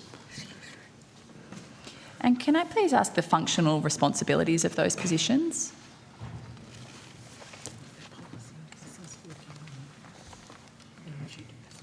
So Senator, I'm not quite sure I follow the question. So within EDS, the section that I mentioned, Energy Diversification section, from memory, I'm just guessing roughly here, one manager staff at the EL2 level, there would be around 3 or 4 staff that report to her. They cover a range of areas, as I said, related to energy diversification. Carbon capture and storage is one of those. They also cover other materials such as green iron, also the work involved with the cross-border electricity trade, work that manifests in our engagement with Singapore. So that section covers a range of material. Okay, sorry. My original question was how many dedicated staff work on carbon. No. My original question. No, it's okay. We're going to get there. It's okay. I don't need an interjection at the moment. Well, it's not an interjection on the minister at the table, actually. But my question is how many dedicated staff are working on carbon sequestration? That was my original question, and you're saying that they're not actually dedicated. They work across a range of energy diversification roles. So they're not. And you asked a functional question, which was difficult for us to understand. So I think that he's trying to give you the information. And I'm genuinely trying to understand as well. So those 4.5 FTE, they're not just working on carbon sequestration. They're working on all of those other issues, like the green steel, whatever else you flagged in that response. Okay. Thank you. I'm just trying to practically understand what their roles are. Do they promote Australian CCS projects overseas? No. They don't. And it's a question on Notice 115 also states that over $20,000 has been spent on travel associated with this work.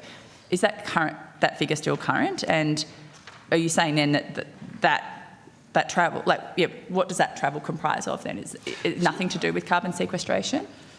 So, Senator, if I maybe jump back a little bit, the work that we do is work in collaboration with the Department of Climate Change, Energy, Environment and Water, DQ, as well as the Department of Industry, Science and Resources. So DQ, as you know, have the responsibility for energy policy as a whole, as per the title. They also have lead policy responsibility for carbon, for CCS. In the 24-25 budget, the three departments were collectively allocated, I think, around $36 million over the forward estimates to help implement the London Protocol, which you recall was passed through the sea dumping legislation at the end of 2023.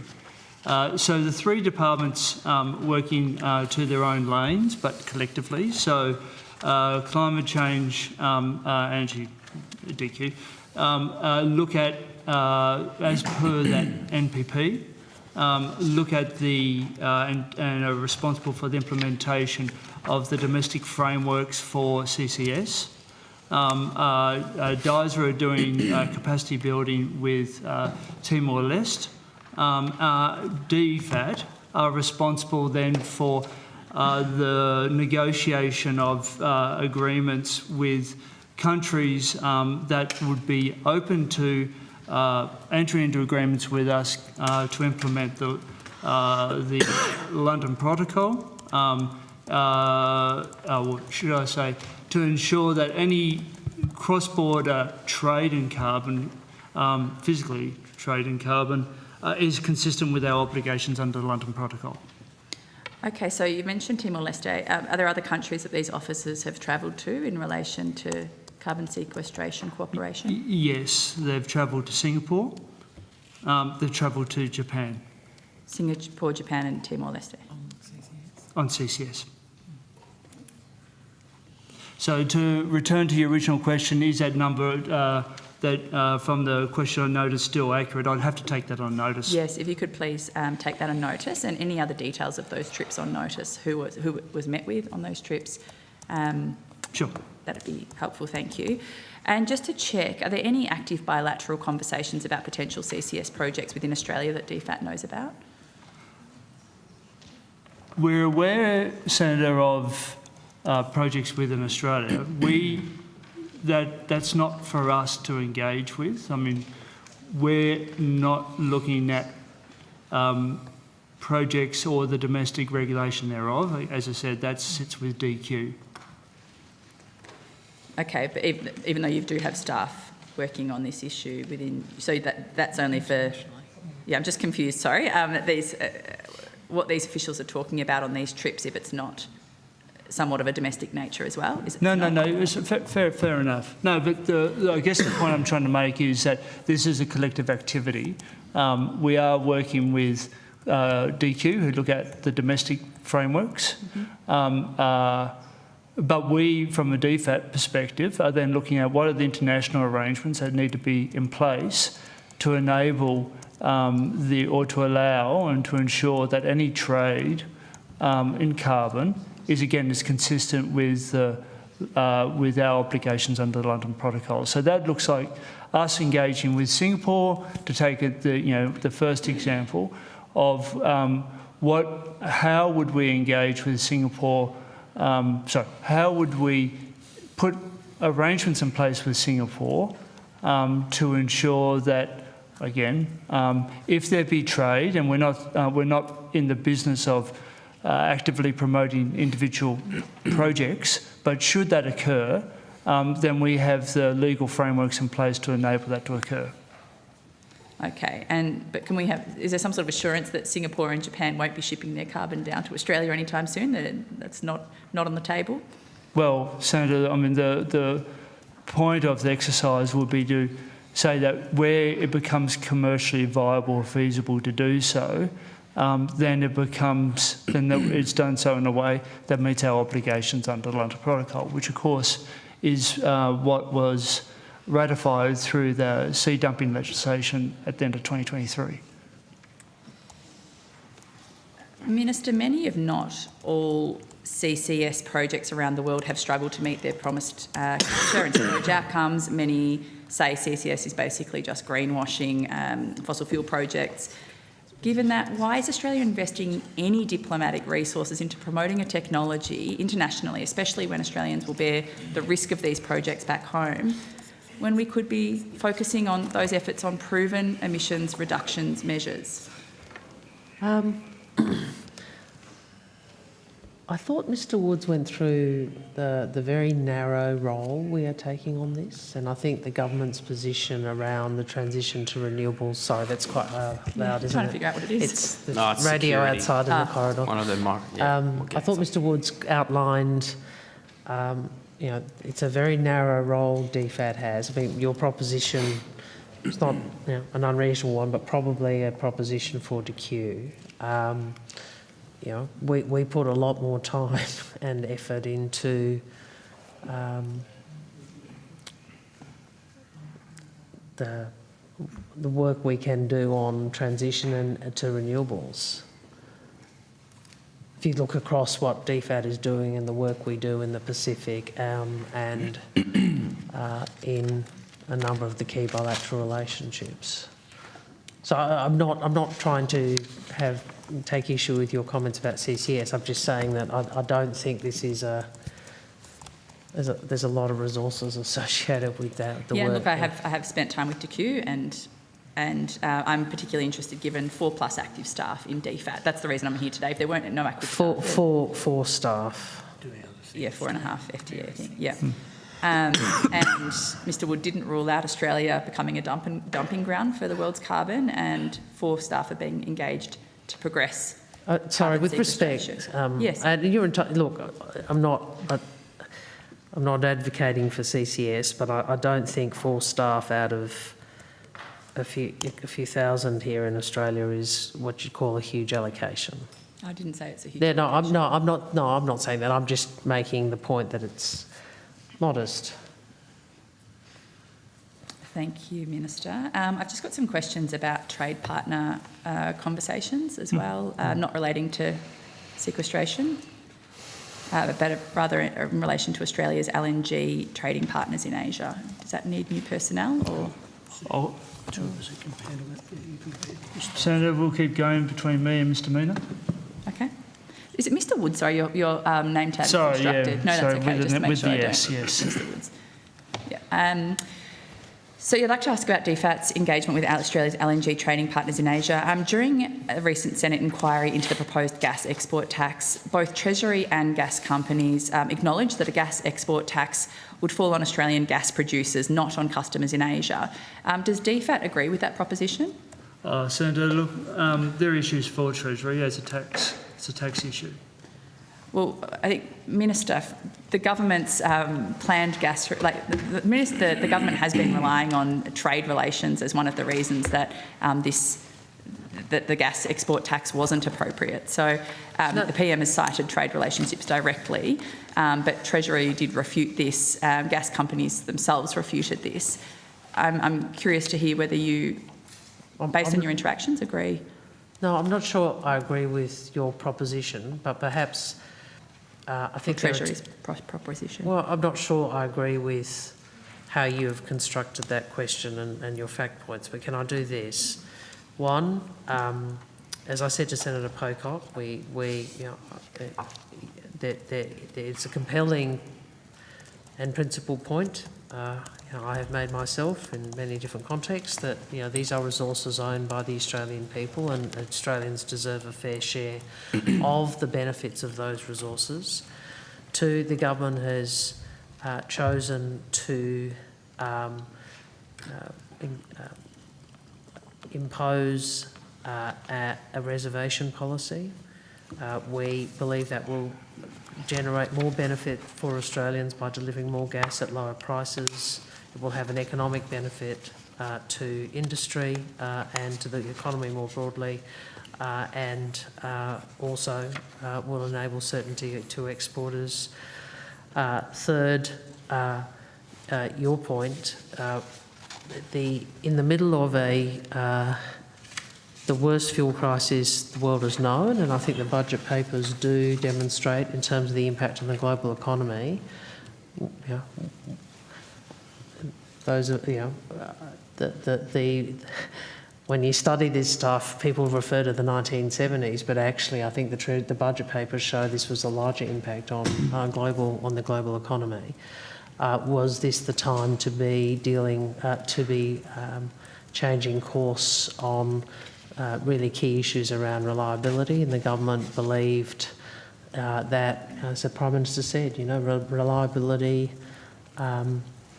is an asset, and one we try to demonstrate and that we try to receive as well. And I went through, and the Secretary went through the work that has been done on fuel security with other countries, which has been critical to keeping our economy going. Yeah, look, I agree.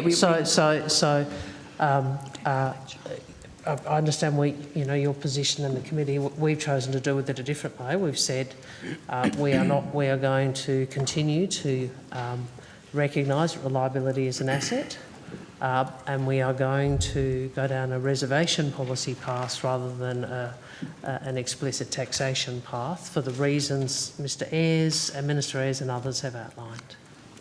I haven't really had those answers from Minister Ayres in estimates over the last fortnight, but we want the same thing around fuel security, but our concern is that the government is falling for that gas lobby propaganda that saying a gas tax, sorry, I'll let you speak, saying that a gas tax would hurt these relationships, but in fact the cost would be borne by producers only. What will hurt these relationships, and we heard this before the gas reservation was even announced, is that Minister King, it's known that she made multiple trips to Japan with briefing notes released under FOI showing that she was specifically going there to quell any fears around a gas reservation.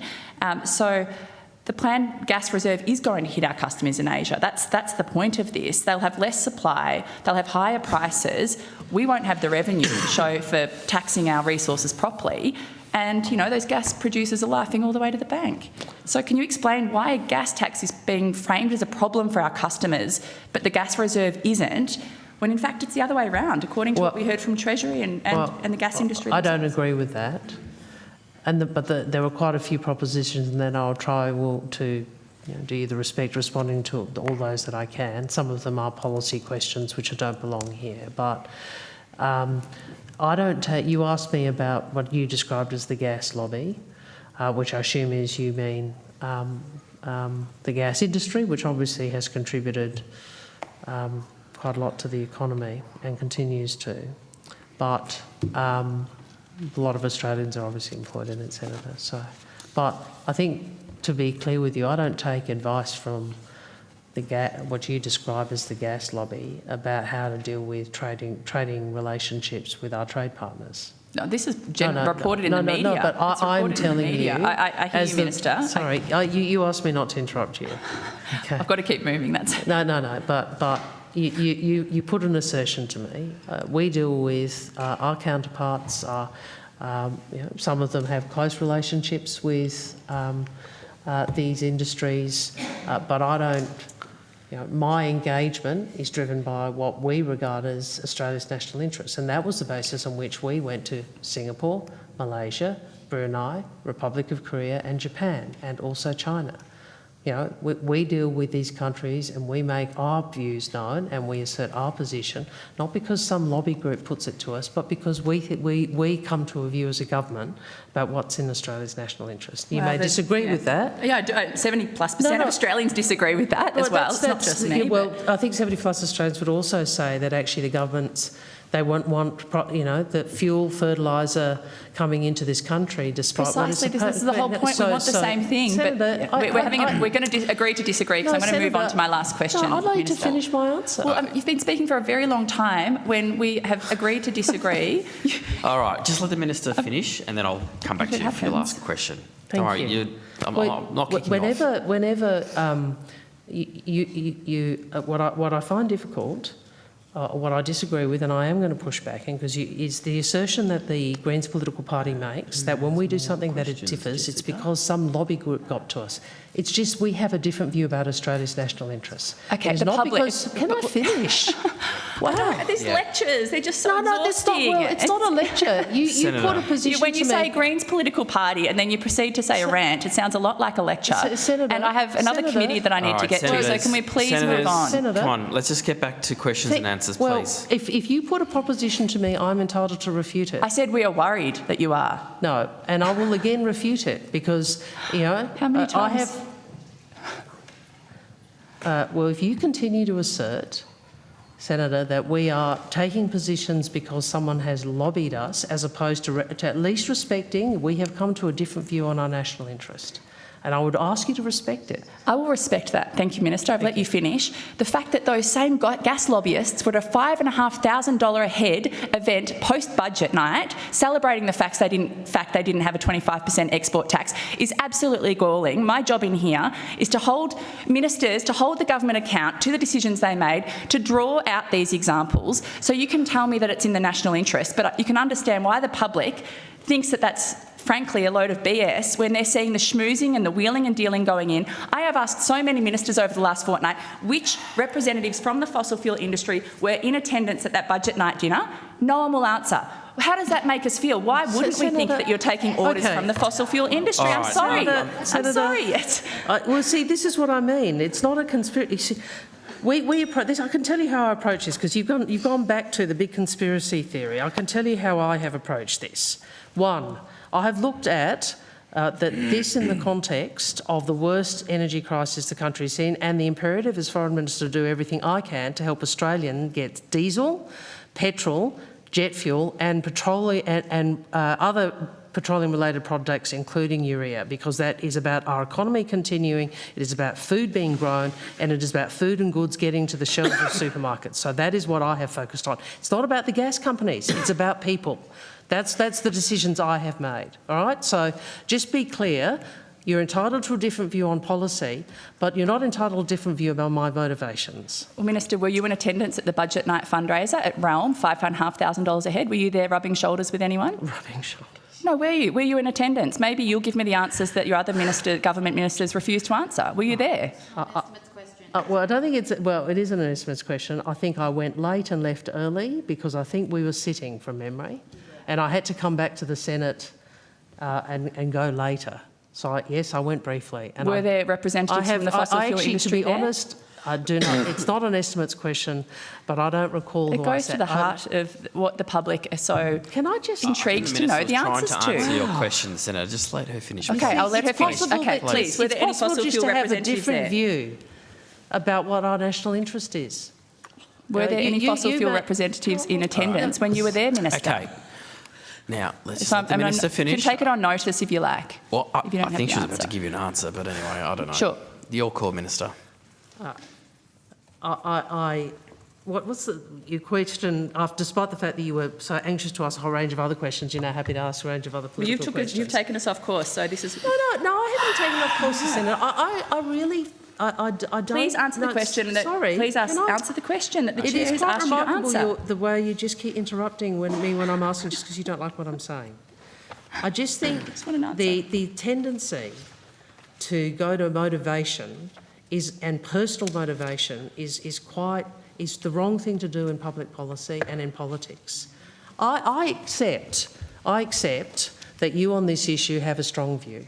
You should accept that I don't do things when it comes to energy policy because some lobbyist told me, right? I do things because I think, what can I do as Australia's Foreign Minister, as I said to you, to get agreements either at leader level or Foreign Minister level that help support the Australian economy to continue. My job as Foreign Minister is to go to Japan and to Korea and to Singapore and to Malaysia and say, we are reliable partners and we want you to be reliable. And it is to work with Indonesia to help get the fertiliser. And there are many ministers who have been focused on this task because of the effect on our economy. Now, you can dismiss all that. I've asked a question and this has nothing to do with the question that I've asked, Minister. All right. I asked, were there any fossil... Point of order, relevance. I asked the Minister, were there fossil fuel representatives at the $5,500 a head budget night fundraiser? That's the question. Senator, and I get a rant that's nothing related to it. It's not a rant. You might not like the answer, answer the but question, the Minister is Minister? It's not a rant, Listen. Senator. It's because you impute our motivations and you wonder why people get annoyed. Like, we work very hard. You may not agree with what we do, but we're motivated by actually trying to deliver for Australians. And you might want to diminish what the fuel crisis has meant. I'm not diminishing it. I'm asking a question, Minister. So the judgment about who was where when, the judgment we made on reservation, the judgment I made in relation to what I would put to other parties, other countries, is nothing about lobbyists. And I know that's hard for you to believe, but that is the truth. I've let the Minister speak for an extended period of time. All right. That's fair enough. And I'm not going to get an answer to that question. I'm clearly not. At least the other ministers were honest and said they weren't going to answer the question. But I've just got a quick question, Chair, and I'll put most of them on notice. I'll just ask, in relation, I have some questions pertaining to Australian mining company Titanium Sands Limited, who are proposing operations in Sri Lanka on the island of Mannar. I understand a meeting was held between Titanium Sands Limited and the Sri Lankan government, at which representatives from the Australian government were also present. Can you please confirm for me whether those representative officials were from DFAT? No need to rush. We're here all night. Just feel like the tempo's gone up. Hi, Senator Hodgins-May. Sarah Story, First Assistant Secretary, South and Central Asia Division. We've looked back through our records. I know that you asked this in DISA as well. Yes, I can confirm that one DFAT official and one Austrade official attended one meeting between Titanium Sands and the Government of Sri Lanka. I'd have to get the exact date. We think it's 23 or 24. Thank you. That's very helpful. And do you have the notes on the purpose of the Australian government officials attending that meeting? Senator, we're aware of the Titanium Sands proposed project, their investment in Mannar Island on the northwest of Sri Lanka. The High Commission has met with Titanium Sands executives during their visits to Sri Lanka to understand the scope of the project and its status. At the moment, we understand it's undergoing an environmental impact assessment by the Sri Lankan Central Environmental Authority. Okay, and you can take this on notice because I know I'm running out of time, but has your department provided any other support, facilitation or advocacy relating to this project? No, no other support or facilitation, but we are also monitoring the environmental concerns and we have met local community representatives as well. Okay, that's good because we are hearing significant concerns about this project. If it proceeds, it could have serious impacts on the local environment and community. Concerns raised include impacts on groundwater, salinity, coastal erosion and biodiversity, as well as impacts on fisheries and livelihoods. Does DFAT, you've just sort of mentioned it there, but you do have some oversight over how corporations are operating in other overseas environments? That's something. You don't? Senator, the short answer is no, we don't have any regulatory oversight for companies operating offshore. So that involvement then, is that, just help me understand the involvement that you've just spoken about, how that relates to that later answer about not having... Senator, that involvement is just hearing an update from the company about their proposal and their activity. Okay, so but you wouldn't take any action even if you were alarmed or, there were circumstances occurring that you thought... Well, indeed, Senator. So, I mean, just to unpack that, I mean, so from a DFAT perspective, we don't have a regulatory oversight. Clearly, we do engage with Australian companies that are operating offshore as part of how we think about our broader set of responsibilities. But to your point in question of if there were concerns about, say, environmental impacts, then clearly that would sit with the sovereign right of Sri Lanka to manage those responsibilities. So the officials were there, pardon me, purely just to observe the status of the project, not actually looking at environmental oversights and so on? Correct, Senator. They have no role in the actual process that you've just described. Okay, thank you for your time. Okay, thanks, Senator. Now, Senator Collins, sorry to wake you up there. Senator Collins? Deep in thought. Deep thinking, that's right. Always. I'm just going to ask a quick question. I'm wondering if somebody can also, I've got another tender that I would like just a little bit of clarification around, and then I'll pass on to my colleague. It's contract notice 4244-321. It's for the Netherlands, and I'm just trying to work out what exactly it was for, whether it was for an event around there. It's for $158,000 and it's for flights. I'm just wondering if somebody can clarify that for me, please. And not right now, but if someone can go away, and I'm going to pass it on to...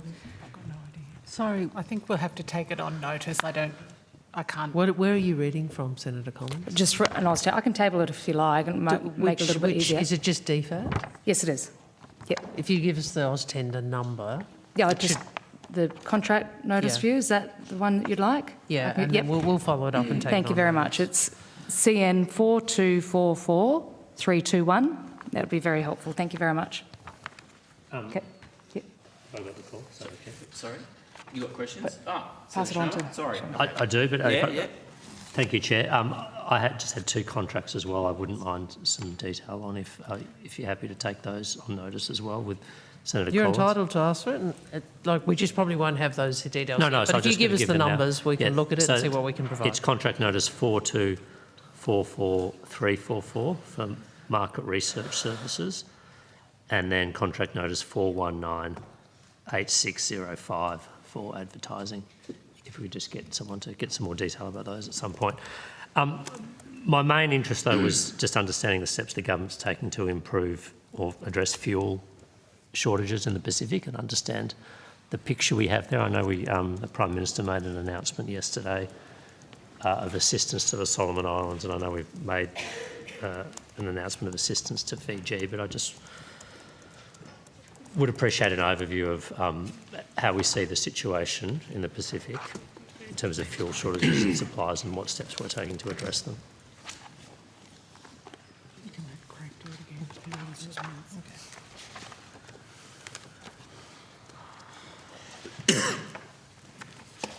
Senator Charlotte Blundell, Pacific Economic and Infrastructure Division. As you'll appreciate, no country's immune to the fuel crisis, and I think you also understand well that the Pacific gets hit with lots of external shocks, including natural disasters. This one's very difficult for the Pacific countries. They rely very heavily on imported fuel. Some countries rely on imported fuel for 90% of their electricity in the Pacific, and it can be 10 to 18% of GDP in some cases. The prices have gone up significantly, in some cases has tripled for them, so that's putting huge pressure on their budgets and on households at the moment. Going to your question, I think that Craig previously noted that we have joined a regional response mechanism that's been advanced. The Foreign Minister was part of a Foreign Minister dialogue very recently. We have also been advocating with key fuel suppliers, including the trading partners that the Pacific particularly relies on, which is heavily Singapore and South Korea. At the moment, the supply is stable, but it's a price shock for the Pacific. So we're also redirecting development assistance as that's requested. And the Treasurer was also in Washington for what's called spring meetings, and he was advocating with the development banks to prioritise the Pacific and their needs immediately, but also over the long term. We're also providing technical assistance to try and help Pacific countries with their national responses. We have shared a lot of information. The Pacific tend to struggle to get a detailed global picture, so the economic team in the Office of the Pacific has been sharing updates whenever we can, bilaterally and with the Pacific Island Forum Secretariat. Okay, thank you. I understand one of the initiatives that came out of the recent meeting of PIF members was that Australia and New Zealand would fund an audit of existing Pacific fuel stocks. Is that work underway, and who's doing that? The work has commenced, and it's New Zealand that's providing that funding, Senator. I see, okay. And when will that audit be? Is that ongoing, or is it work to be completed soon? So, Senator, the Pacific Community, or the SPC, is undertaking that work, as Ms Blundell said, with funding from the New Zealand government. One of the key issues that foreign ministers discussed was the importance of having a robust evidence base, both to support regional decision making, but as many foreign ministers expressed a desire to be able to make good national decisions. So that work that's undergoing in the SPC is ongoing. It's being shared through the PIF channels with member governments. We are providing technical assistance through sharing data and analysis that we are generating inside DFAT for Australian government purposes, and we're sharing that with the region as well. One of the key things that is really clear is the importance of commercial supply chains. The region's supply chains are very thin, and seeking to replace them with an alternative would both be very difficult and may actually cause long-term damage to the region's ability to get fuel in a timely manner. And so that work will inform that evidence base, and I think that will be ongoing work as the fuel situation globally, and particularly that as it relates to fuel being supplied out of Asian refineries, particularly in Singapore, as that evolves. Okay, thank you. And of the financial assistance we've provided to date, so I understand we've announced $30 million in budget support to Fiji, and there was an announcement of $35 million to Solomon Islands yesterday, which is in part for this. Is that redirected development assistance, Ms Blundell, as you mentioned? Senator, we have a range of economic programs, and so they're available in good times, I would say, to support on a performance basis economic reform, and in these harder times to provide some of this kind of relief. So it's regional programs that we're able to utilise to respond. And are those the only two countries in the region so far that we've provided that support to? So, Senator, our development programs are flexible in terms of response to the needs of government, and this has certainly been a priority across a range of development programs, and so we've been able to adjust those programs to sort of meet the needs identified in a range of countries. But have other countries sought such an adjustment? I'm only aware of Fiji and Solomon Islands, but there could be more, and if so, I'm keen to know which ones they are. So we're working with a range of governments that have engaged us in terms of the vulnerabilities they're feeling, and that includes, I think really importantly, because we have a treaty obligation to Tuvalu, we have treaty obligations when it comes to security, and that's that broad range of security as defined under the Boy Declaration, particularly around humanitarian issues. And so we've been able to move quickly within bilateral programs as well as the regional program to be able to address partner concerns. I mentioned in earlier evidence to one of your colleagues that the Foreign Minister also announced at the PIF Special Foreign Ministers meeting a contribution of $15 million to a World Bank facility that will assist Pacific countries with financial assistance for governments under pressure. Okay. Senator, I'll just add as well, sorry, that a number of the Pacific countries have also gone to the World Bank and the ADB for support, and so we're aware that some support is coming already and more into the future from the multilats to various countries as well. Okay, thank you. And our support today, so it's being provided as budget support? So it's being provided, we would call it Economic Support Centre. Okay. But it's to assist with the purchasing of, offset the cost increase? Actually, it's to support in part the country's national responses. So in the case of Fiji, as you mentioned, they're directing their own funding and some of what we've contributed to increase social protection programs at the moment, and they have recently passed through some of the costs of fuel to consumers, so they're doing that in tandem to try and address the household shock and the impacts on vulnerable people in their communities. Okay, thank you.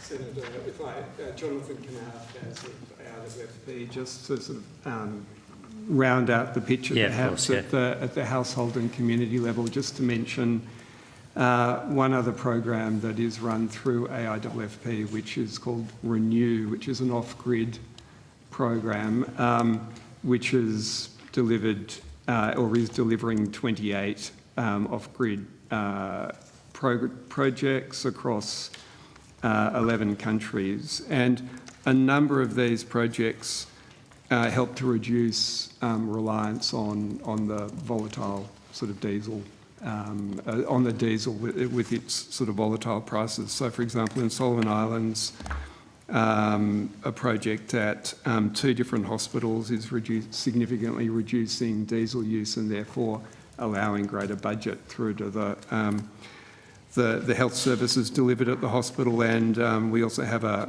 project up in Palau, which is a solar farm and a storage facility which, when fully operational, will reduce diesel use by about 2 to 3 million litres per year. So across these 28 projects, very much at the health centre, schools, community facility level, we're trying to reduce that reliance on diesel and the costs associated with that. Okay, thank you. Thanks, Mr. Kenner. That was all I had on that topic. I wanted to ask a little bit about the Quad in the time I've got remaining.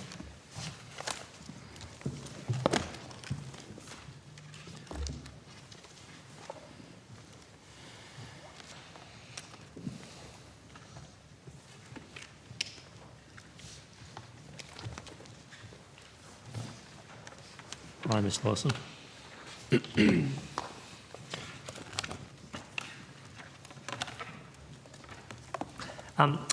So we have a Quad and Partnerships branch within the Department of Foreign Affairs and Trade, is that right? Yes, correct. And that sits within your group? Yes. Okay, how many staff are in that branch? Or how many FTE? SES at this point. Do you have an answer to that? Hi, Mr. Griffiths. Hello, Senator. Paul Griffiths, First Assistant Secretary of Geostrategy and Partnerships Branch. The staffing allocation for Quad and Partnerships Branch is an ASL of 20. Okay. And is there a particular funding line attached to the Quad activities, or? Which activities? I guess, I mean, was there? I didn't see funding in the recent budget papers as specific lines. Is it funded out of normal departmental expenses, or is there specific? Do you projects? mean what we do, like like what officials do, or do you mean the outcomes? The outcomes. I guess the outcomes or initiatives. Is there budget money attached to any particular Quad programs or initiatives outside the normal departmental appropriations? Yes, I would need to take the specifics on notice, but yes, for Quad initiatives, we have funding.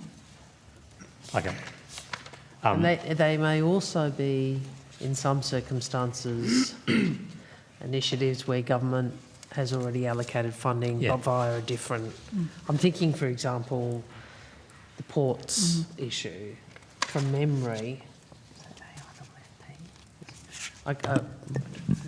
someone else might remind me, but wherever that ends up, you know, we obviously have AIWFP and Pacific infrastructure and development assistance funding, but there's a Quad initiative which is this pilot project. So, but you know, we can. What was the Is that enough, or did you have another bit? Well, look, I guess I was interested in just canvassing all the initiatives. So I think there's the Ports of the Future initiative, the Critical Minerals one, and then the Indo-Pacific Maritime Surveillance Collaboration. So I guess I just wanted to have a sense of the resources allocated to each, the likely deliverables over the next year, and the relative importance. Well, thank you, Senator. Obviously, these are very significant announcements and outcomes that do demonstrate the great work that the Quad is doing. And the role that Australia is playing as part of the Quad partnership to bring greater stability and prosperity to the region. On the specifics of the funding, I think we should... I'm not really quite sure exactly what your question is. So let's just take the Indo-Pacific Maritime Surveillance Collaboration one then, if that's all right. I mean, how is that being delivered? Is that just a DFAT-only project? Has it got involvement across government? Yeah. Is it serviced by the team within DFAT? So, Senator, the Indo-Pacific Maritime Surveillance Collaboration, it extends existing trilateral surveillance cooperation to include cooperation with India. It's initially implemented in the Indian Ocean region, so it's really an extension of existing cooperation that we have. So it's for example, focused on Indian Ocean region as an extension, and also we'll be looking via and the annual exercise Malabar as well. Yeah. So this is an initiative that will involve the Department of Defence as well. Okay. Yeah. So it's a joint DFAT defence. Correct. Okay. And then Critical Minerals Initiative. So which parts of government are involved in that, and what's DFAT's role? Well, all the critical minerals work we do obviously in collaboration with GISA, and you know that there are funding streams for critical minerals work, including the contribution that Export Finance Australia is making to that work overall. So. Did you have something you wish to add, Mr. Woods? Look, add to the Secretary? No, not at all. Okay, you're just nodding. Mr. Woods, very it looked like you wanted to. So, he also looks smart. And then the Ports of the Future partnership, so the one that you just announced, Minister, last week. What's the involvement of DFAT in delivering that, and what are the other parts of government involved in that? Look, I think to make sure we can answer it more fully, we'd take it on notice to add to it, but I don't know what others can assist with. But the point I was making, well, one, I was really pleased that this became one of the announcements, one of the things we pressed for, and obviously very happy that it's the Quad operating or providing some important investment or cooperation in Fiji. The point I was making, and it was a general point, and Mr. Kenner might correct me, is that... Well, no, but my point is that you wouldn't need to allocate additional funding over and above existing programs which are already directed at infrastructure in the Pacific for us to do our bit, because we've already allocated substantial funding, including lifting the allocation to AIFFP and, as I said earlier, reprioritising development assistance to the region. But Mr. Kenner might want to add to that. Thanks, Minister.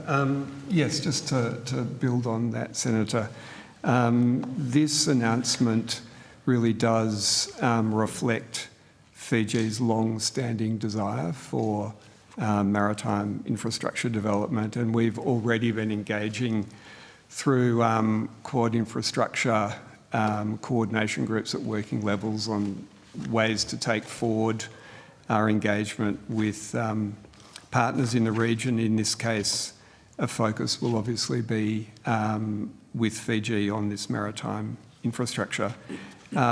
So we have the capital through AIF to support this collaborative effort with Quad partners to work with Fiji to develop a project that responds to their priorities and to take it forward.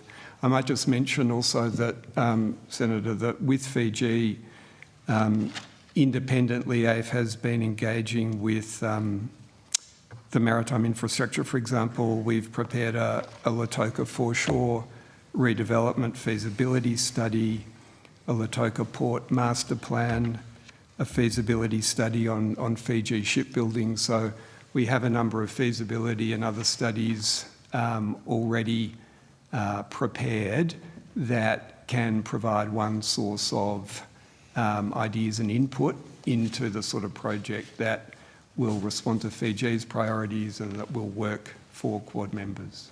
Okay, thank you. And is there a Quad leaders meeting scheduled for later this year? I saw Secretary Rubio suggested there might be overnight. We don't have one scheduled as yet. Would you expect there to be one this year? Well, I can't preempt any decisions. When- Subject to scheduling and so on. When was the last as usual. one?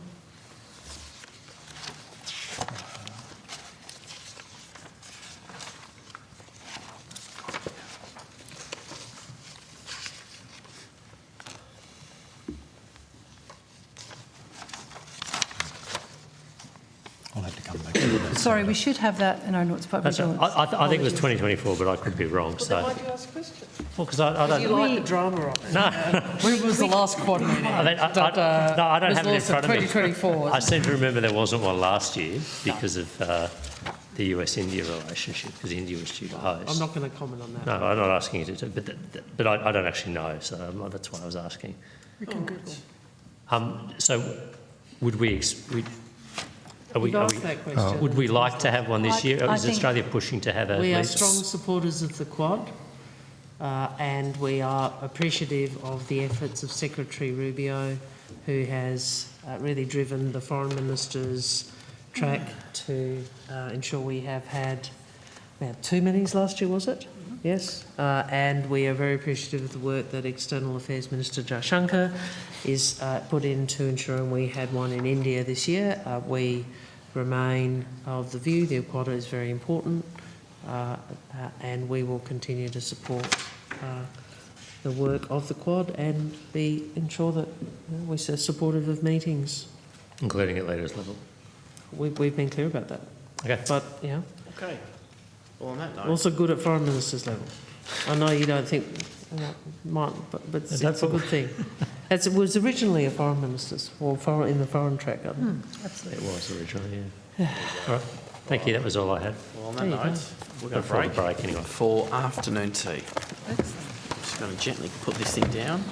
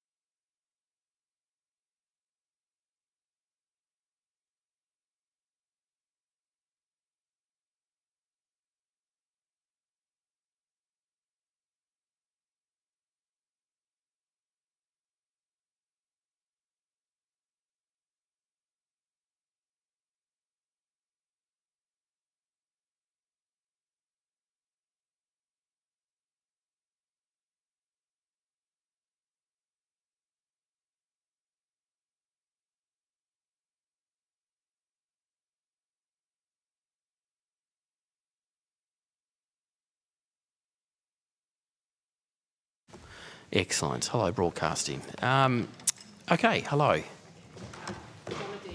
Chief Financial Officer. I can answer some of the questions around contract notices that came on just before the break. I think, Senator Sharma, one of the ones that you were interested in, sorry, just trying to marry up because some of the questions came from Senator Collins. That's we right. Put it out I'm there. aware of the one she asked about. So. Yep. So contract number 424321 with respect to the Netherlands, that related to a flight from Tenerife to the Netherlands for 6 passengers from the MV Hondius impacted by the hantavirus. Okay. There was then contract number 4198605. It relates to the Smart Traveller campaign, specifically Know Before You Go. Earlier, Senator Collins asked about a contract, I think number 4181577 in PNG, and just queried whether that was related to the 50th anniversary. It is not. It relates to a pilot project to refurbish some residential accommodation in Port Moresby. Related to our owned estate. A pilot project, you mean? A pilot project for 6 residences. But how do you do a pilot refurbishment? So I guess it's a first phase is one way of looking at it. First phase for 6. Oh, okay. All right. And the other contract? So the other contract that, if I'm getting my... Yeah, the hantavirus one you mentioned. Yeah, so the 158,000 for the Netherlands that you referenced relates to repatriation flight for 6 passengers from MV Hondius. From? MV Hondius. No, that cruise ship. Oh, right, yeah, okay. Right, and so there is just one that we are still trying to get information on, which was the 4244344 research. So we'll keep digging. Thank you. Thank you. Thanks. Yeah, keep going, Coalition, and then I'll go just to whilst I've got you, Ms. Deegan, I just had one question about the budget. Just in budget paper number 4, the Foreign Affairs and Trade Agency resourcing table on page 72, the $145 million equity injection, what's that for? That's okay. So did you say 145? Yeah, I've got it here. So it's budget paper number 4, page 72, the agency resourcing table for DFAT, and there's the normal appropriations, but there's 145 million as an equity injection. I'm reading from the wonderful portfolio budget statement. I think the reference is 145,674. That's it, yeah. Yep, that's it. I will have to come back. Equity injections will be for a myriad of capital projects. So my sense is it would be spread across property, ICT and security. But I can go and see if I can do some more digging on what that number specifically covers. Okay, sure. If you could, or if you'd take it on notice otherwise. Yep, can do. Thank you. Sorry, just before you leave. So on that one in Papua New Guinea, so that was 6 houses, that was the design of the compound for 6 houses, is that correct? So my colleague Susan Pitson from Overseas Property Office will be able to answer that. Thank you.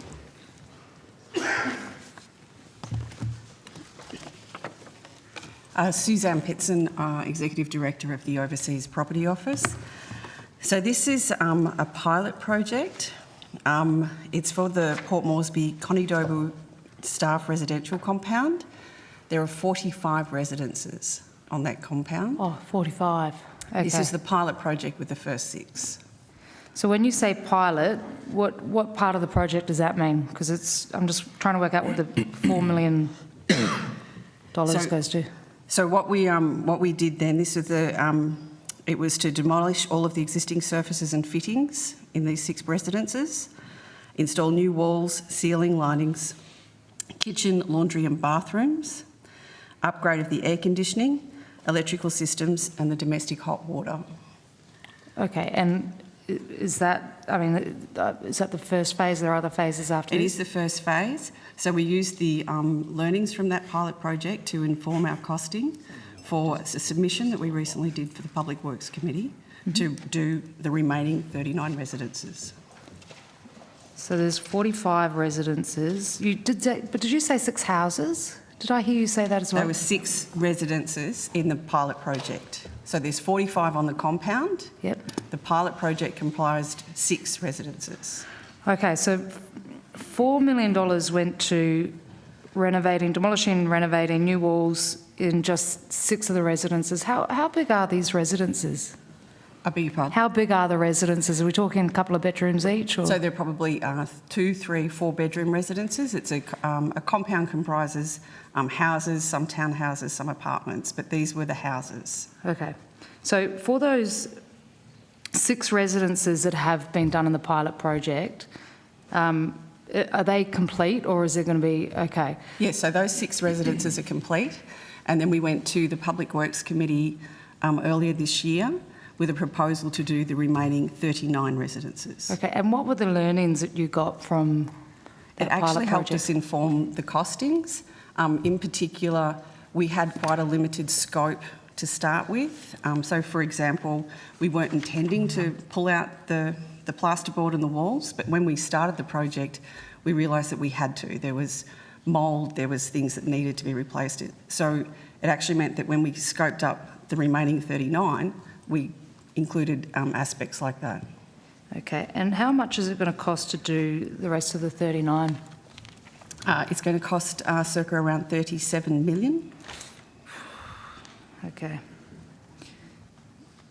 Rightio, and are there variations built into the contract for that, or is that fixed cost? What are we doing? So we still haven't actually, we're still waiting approval for the Parliamentary Works Committee for that final approval to come through. It has been tabled in the House. It has not yet been tabled in the Senate. We're fairly confident with the costings because it has been informed by the pilot project. Okay. And how many compounds do we have over there in Port Moresby? Off the top, we have at least 4 residential compounds. Do they have all a similar number of houses there? No, this is the largest compound. This is the largest. This is Connie Dobu, right? This is Connie Dobu, yes. Do the others need renovation as well? Some of them have already been renovated. So so one of the other compounds is known as Port Road 1. That was recently done in the last few years. We'll be focusing on Connie Dobu for the next 3 or 4 years. After that, we'll probably go through and do the Port Road 2 compound. And then after that, we'll probably look at the executive residences. So what this is a rolling program of maintaining a Commonwealth asset. Yeah, I understand that's an important thing to do. Just to get a sense of the size of Port Grove 1 and Port Grove 2, how many more houses are we talking about here? They're apartments, and I'd have to take it on notice, but I'm thinking about 10 to 15. Okay. But if I could take the detail of that on notice. No, that's okay. Thank you very much. That's helpful. Okay, thank you.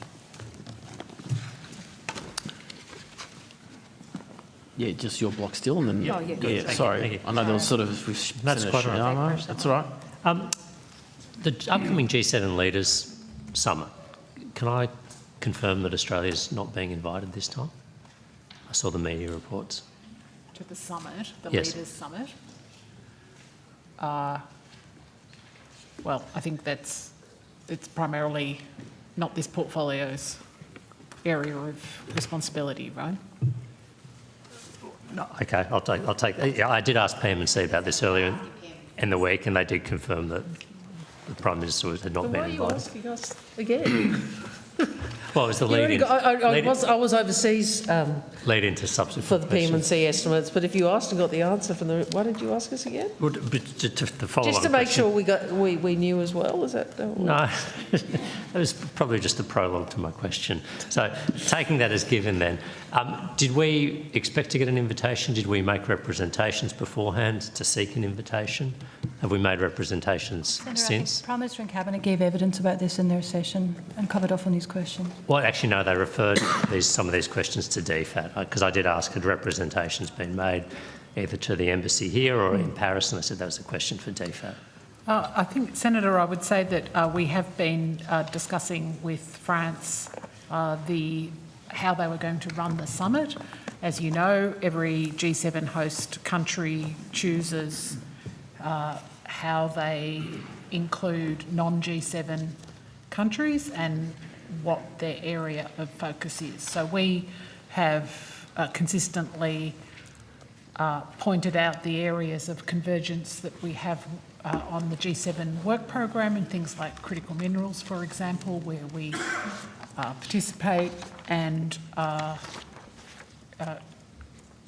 discussing our interest in being involved where appropriate with the G7 year.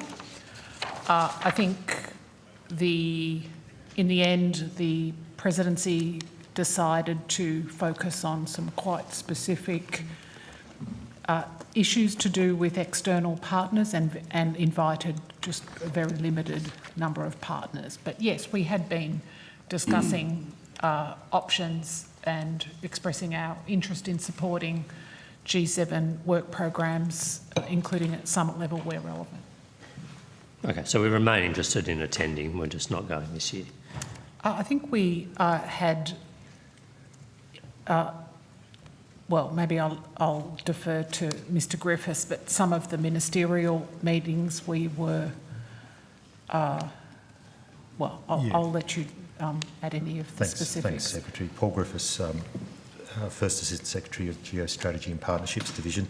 As the Secretary said, Senator Sharma, Australia was involved in G7, in France's G7 year in a number of ways, including engaging on critical minerals, on resilience and the environment. They were all priorities for Australia. Treasurer Chalmers attended the G7 Plus Finance Ministers meeting in January, and Minister King attended the G7 Plus virtual critical minerals meeting in May. But as Deputy Secretary Hayhurst gave evidence previously, we're not confirmed that Prime Minister's not attending this one. Okay, thank you. That was all I had on that. I'll just keep moving topics if that's all right. The DFAT white paper from 2017, is that still Did you work current? on that? No, it wasn't me actually. I think it was Mr Hayhurst. Is that still current policy guidance? Still on the DFAT website, so. Well, it's a document that was produced in 2017 by the government of the time, so it's a document that's there in the archive, but obviously it's from almost a decade ago and with previous government. So have we thought about doing a new one, or what has replaced it? Well, the current government policy has replaced it, which is well and truly articulated through Where? Government statements. Well, you see, I think it's been very clear the different approach the government has taken, and I have outlined, the Prime Minister has outlined the approach on foreign policy. We don't see it as an academic exercise, Senator, and as an exercise in which we're going to ask the bureaucracy to do hundreds of hours of work. We'd rather they were focused on doing the work to do the things that we think matter. And if you want to just go to my opening statement, which talks about some of these issues, but more broadly, I think there is a very wide range of consistent public comments in speeches to the General Assembly, speeches to the National Press Club, speeches to National Security College, in the snapshot which we released last year, I think is a very consistent position which is informing how the government is operating. So there's no plans to update it, refresh it, do a new one? My personal view, with all due respect to Ms Bishop, and I understand why she wanted to do that, is that I think given where the times are, that white paper was, how should I put it? Events had moved beyond where the white paper was very quickly. So I do make it a priority to try and ensure that there's, I think, quite a lot of consistency in how we talk, that we articulate the same frame and set of principles on foreign policy in our public speeches as well as in direction to the department. Okay, thank you. Then just another small topic before I've got time for one more question, Chair. Thank you. The comments that an Indonesian finance minister, I think, made in April about potentially imposing a toll on ships passaging through the Malacca Strait. Was DFAT aware of those comments? Have we made representations to the Indonesians subsequent to those comments to express our views on that issue?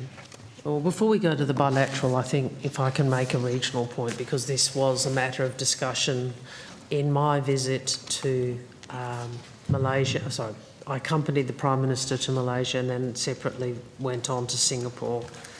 I think the ASEAN nations understand very much the importance of freedom of navigation to the prosperity and stability of all the countries of ASEAN. My recollection is, there were statements made in Malaysia which were then, I think, further public statements were made, which were and similarly in Indonesia, statements were made, but the overarching principle that Australia articulates to all is that we believe freedom of navigation, including freedom of passage through the Straits' rather constrained geography, is an important part of UNCLOS, and it is central to stability in the region. It is central to countries' ability to assure their prosperity through open trade.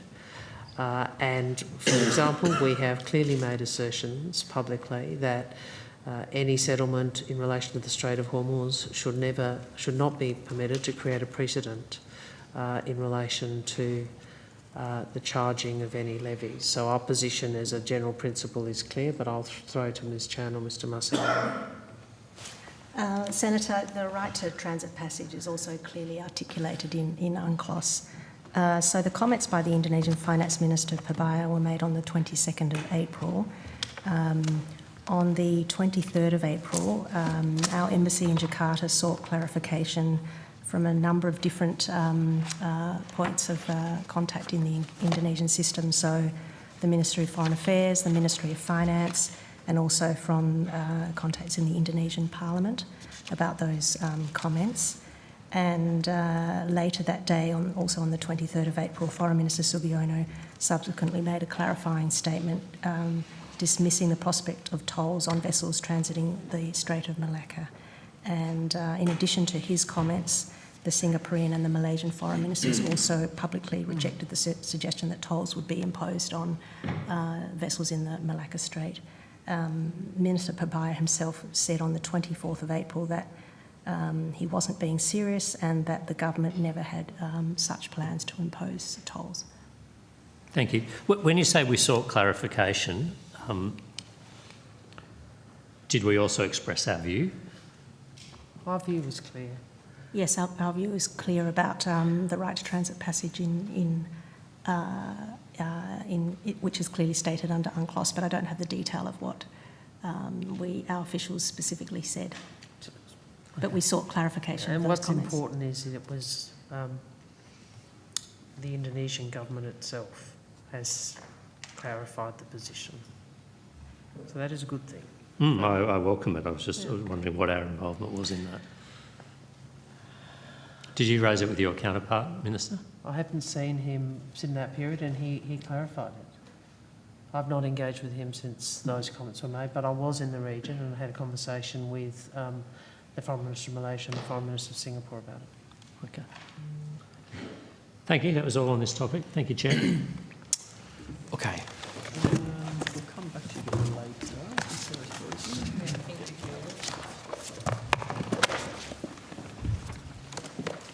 A couple of questions on some aid to Gaza and then on ODA in general. So, Minister, more than 15 months ago... Sorry, I'll just get the officials to Yep. the table. Thank you.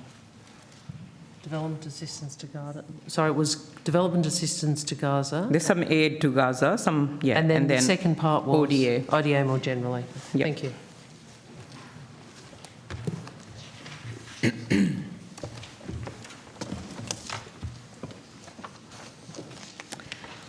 More than 15 months ago, 820 wheelchairs for children in Gaza were donated to PANSMA, which is the Palestinian Australian New Zealand Medical Association.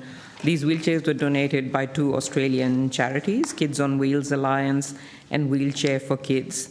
And PANSMA organized the delivery of the wheelchairs to a charity in Jordan, where, from what I understand, they still remain because Israel has not or will not approve their delivery. I understand that Minister Anne Ali has previously been briefed directly regarding these wheelchairs and has met with representatives involved in the coordination. I'm just wondering if the Australian government has raised this specific issue of wheelchair consignments directly with Israeli authorities, or if you know that they have. No? Senator Ralph King, Assistant Secretary, Middle East and Africa Division, will have to take that on notice. Okay. So you don't know whether you have raised this issue. And if you could take the next question on notice as well, will the department engage, if you haven't, will the department engage with the authorities to seek urgent clearance and facilitatation We'll take that on these notice too. wheelchairs? Thank you, Yeah. Senator. Okay, thanks. Minister, as you well know, the world is facing catastrophic and escalating human suffering. Of course, the Israel's genocide goes on, starvation in Gaza, war in Iran and Lebanon, crises in Sudan and Congo, and worsening climate disasters across the world. Yet Australia's aid budget has fallen to just 0.17% of GNI, which is nowhere near Labor's promised 0.5% target, and also lower than OECD's recommended 0.7%. Does the government still have the 0.5% target for aid? Senator, there was a number of points about that, and I made first in relation to Gaza and Lebanon and the humanitarian situation in both of those countries and regions is dire, and I announced additional today. So I was just this morning, and there's a very substantial amount of humanitarian assistance going to civilians in Gaza and Lebanon. Also, just in relation to medical assistance, I couldn't find anything in my brief, but I'm assuming someone at the table could talk about the work we have done with Jordan and other partners to try to deliver medical assistance and humanitarian assistance into Gaza.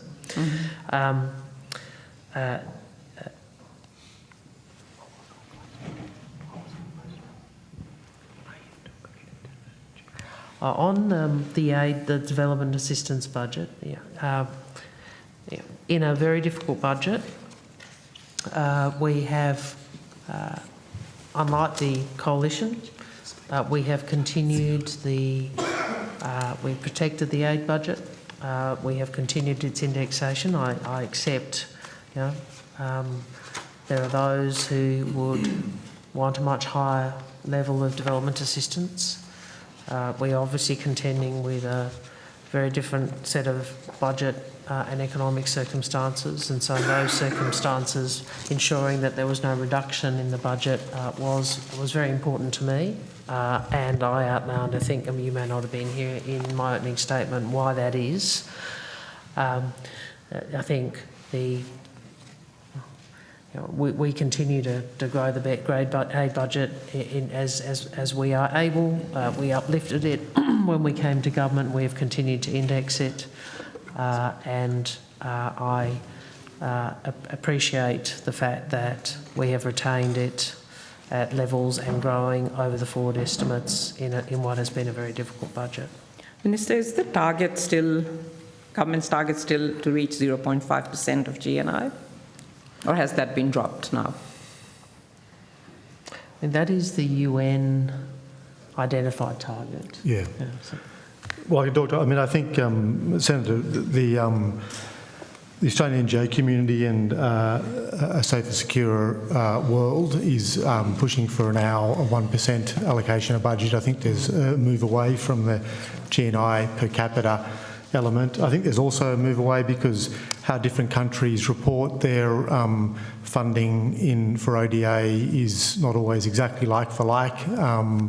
I think, as the Foreign Minister said, the government this year is probably, you can count on one hand the number of countries that have maintained their ODA or increased it. There's been some very significant reductions in 2024.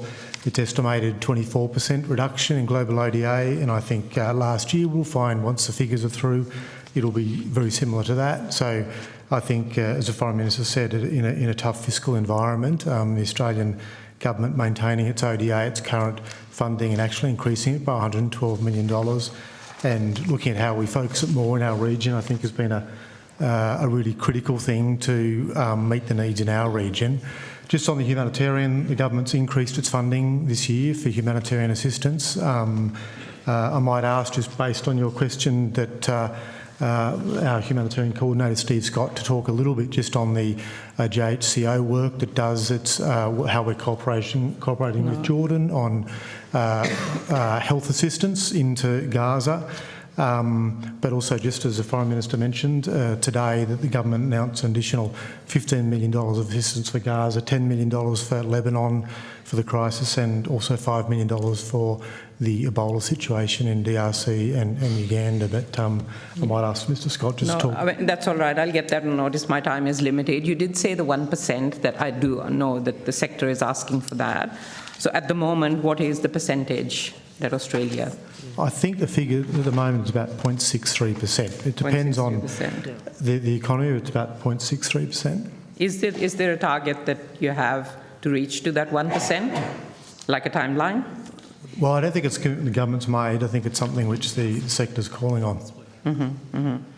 Okay, just one more question on this. Minister, you did say that humanitarian assistance is going up, and it is in dollar terms. I understand that it was raised from $709 million to $741 million in this budget, but in real terms, that is actually a decrease if you add inflation and all of that. So we're kind of going backwards in that sense. And Middle East and Africa region lost 5.6% of its funding, dropping from 153 million to 144 million. Could you confirm that is a drop? I don't. I haven't got the book in front of me, but I was upfront about that at the start. What we have, there is. First, we're very conscious this is taxpayers' money, so. Working people's taxes contribute to this, and we have to be very conscious that the funds that are spent are about ultimately a more safe and secure region, a more safe and secure world for the benefit of Australians. I've gone through that. The second thing is we have been upfront about the fact that we have prioritised our region. And you're right, that has meant for some regions of the world where there is,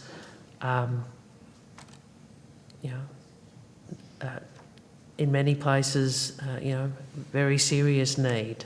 We are not able to contribute as much as we have previously or we would like to, and we have made a conscious decision for the reasons I've outlined earlier to put more resources into our region, so into the Indo-Pacific region, which I think is in excess of 70 cents in every dollar, 75 cents in every dollar of ODA funding. Yeah, okay. I just want to circle back to the global flotilla participants, just a couple of questions there.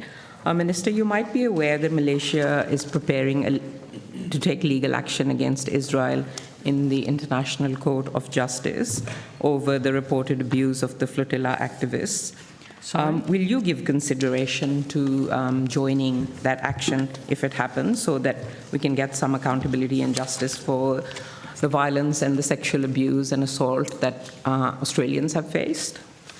Well, you raised this previously, Senator, and as I said to you, I assume you had consent to raise all of those private details. I want to say a few things about this. First, I have now received a request to meet, which my office received shortly before the press conference today. Mm-hmm. My office is engaging with the individuals directly on that request. So you are meeting them? No, I said my office is engaging directly with the individuals, not with you, on that request. I'm not asking about myself. I'm just asking, are you going to meet them? Can I just finish my answer, please? My view is that, as I said to you before, that women should be believed, and these allegations, which are confronting and distressing, should be dealt with respectfully and seriously, and that is what we will do. I don't intend in this forum to go to these issues any further for the reasons I would hope you would understand. Minister, you do know that the 11 people that were on the flotilla, including the women who are here and who were abused, want to publicly discuss these issues because they have been very public about them.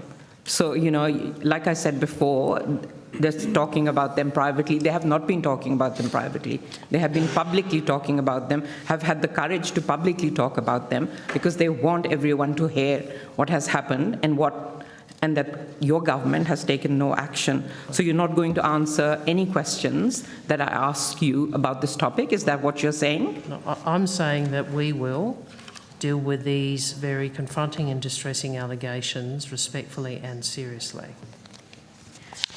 Well, can you tell me if you know that any Australians who are serving in the IDF, because we do have information that I think there were documents released stating 621 Australians were serving in the IDF. Has your government made any investigations into whether Australian citizens currently serving in the Israeli military were involved in the abuse, assault, or mistreatment of Australian humanitarians who were on the Global Smooth Flotilla, were illegally detained and kidnapped and assaulted? Have you made any investigations into that? Senator Fiona Webster, I'm the Acting Deputy Secretary of International Security, Legal and Consular Group.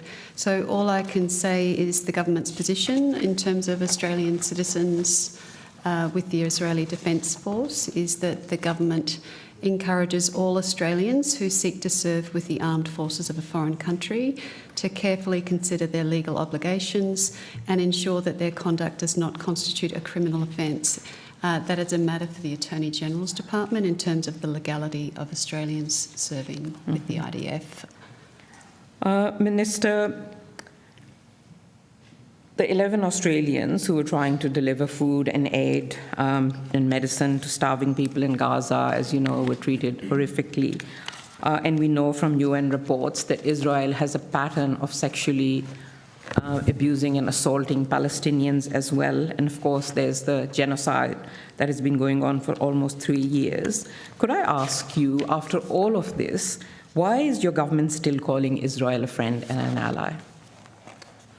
Actually, I don't use the word ally. It's you use that.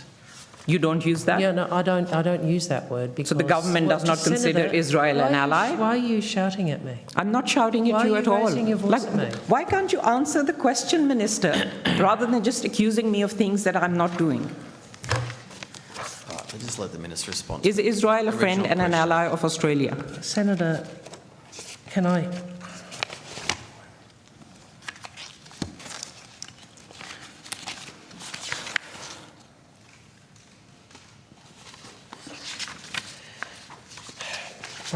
The point I'm making, Senator,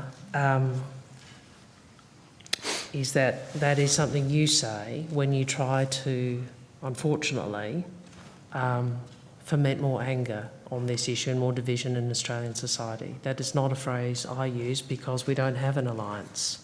We have alliance partners. Well, sorry, Senator, but your government has called Israel a friend and an ally. Why do you keep interrupting because me? Excuse me, I'm here asking you questions. Yeah, and I'm entitled to answer. All right, Senators. And you have answered. You don't want the answer, do you?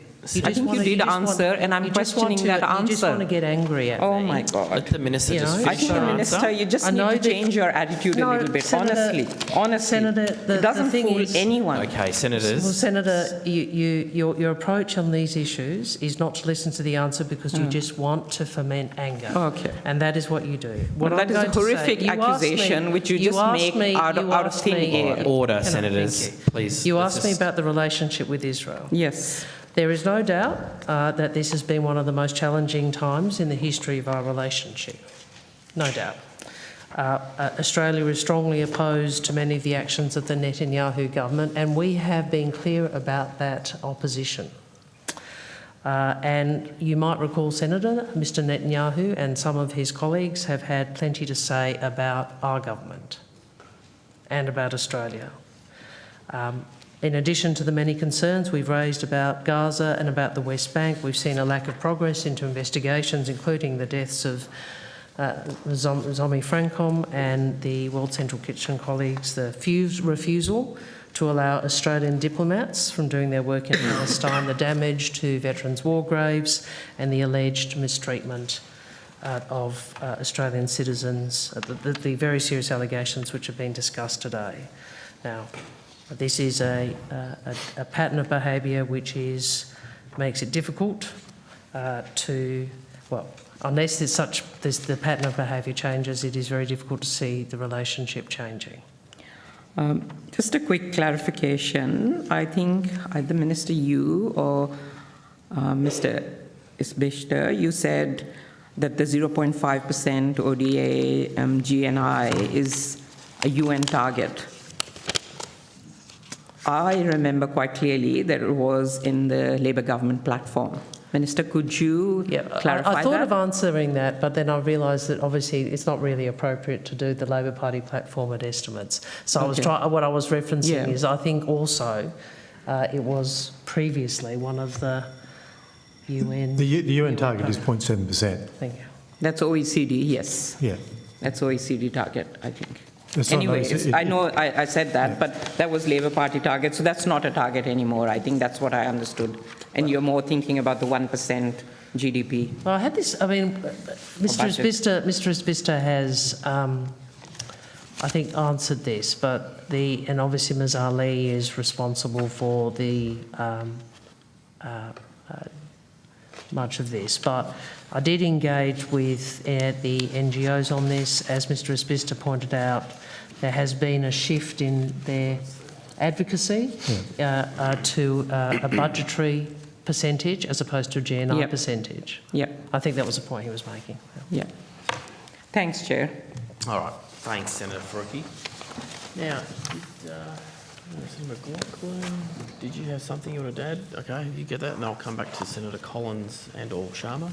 Minister, can I take us to Myanmar and an update on the government's position post the elections?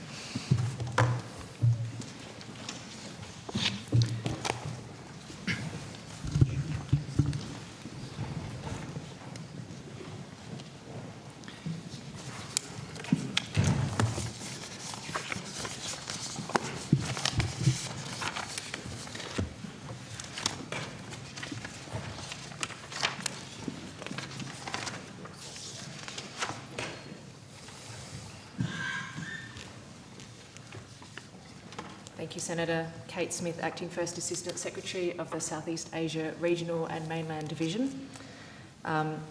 Senator, Australia has consistently condemned the Myanmar authorities' brutal and ongoing atrocities against the people of Myanmar. We continue to strongly support ASEAN's central role in resolving the crisis, and we urge the Myanmar authorities to implement the ASEAN 5-point consensus. The Australian government uses every lever at its disposal, bilaterally, regionally and multilaterally, to press the authorities to immediately cease violence, to allow safe and unhindered humanitarian access, and to engage in genuine, inclusive dialogue with all stakeholders. We engage the authorities on a strictly limited basis when it is in our core national interest to do so, including to raise concerns and to urge a resolution to the crisis.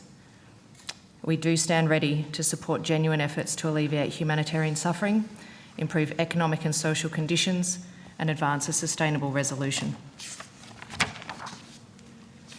When did we last express our dissatisfaction to the Chargé d'Affaires in Canberra? Your question, Senator, was when did we last express our Yes. dissatisfaction to the Chargé here in Yes. Canberra? Michelle Chan, Deputy Secretary, South and Southeast Asia Group. Actually, it was just a couple of weeks ago. I can't remember the date. Tuesday. I think it was the 12th. We had our regular senior officials talks with my ASEAN counterparts in Sydney, and the Myanmar Chargé was there, attended for Myanmar, and I made very strong comments, our usual comments regarding our deep concern about developments in Myanmar, the humanitarian situation, the political situation, and the security situation. Did they have any? Sorry, including. Did they have any response? Did they have any response to our representations? I don't really want to talk about that in a public setting. It was a closed meeting, but they did not agree with my comments on the situation. Have we engaged with the government in Myanmar and expressed our dissatisfaction recently, or post-election, I should say? On the elections?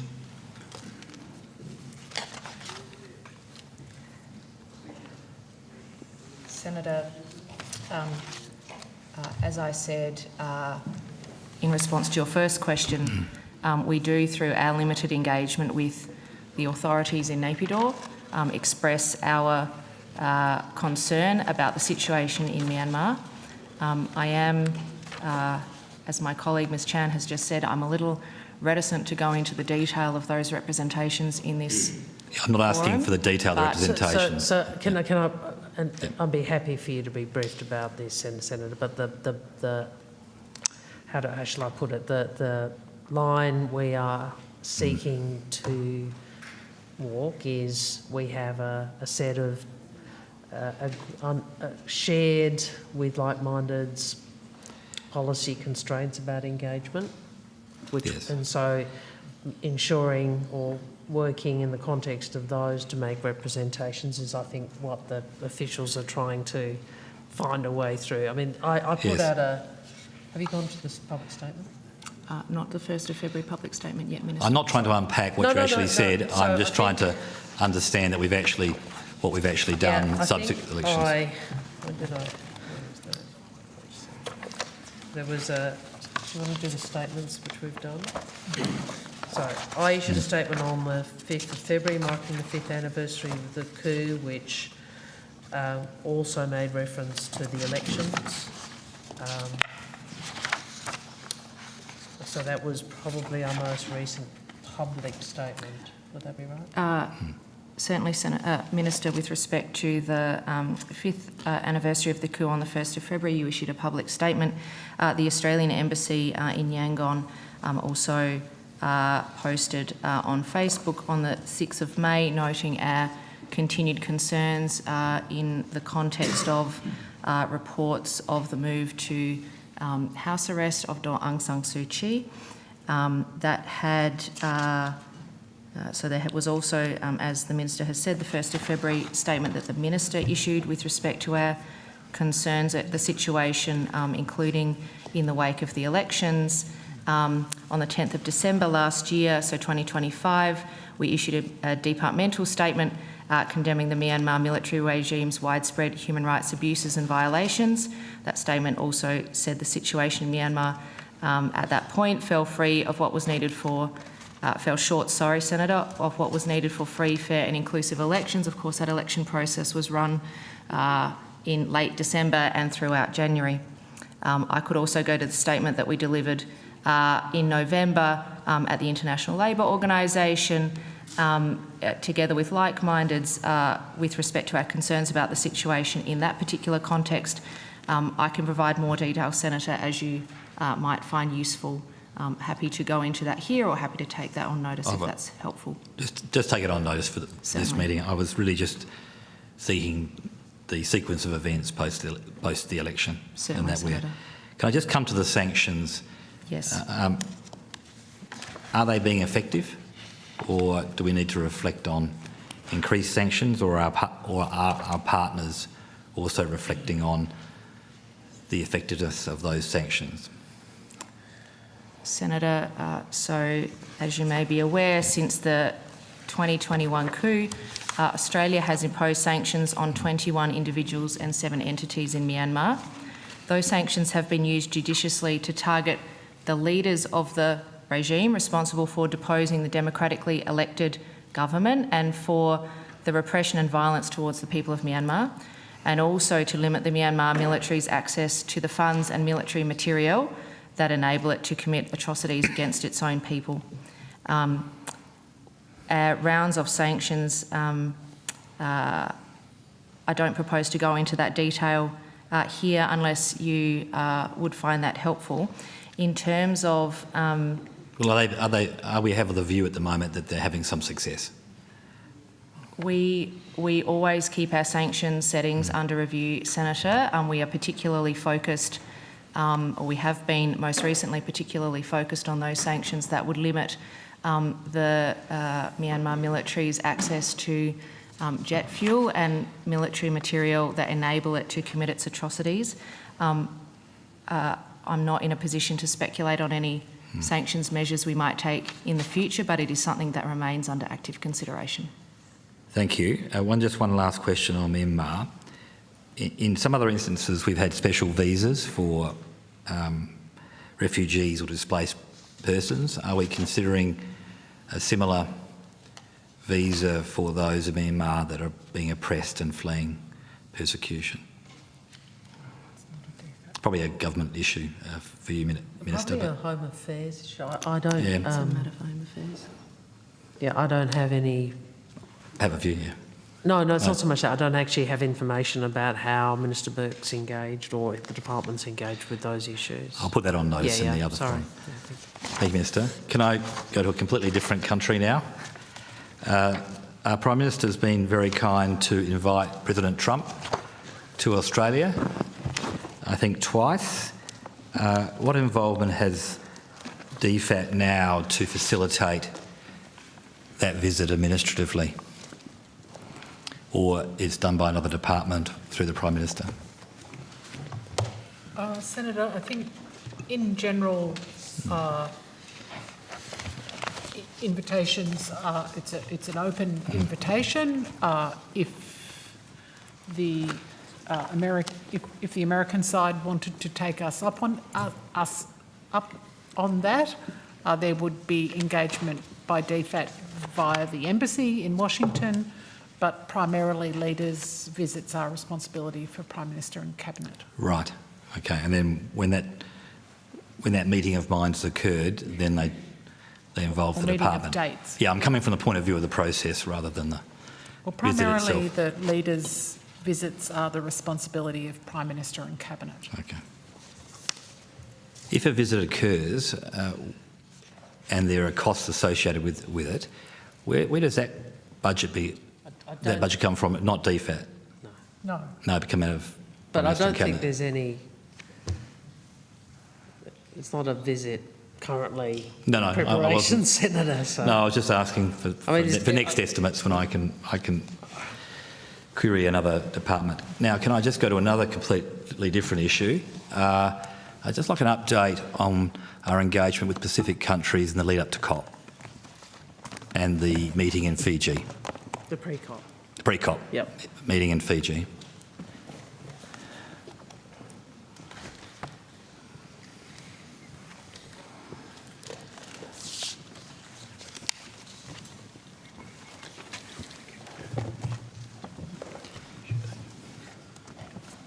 Thanks, Senator. Will Nankervis, Ambassador for Climate Change. So, as you know, Senator, the pre-COP meeting will take place in Fiji from 5 to 8 October, with a special leaders component in Tuvalu in Fiji on 5th and 6th October. This is a real opportunity to bring the attention of the world to the particular climate impacts on Pacific Island countries, but also Pacific resilience, adaptation, Pacific solutions, and to really profile Pacific voices and Pacific climate leadership. We have very well established coordination mechanisms with the Pacific under this partnership for COP31. So we have a senior officials task force that meets regularly, and also climate ministerial talanoas that set the direction of that partnership and the policy settings. We also have specific mechanisms in relation to that leaders component with Tuvalu and Fiji. So we meet on a fortnightly basis to discuss preparations for the leaders component, both in a policy sense but also the logistics and so on. So in the sort of consensus continuum, as I'd call it, as you're building up, are we getting to a point either before Fiji where there's a reasonable amount of consensus of what we wish to take to COP on behalf of the Pacific, and therefore Fiji will be less difficult to have one voice, or is there much work to do? That's where I'm coming from in the process, given how many people are involved. Sorry, for the COP or for the pre-COP? For the pre-COP, then going to COP. Yeah, because once pre-COP settles, we're then in the engagement with Turkey. So in terms of the Pacific Partnership, yes. Senator, the priorities are clear. We continue to work through and flesh out the policy substance of those priorities. But there are 4 agreed priorities. So our climate goals, keeping them in reach, so keeping the 1.5 degrees target within reach. Climate finance, the ocean, and then a broad category of Pacific leadership, Pacific voices, and amplifying Pacific voices. So those are set through those mechanisms that I mentioned. Of course, the broader priorities for the negotiations on which Department of Climate Change, Environment and Energy and Water are the lead, that's a more sort of global question, not confined to the Pacific Partnership. But the priorities that we will advocate for, along with our Pacific partners, are indeed set. So how much engagement, if any, from Turkey at the moment, from the point of view of the process, or we wait to Fiji, it settles itself, and then after that we're talking about engagement with Turkey? So we have regular engagement with Turkey on the partnership with Turkey, yes. Because of course for the broader COP31 there's a partnership between Turkey and Australia. We have regular engagement that's led by DQ, so regular, I think they're fortnightly meetings at senior officials level.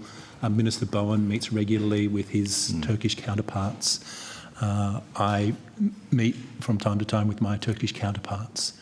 So that partnership is going well, and within that partnership with Turkey, we advocate for Pacific priorities. So we talk to Turkey about pre-COP and our priorities, and indeed our priorities for COP31. Yes, my question was coming from the point that it would not be a surprise, whatever happens in Fiji, to Turkey, as they're being updated as we go. That's correct, Senator. Yep. Yes, we update them regularly. Okay. Can I hand... David, do you have any questions? The Chair's... Senator Collins, back to you. I'm passing the call to myself. Okay. Yes. Oh, that's taking the call. Unbiased chairing. Opportunistic chairing. Chair's rights.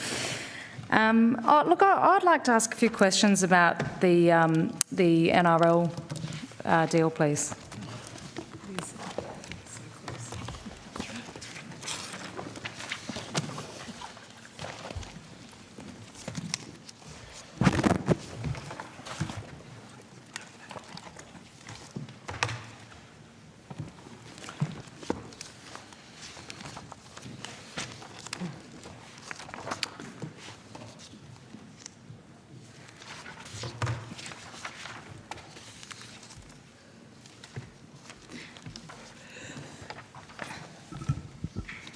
If we could just start with a broad sort of update on the progress, what's been dispersed since the last time we met. or just to date, whatever is at hand. And I understand there's the sort of two separate pathways. There's the PNG one, and then there's the broader regional program. So if I can just get an update on how that's all going, please. Yeah, Senator Collins, Charlotte Blundell, Pacific Economic and Infrastructure Division. Great progress on the franchise, and you might have seen in the media that they've started to appoint players. So that's moving along. The infrastructure work as well that will support the franchise has gone to market, so there's progress there as well. And the pathways design that we've discussed before has been finalised and approved by the relevant DFAT committee, which includes independent members, as meeting our design standards. So that's been approved now as well. We have spent, as of Tuesday, 101.97 million to date. Okay, and that's just on the PNG NRL franchise? Senator Collins, it's a 66.6 million to the franchise, and we made payments literally in the last 2 weeks of 35.37 million for the Pathways program, and that encompasses a previous payment I've mentioned to you of 3.17 million that was for Pacific Championships. Oh, yep. So they're the first, but additional to Pacific Championships, we've made the first grant payments for the Pathways program now. Okay, so that would be this grant award, which 561034, the approval date was in 21st of March, is that right? It would be. So there's two grant agreements for the Pathways program, one for the ODA element, one for the non-ODA. So I'm not sure based on that number which one that is, but we would have made a payment under one of those that you're referring to. Okay, this one is actually saying it's $43 million. Yes, but it's not all paid at once, it's paid in tranches. Okay. And what will finish off that tranche? Where's that actually going to, that last, what are we talking, 38, so about $5 million, where's that going? Sorry, could you reframe that? There's $43 million in the grant, and there's $35 million that's gone through the Pathways, $3 million to the Pacific Championships. There's about $5 million left over. Do you know what that's going to? It will go to the Pathways program as well. It's just that, Senator, because we're at the mobilisation stage of the Pathways program, there is some specific milestones like the Gender Action Plan and the Monitoring and Evaluation Plan, and they're paid essentially as milestones on deliverable. Who's doing the monitoring and evaluation? So the plan needs to be developed by RLC, who's free to partner with other experts to develop it, and they need to develop it with relevant stakeholders and the federations. Okay. Yeah. So you've put in all these conditions to the contract or the grant that they have to have these things, and you'll be overseeing that, you'll be sort of monitoring, they'll have to report on all these things to you? Exactly, which is very standard for us when we manage programs of this nature. Yep. Okay. Because the ARLC is not for profit, is that right? So they absolutely. They have to be able to spend all this money and account for it, and not just that, provide evidence to us of progress to achieve certain objectives like gender equality, and so the MEL plan, we call it, that's our acronym, is about making sure at the very start of a project we've clearly documented the way we're going to measure our success, and then there's reporting tied to payment. Yeah. And there's no standardised MEL approaches there. It's just they will outsource that to somebody, presumably in Australia, not in the region, but it'll be an Australian company doing MEL. You won't do that through DFAT, through public service. They have the freedom to choose, like to subcontract. They could subcontract to partners in the Pacific. That's up to them. But we do have MEL standards. So there are actually requirements about. We're considered, actually we've been audited many times. The aid program in particular has some of the some of the best frameworks for monitoring and evaluation in government, according to the ANAO. So we take it really seriously, our capacity to provide real evidence to you and others of how we deliver and achieve these sort of outcomes that have been set. Yeah, really helpful for people on the outside to be able to track and, I guess, examine the effectiveness of these sorts of things. I guess thinking about the local content sort of side of this, we've got $43 million worth of aid money. How much of that do we know is actually going to be spent in the region? So it's all for the region, but I think, as you know, some activities will occur in the Pacific and some in Australia, because there's, as you know, there's the components that are about the grassroots work, and then the talent pathways, and then things like Pacific Championships obviously happen in a number of countries, including here. Yeah. But that money is definitely all for the benefit of developing the sport and the social benefits of doing that for the 4 countries that are participating. And is it because, we've got the ARLC here, we've got the NRL here, we've got those pretty robust structures, but is any of this money going into, supporting the rugby league commissions in these countries? So, because it just seems to me that a lot of this money is already going to the Australian side of things. So, how does that thing? The Rugby League Commission isn't going to transfer their grant money to these commissions. So, how does that work? So, this was one of the key issues at design, which is it's absolutely the intent at the end of this 10-year period to leave those federations, the 4 federations, stronger than before. And so there's a capacity building element. Some of the federations will have staff embedded, but they will have a level of agency over the delivery of these programs, of course, in their countries. And they're already ARLC's partner as it delivers the previous programs that we're delivering through our other sports programs like League for Life. So they are absolutely the counterpart to ARLC in country for the delivery of this part of the project. Okay.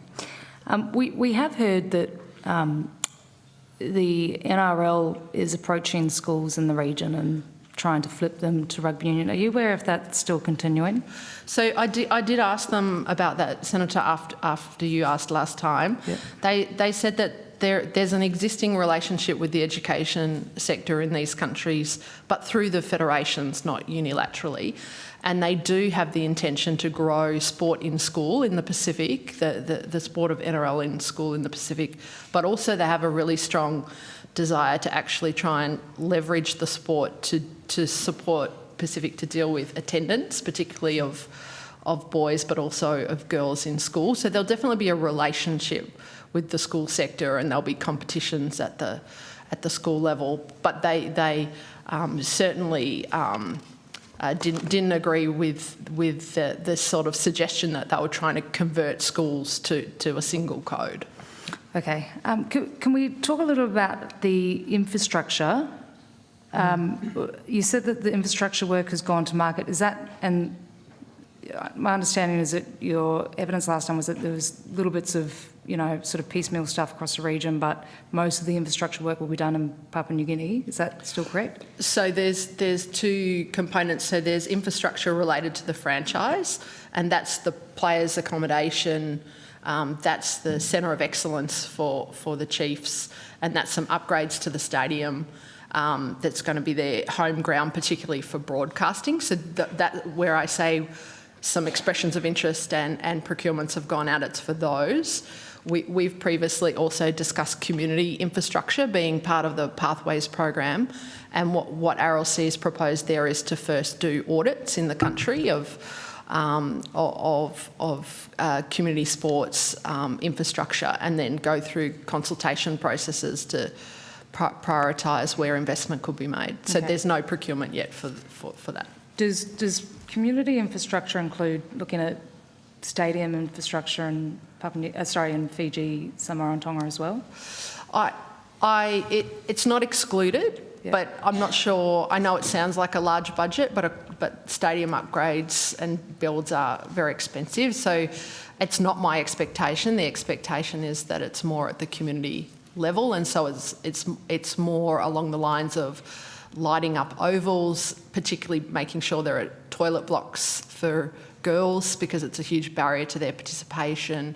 There's also just not enough green space in certain environments, so it's just exploring that issue. So that's my expectation, but it's not excluded that there could be that higher end infrastructure, but that's I think going to be cost prohibitive. Yeah. I mean, we're getting some information about renovations that were happening in Papua New Guinea before, with 6 residences, 2-bedroom places that were close to $1 million each just for renovation. So I can imagine that building that whole compound for 25 families or whatever it might be that end up living over there, plus all the other infrastructure you talk about, players accommodation, centre of excellence, broadcasting.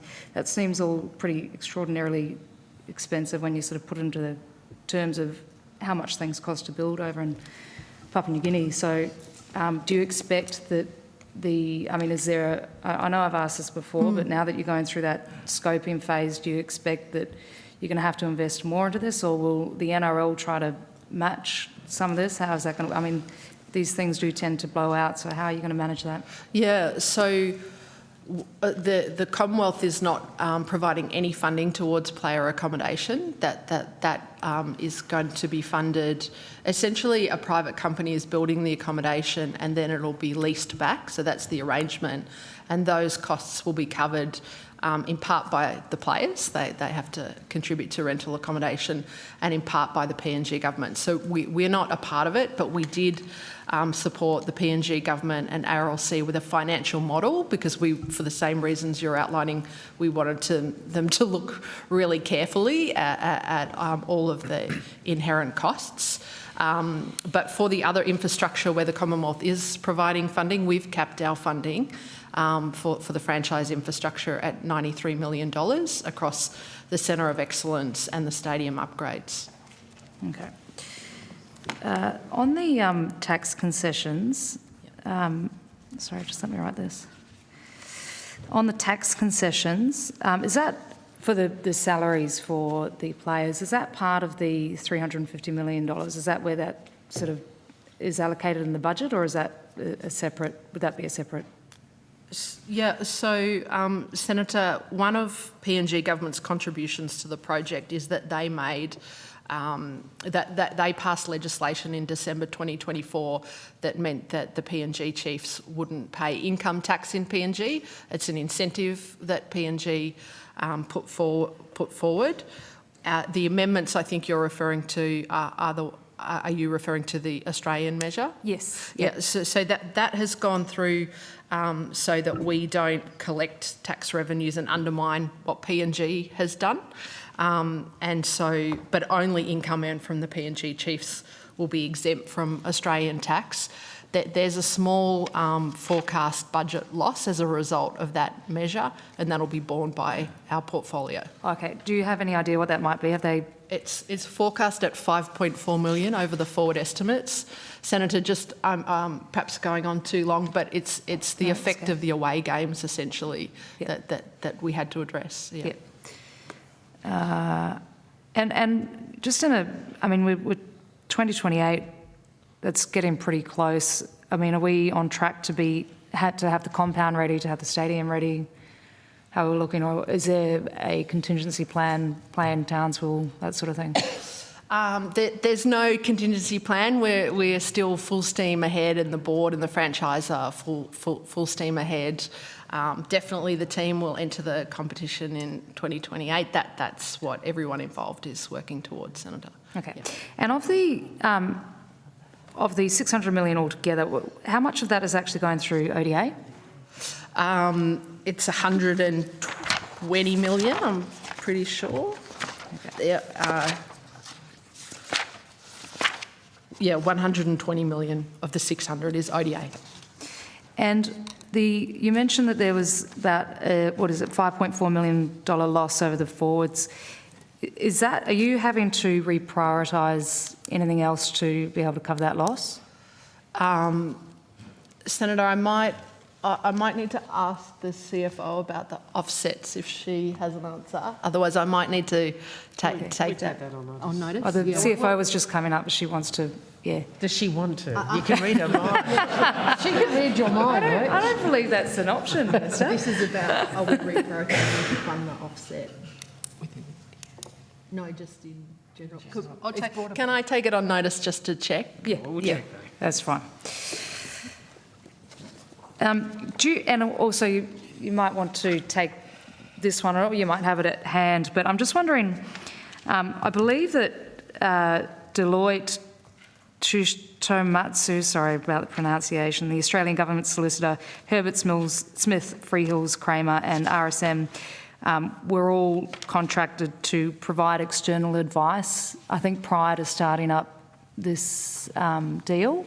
And I'm just wondering if we can get a breakdown of the costs for them by firm and what sort of advice they were providing, whether it was commercial, legal, probity. So I do have some of it, but do you want me to go through or do you want me to take? So Herbert Smith Freehills, the contract term was from January 2024 to December 2025. The contract value was $285,000 at that time. It was extended several times. I'd have to take on notice the final amount, but they were providing legal advice through the period of particularly negotiation. And Deloitte was on contract from the 4th of December 2023 till the 28th of March 2025. And they were providing commercial and project management support throughout the period of negotiation. I'd take on notice the final value of that because it was extended. What was the original? The original contract value was $682,000. Okay. RSM? RSM did due diligence on RLC for us. Okay, and how much was that for? $69,082, and they were contracted between the 14th of August 2024 and the 30th of April 2025. Okay. The Australian Government Solicitor, is that a separate one? They're our current lawyers, Senator. Okay.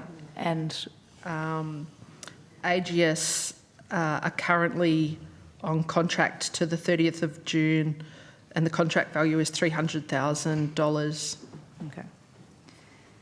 And they're all providing separate legal services, so they're not crossing over on any of that? No, once Herbert Freehills finished, AGS became our primary source of legal advice. We may have asked AGS a few questions along the way, and we are charged for that, but yeah. Okay.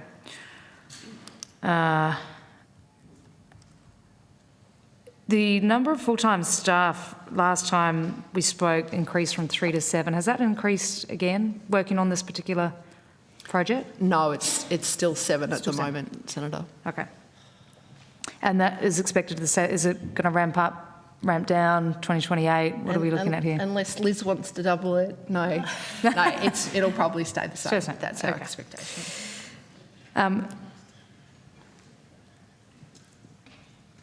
How much is, you mentioned before that the NRL was going to input some of it, so they were going to do the compound. Did you say the compound? What was the NRL going to contribute? The village. Got to get the language right. The village. Sounds like it. And how much of that, do you know how much they're proposing to put towards this? I don't because we're not funding it, but I could take it on notice. Yeah, that would be wonderful, thank you, just to sort of get a sense of how it all comes together. It may not be our information to share. No, that's like, I understand that, but if they are interested in sharing it, then it'd be helpful to have. And is there any update on the Vai Moana proposal? Senator Mark Tattersall, First Assistant Secretary, Polynesia, Micronesia and Development Division. So I think, as you're well aware, there was a proposal that was received from Rugby Australia, the Vai Moana Partnership proposal endorsed by the Prime Ministers of Fiji, Tonga and Samoa. So we've received that. We're in negotiations and discussions with each of the relevant governments, and we'll be formulating advice to government on that basis in due course. Okay. Do you have any full-time staff related to that, or is that just sort of spread across your team? I have a Pacific sports team that manages our broader partnerships, and it's being managed from within there at present. Okay. And has that particular proposal, has Vai Moana gone across to the Prime Minister yet, or is that just still sitting with the negotiation? He's formulating it for advice to government. Oh, sorry. Yeah. I missed that. Thank you very much. Yeah. DFAT is working on it to provide advice to us. Right. Okay. So, but you did say they're in negotiations, but that's internal negotiations. It doesn't have to go back to the Prime Minister's yet. It's with you, and then you sort of present it to government. Is that how it works? How does the process work? Senator, we're in discussions with each of the relevant countries, including to ascertain where this sits in terms of their relative priorities, and then we'll formulate advice to the Minister and broader government in Australia. Okay, but they brought this to you because it was their priority. So I just trying to understand why the negotiation will be from you, just trying to work out, I guess, whether you can support whether the government will support this. It's certainly the priority of. First, I appreciate it's the priority of Rugby Australia. Secondly, as you and I have spoken about, the largest component of our sports engagement in the Pacific outside the NRA deal is rugby union. I've certainly had some conversations when I was in Samoa about this, but I think Mr Tattersalls' group needs to work through this and come give us some advice about, informed by engagement with the Pacific countries. Okay, all right, I understand now, thank you. Nobody else? Did you want the call back, Andrew? You're right for that? Okay, I'll just continue on then if that's okay. I've got a couple of other little questions, and what actually it's on the ministerial wing in Papua New Guinea, so you might be the people to ask about that. It's just a very quick question. Was that the spending? I understand that it's still in the scoping phase, but the money that will be allocated to that, will that be additional ODA? Will it be ODA, and will it be additional ODA, or is it you're going to have to find that from somewhere else?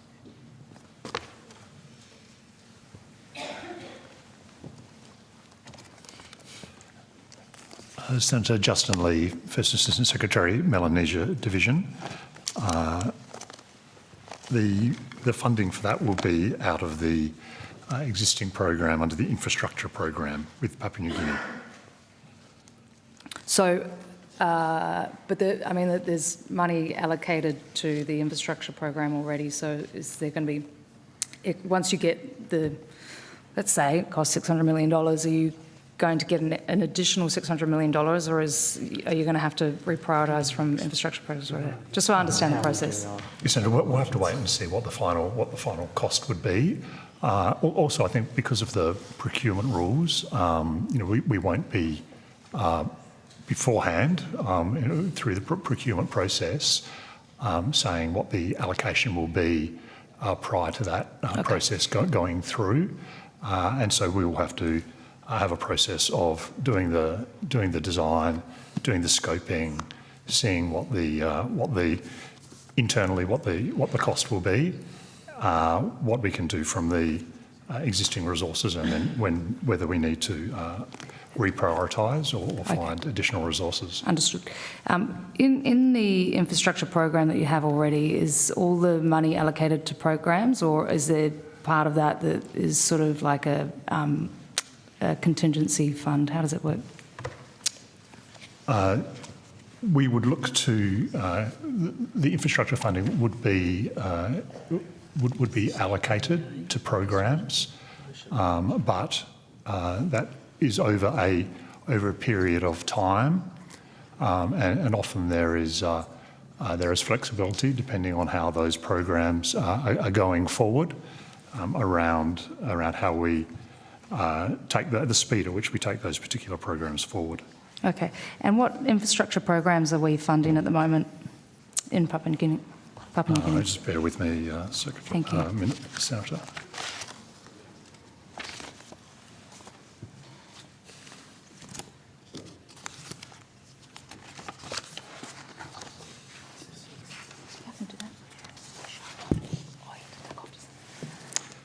Under our infrastructure, there's a range of many things that we're doing on infrastructure under a range of our programs. But the key program is the Economic and Social Infrastructure Program, which is a $370 million program over 2018 and 2026. That at the moment is doing programs in telecommunications, electrification, social infrastructure and transport. That is one of our primary infrastructure programs in Papua New Guinea. Okay, and the contract that we were hearing about before with the residences, is that part of the, no? No, okay. that would be separate. So what's the total budget for the infrastructure program in Papua New Guinea at the moment? Secretary, infrastructure is done through a number of different programs, and I should say we also have a phase 2 of that program, which is in design. That is called ESIP 2. That's an $800 million program. Notice that last one was finishing in 2026.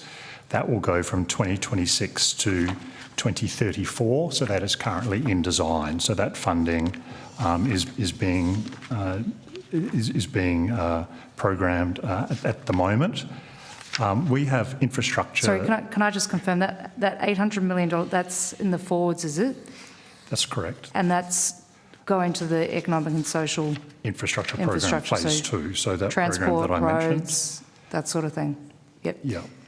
And that's just, is that $800 million for, you said that's the phase 2 is in design, but does that mean that $800 million is actually will go towards construction, or will it go towards just the design and scoping? That would be for everything that would be involved in delivering that infrastructure. From start to finish, okay. And that's 2026 to $800 million over how many years? 26 to 34. Okay. And that would be where we would expect to draw the bulk of the funding from that program for the new Parliament wing. Okay, so the $800 million could be repurposed to building the ministerial wing. Mr. Kenner. Senator, thanks. As Mr. Lee said, the infrastructure support for PNG comes from a number of areas, and one of those is the AIFF. And I think I've mentioned today that in total we've committed about $2 billion towards infrastructure in the Pacific, and PNG... And sorry, did you say that was, because I know there's the grant element and there's the... Yes. So is that $2 billion in grants, or is that in... That's a combined, it's approximately $1.3 billion in loans, okay, and around $800 million in grants. So just over $2 billion. PNG is our most important partner in the region for AIFF, so about half of that is allocated in commitments to PNG. Yep. So just over $1 billion of infrastructure financing from AIFF allocated to PNG across a number of sectors. Okay. There's, as I understand it, there's $3 billion in total. So is it 1.5 for grants, 1.5 in loans allocated to the AIFF? So then you've got another $1 billion that you could potentially, I mean, Yes. You've got maybe $600 million left in grants that you'd be able to give out, which you could potentially give to the ministerial ring, is that right? Thanks, Senator. AIFF's total financing is $4.55 billion. Oh, wow. It's $3 billion in loan capital. Yep. And $1.55 billion in grant capital. And there was a discussion a little earlier, Senator, that the government provided further capitalisation. That extra $550 million in the recent budget decision was an extra grant allocation to ARWFP, which lifted us from 4 billion to that 4.55 billion. Right. So our total commitments are still less than half of our entire capitalisation. Yeah. But of the amount, roughly 2 billion that we've allocated, over half is, or around half is to PNG across a number of sectors. The Lovren Naval Base cost $500 million. And given, the extensive experience that you've had in your role in Papua New Guinea, the ministerial wing, and given that, there will be those security elements as there would be at the naval base as well, could end up costing an extraordinary amount of money. And given that there's only $800 million in the forwards up until 2034, my guess is that you're going to have to be called upon to help with this ministerial wing. Are you working with them on that? Have you had discussions about that? Well, we haven't had specific discussions on that, Senator, but of course we work collaboratively as needed. Can't comment on the costings that you mentioned for the naval base, not sort of across the details of that. I do think it's fair to say that these big infrastructure projects are expensive. Costs are always a pressure, and we look to maximise the efficiencies wherever we can. And if there are future discussions on that other project, then of course we'll be happy to participate. Okay, thank you. While I've got the Pacific team here, I just want to ask a few questions about the Pacific Engagement Visa, please.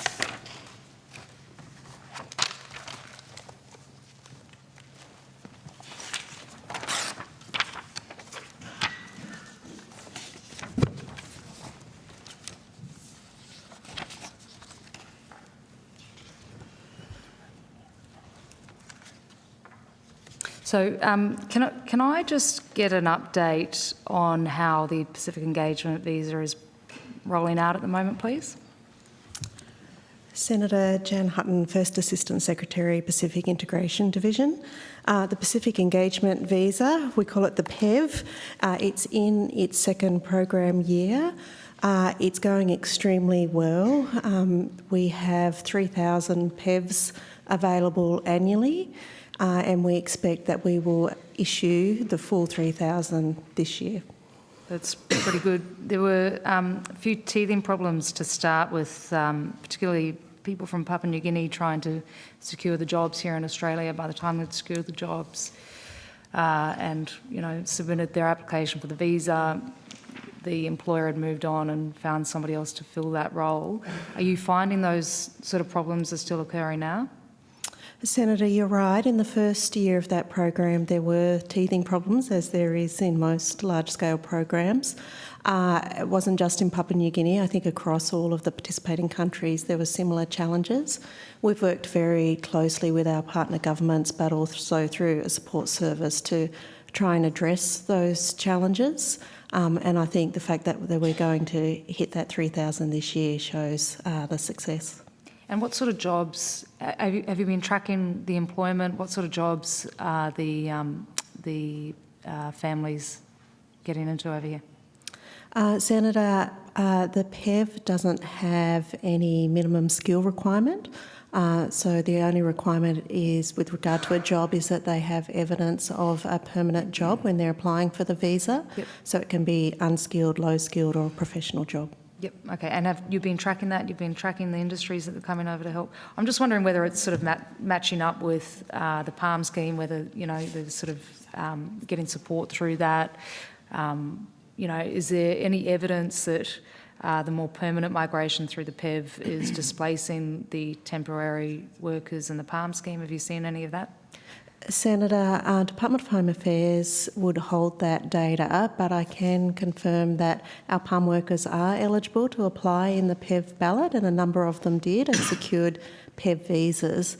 I think what's an important point is the PALM program and the PEV program, which, as you say, is a permanent residency visa, they are designed to respond to the interests of our Pacific Island country partners who want more mobility pathways with Australia.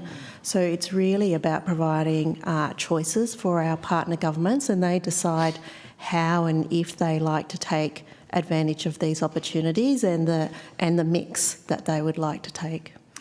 And yeah, wholeheartedly agree. I think mobility is one of the most important policies that we could support here in Australia. Are the palm workers applying for the PEV while they're here in Australia, or are they doing that?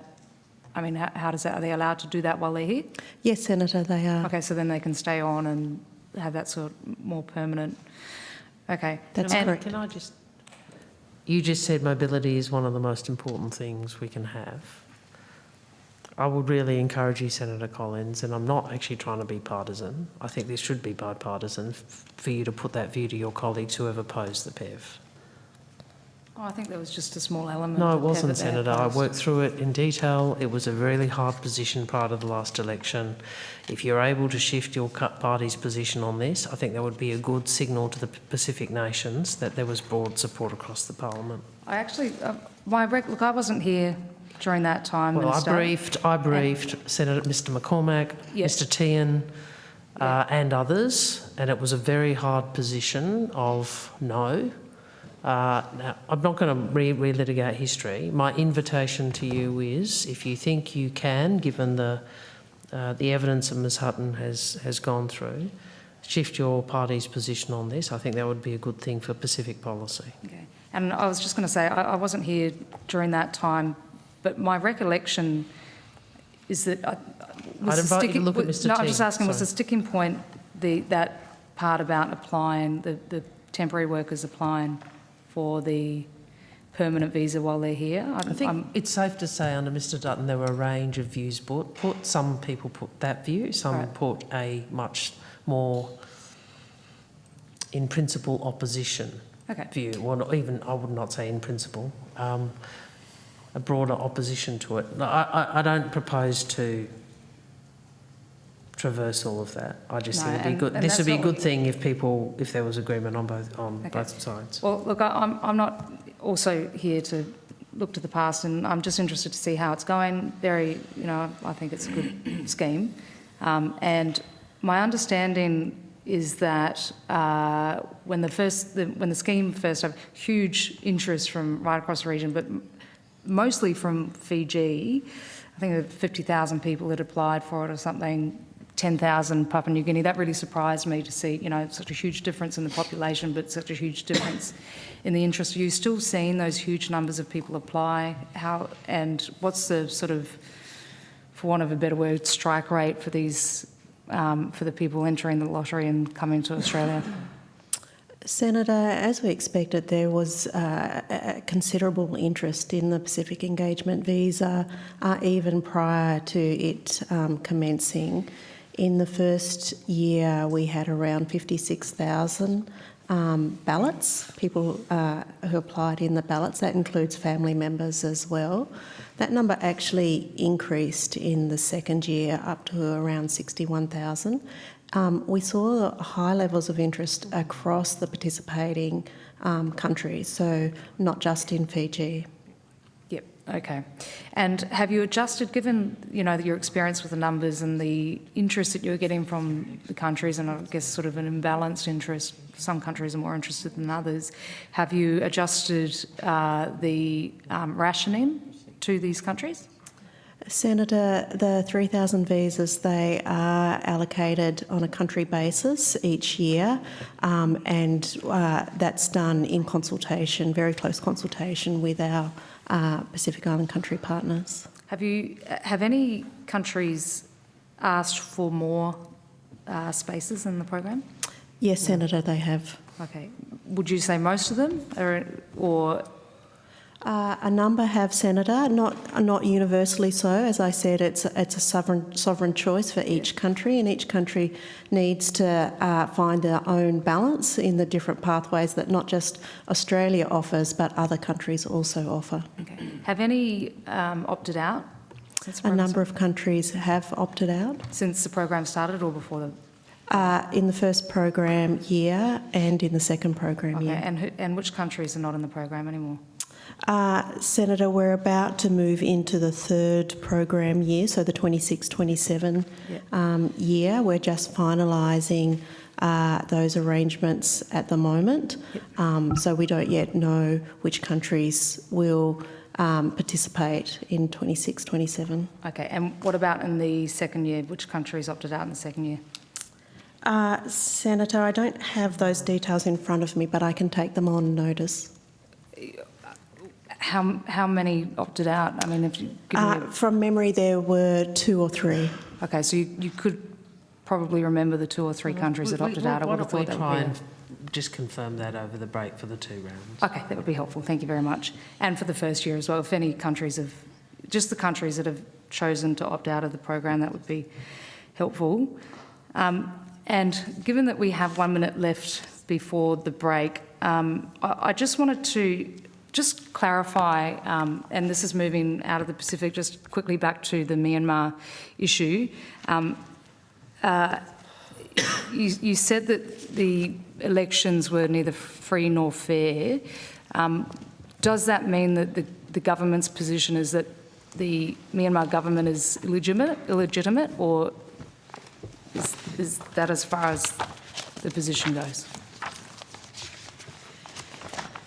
I guess there's 2 questions from me. One, is the government illegitimate? Were the elections illegitimate?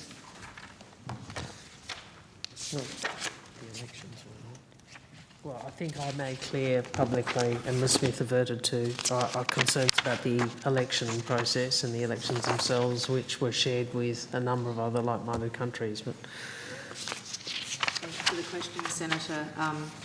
As we discussed before, and as was recognised in the Foreign Minister's statement. Sorry, I can't quite hear. Would you mind? Sorry. Yeah.